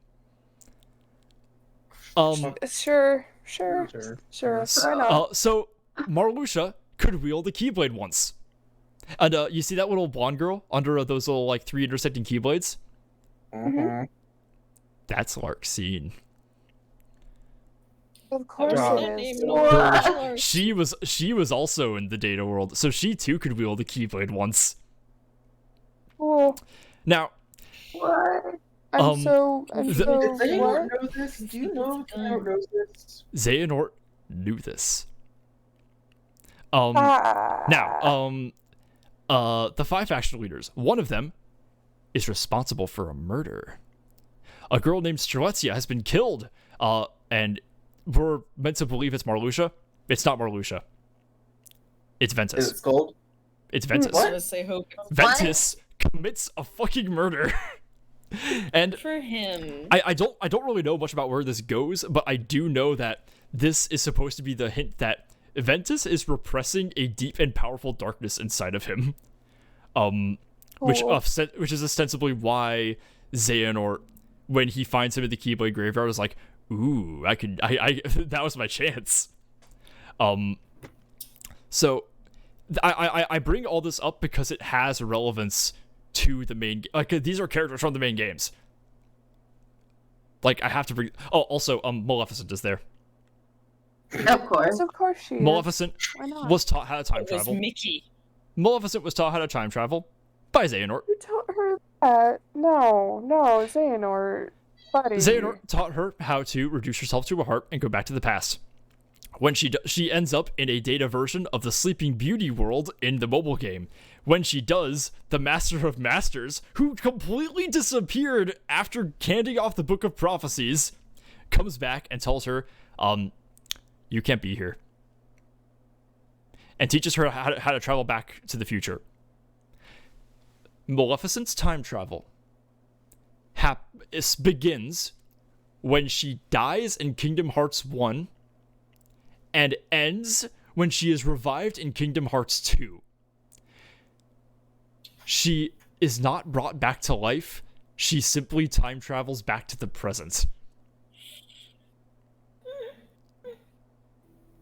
I'm so angry. Moving on. No. What? I mean, it doesn't matter. And none of it matters. I want to. Okay, none of it matters. None of it matters. So I want to take a quick bit to talk about what the fuck data is in Kingdom Hearts. Now I couldn't find anything solid on this. It's very vague. They just keep talking about data worlds and data hearts and data people and blah blah blah. Blah. So essentially, the way data works is you can take the data of a thing and make a copy of it. Like that is just how things just have data. That is just something that we are forced to deal with, and everything that is like synthetic is just made of data, completely. Now, characters like Ansem and like Ansem the Wise and Ansem Seeker of Darkness and Xehanort, are to some degree aware that the world they are living in is essentially digital. Like that they are living in like the world they live in is at its foundational building blocks a computerized world. It's not like they like know that they're in a simulation or something like that. They just know that they're in like they kind of know they're in a game. So they There's can a level of self-awareness. Yeah, kind of. They're just aware that data is like the building blocks of their world. You can harness the data. Like everything has some degree of data. Like worlds have data, people have data. Like hearts don't really have data. You can't just like create a data copy of a heart. But like that's what I was saying earlier. Data Sora didn't have a heart to begin with, but he had enough personhood that he was able to create his own data copy of Sora's heart. Right. Yeah. And apparently data is best extracted when it is written down, which is how the Jiminy Cricket Journal works like it does and how the Book of Prophecy works like it does. Like it's very vague. That is the best way I could explain it. I also wanted to talk about two other things. You see that Sora on the right of the screen? Mm-hmm. That's original concept art for Sora. Nomura designed him as a first soda and with a chainsaw. Tail. That's awesome. I don't know why he isn't a lion. Like Disney was like, we can't just have him swinging around a chainsaw sword. Can we make the weapon different? And he's like, okay, fine. What if it's a giant key? And they're like, okay, that's awesome.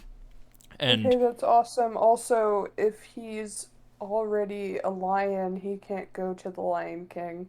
well, he can go to the Lion King. He just wouldn't actually change. He would still He probably just still look like that. He just becomes a double lion. No, what happened is literally Disney was like, you can't make tens of thousands of hundreds of thousands of children furries like this. This is why we make our movies. You can't do this. You can't just do that, Nomura. You Come can't on. just do that. Um, You can't just do that. I don't recognize Final Fantasy characters. Who is that in the upper right? Is that's that Leon. Squall? That's Leon. I just Leon. put it. I put Okay. shit here just because I thought it was funny. And I'm I put Aqua here T-pose. because I didn't cover her game. She has a whole game. Oh right, I forgot about her awesome game. I'm gonna talk very briefly about this. Her game is called Kingdom Hearts .2 Birth by Sleep: A Fragmentary Passage.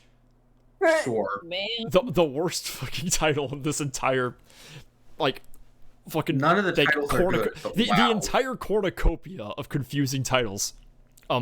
So that her game covers the 10 whole years she spent in the Realm of Darkness, and time works differently there. So it's 10 years, but it feels like only a 2-hour game, and she doesn't age at all, and time passes really quickly. She does things like fight a bunch of Heartless, fight a dark version of herself, meets King Mickey. Mickey's looking for the Kingdom Key D, which is the darkness copy of the Kingdom Key. You know, the one that's like with the inverted colors, right? Mm-hmm. She runs into Mickey as he is closing the door to darkness in Kingdom Hearts 1. Aqua was on the other side of that door the entire time. Wow. And Mickey didn't tell anybody. Wow. Mickey is just committing so many war crimes. Mickey Again.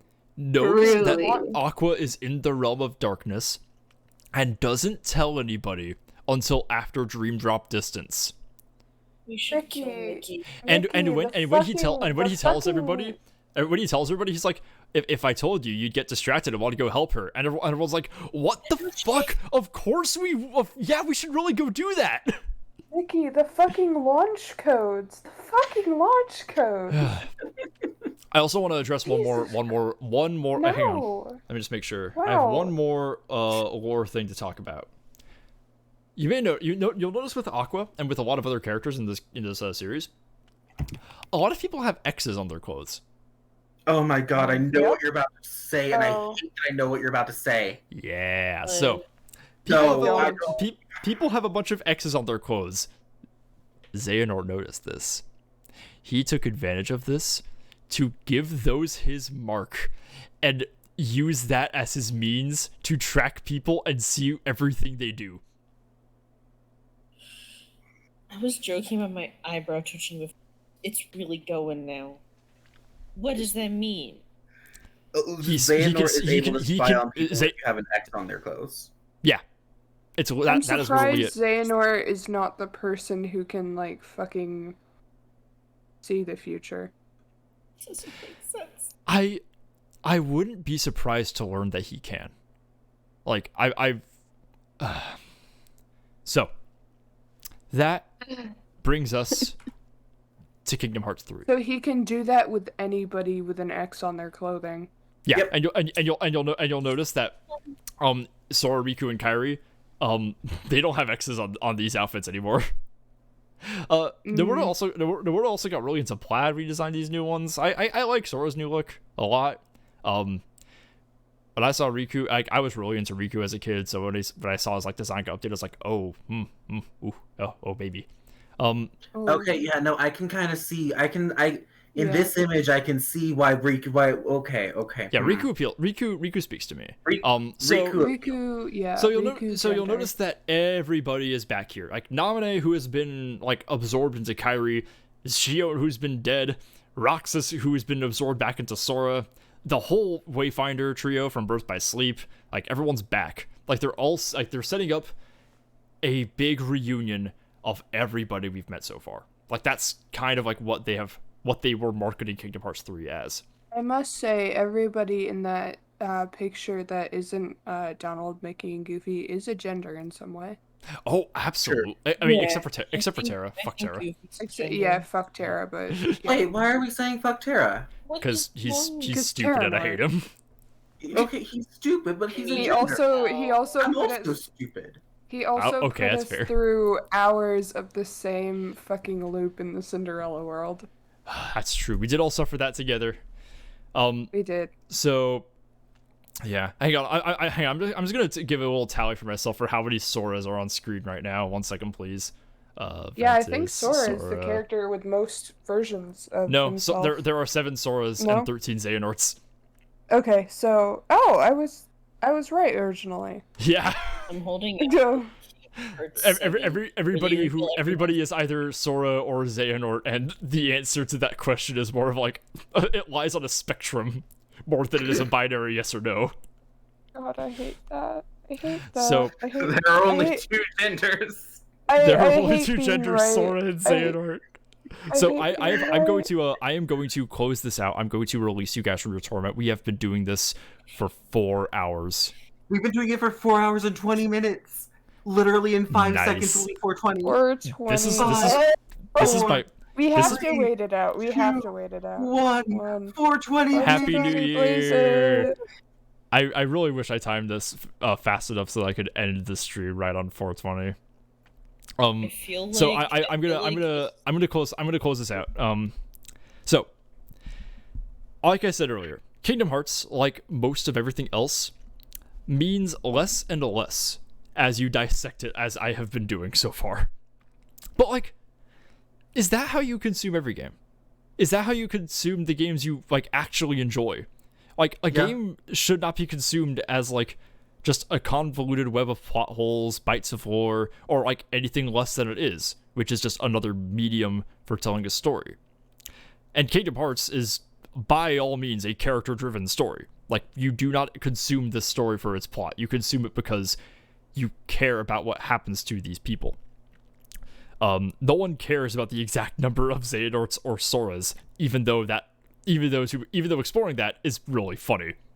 Like, I play this because, like, I have some nostalgia attached to these characters, like, so, you know, the story mattered a lot to me when I was a little kid. But I care about what happens to them, even the ones I'm being introduced to now. And like, it's very hard to parse out like what this story is about. Like, what is its thesis? What is its topic of, like, what is the matter that it is concerned with? But when you like take a step back, focus just on what matters to Sora, and even Ventus and Roxas and everyone you play as, you start to notice that the story isn't about, like, will we seal away the darkness? It's about, will our friends be okay? Will we be able to see them again? And will things be back to normal? This is all kind of conjuring a yearning for lost youth, thinking back to times that were less complicated. As we grow older, the world becomes significantly more complicated, dark, and ruthless and unforgiving. And this game is just nothing more than a love letter to our lost youths, childhoods, and innocence. A time that can be best described as simple and clean. And there we go. Why did that sound like a graduation speech? Why Because it did was. that make End the stream. Why End did the that stream. make me cry a bit? Just end it now. Why did that make me cry a bit? That was touching. really good. That was really was good. touching. I'm mad about it. Congrats. Oh my gosh, you did it. You We fucking did it, guys. There are You 20. did it. There... Vela, do you want a harmonica solo? Submit! Thank you, Kai. 1 second, please. Please do a harmonica solo. Alright. Also, we need to do one more happy birthday anthem. No, I never want to say happy birthday to Ansem again. Happy birthday anthem. Submit!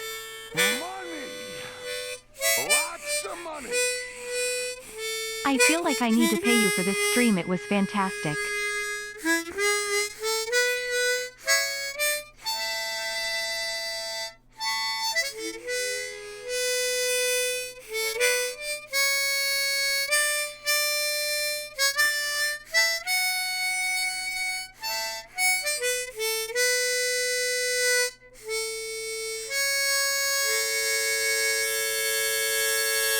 Happy birthday, Ansem. Yeah. I feel simultaneously exhausted, and like I could do this again, like right now. I could just start from Please, no. Please God, no. Sebastian, you need to go to sleep. Yeah. I need to go to sleep. I need to go to bed. It is 2 a.m. for me. I am Yeah, miles You, ahead you of guys, you guys can skedaddle. I'm going to thank the 27 people who stuck around for all of this. Holy shit, guys! Oh man, I did stick around for all of this. Yeah, I a quick thank you to Fish, Innkeeper, Jasper, Mickey, and York for sticking all through me on this panel. You guys, having you guys in here with me was excellent. You guys were awesome. You guys were awesome for sticking this out. I'm so Yeah. glad that my suffering entertained and emboldened you. Another extra Thank you thank for you having me to. on. Of course, yeah. It was a pleasure to have you. Another extra thank you to Cody for doing the cover art for this, and also for popping in and doing some of those goofy MS Paint diagrams. Mia for also coming in. The people at at KH Wiki, I joined their Discord and told them how invaluable their resource was to me when I was making this. How did they respond? I'm in the Discord. I'm talking to them like regularly, and they're like, Are you That's friends so with people cool. now? I met them like yesterday. That's so cool, though. Yeah. They Yeah. had to go through this as well. I Share wonder- the experience, man. I wonder how many people from who made it on the stream are from that. Hang on, I'm gonna pop this open. Let me get the mini feed. I'm gonna thank all these followers. Lou94FM, thank you for the follow. As well as Anxious Puddle, Dorial, Scary Spooky, Lizard Penstemon, Saf85. Thank you guys for following. Thank you Holiest Blade thank you Toxic Star for the follow. Thank you Holiest Blade for the hundo bits. Thank you Mickey for the gift sub and York for the gift sub. Oh, I have something important to announce to you guys. Oh. Yeah. So Hello. this was all after my 100 sub goal. Which was fucking huge. Like, holy shit, thank you guys so much for helping me reach that. But I have taken a step back and decided I need a new goal to do, and I don't want to do more subs because I kind of want more people to be here. I kind of want to like bring in more guys. So we're doing follower goals, and not only are we doing follower goals, I have a lot. I have shit from 500 to 1,000. Here they are. Damn. I am going to tell you guys right now. Oh my gosh. Wait, yeah. are you gonna tell other people, or is this just our little secret? Oh, I'm gonna like make a big announcement about it, but I am going to like tell you guys right now. When I hit 500 followers, I'm about less than 300 now. I have never played the Dishonored series. I have Dishonored queued up to be like one of my like next saga streams. Like this is like what Kingdom Hearts is now. But I also kind of thought, fuck it, I kind of want to just like get back into it. So when I hit 500, I'm gonna replay the first Dishonored on High Chaos for all to see. Oh man, Sebastian, that used to be my special interest. I love that series. Tons of people I know love Dishonored, and like I love that series. yeah, at 600, I'm gonna do Transistor again. I played Transistor last year, so I'm gonna be going back to it. This will be my third playthrough of the game, my second ever New Game Plus. At 700 followers, we're gonna have a little movie night. We're gonna have a little movie night on the server. what are we Finally gonna gonna watch? arrange that. I don't know. I have a couple in mind. Tons of people on the channel have been recommending me Jennifer's Body, such as Fish and Jennifer's Innkeeper. Body. Yes, that for sure. I'm considering that. There's like a few others. 800. I am going to find a big thing that I do. I really like hats on my streams. I have several other hats I have besides this one. When I hit 800, I'm going to have a big poll for what new hat I'm going to acquire, and I'm going to wear that for a whole stream.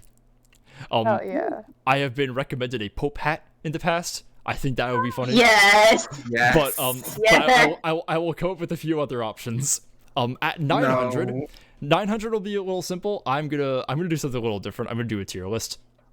That's something that everyone fucking does. I think it'll be fun. I'm gonna have people choose the tier list. And maybe do multiple. I feel like if you get a Pope hat, it has to be the Beef Boy Pope hat. the one from Dark Souls. Yes. So and this is huge. At 1,000, there is a game that I have vehemently refused to play on stream. That has been requested so many times, especially when I just started, especially by Cody and people in Cody's circle. So much so that there was an entire covenant formed between me and Cody about it. But partner's not going to happen anytime soon. So Cody and I, when I hit 1,000 followers, are going to be doing my first playthrough of I mean, you guys know what I'm talking about. A very highly demanded game for Cody and I. And one that I'm finally decided to give in on. I'm moving that to 1,000. I am not going to say what it is. I'm simply going to let it... If you know, you know. And if you don't, it'll be a surprise. Tetris. That... yeah, that famous block game, yeah. Yeah. Talk to Star. It's obviously a one-day marathon of every single Kingdom Heart. I'm gonna speedrun them.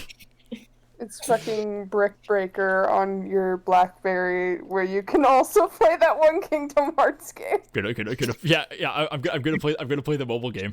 I'm gonna play Union Cross. Don't emulate it. You sit in front of the camera. Hang on.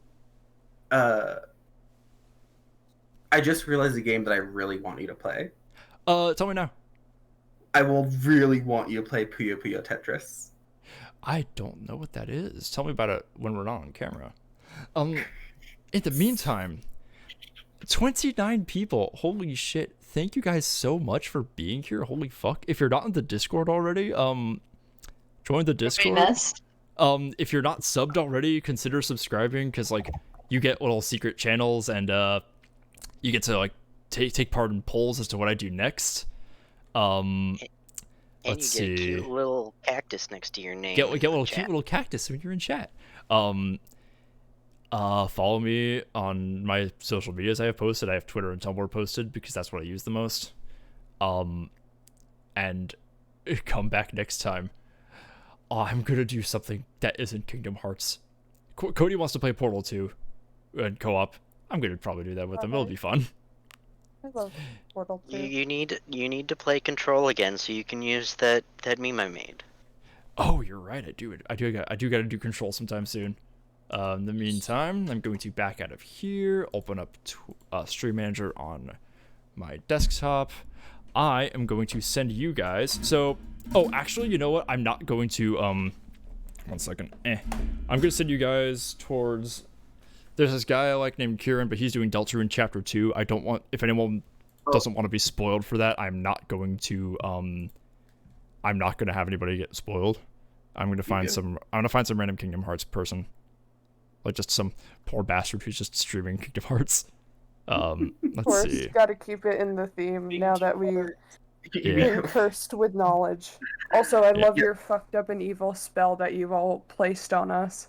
Yeah, I gained insight from this. There's a guy named Big Sig. I'm going to send you guys their way. I think Caretaker would be confused but proud. I'm going to archive this, and we're going to send that to them eventually. Big Sig playing Kingdom Hearts 1.5 plus 2.5. Go enjoy, guys. They're playing Birth by Sleep right now. Thank you all. Night. Y'all have a good night. Wait, hang on. Did the raid get fucked? The raid got fucked. I'm sorry. Hang on, I'm gonna try that again. Boop boop boop. God, Big. I can't fucking wait for Dishonored. Boop. Okay, raid is starting. There we go. Everybody have a good night. Thank you all so much. You all have been so kind. Bye, everybody. Bye. Good night.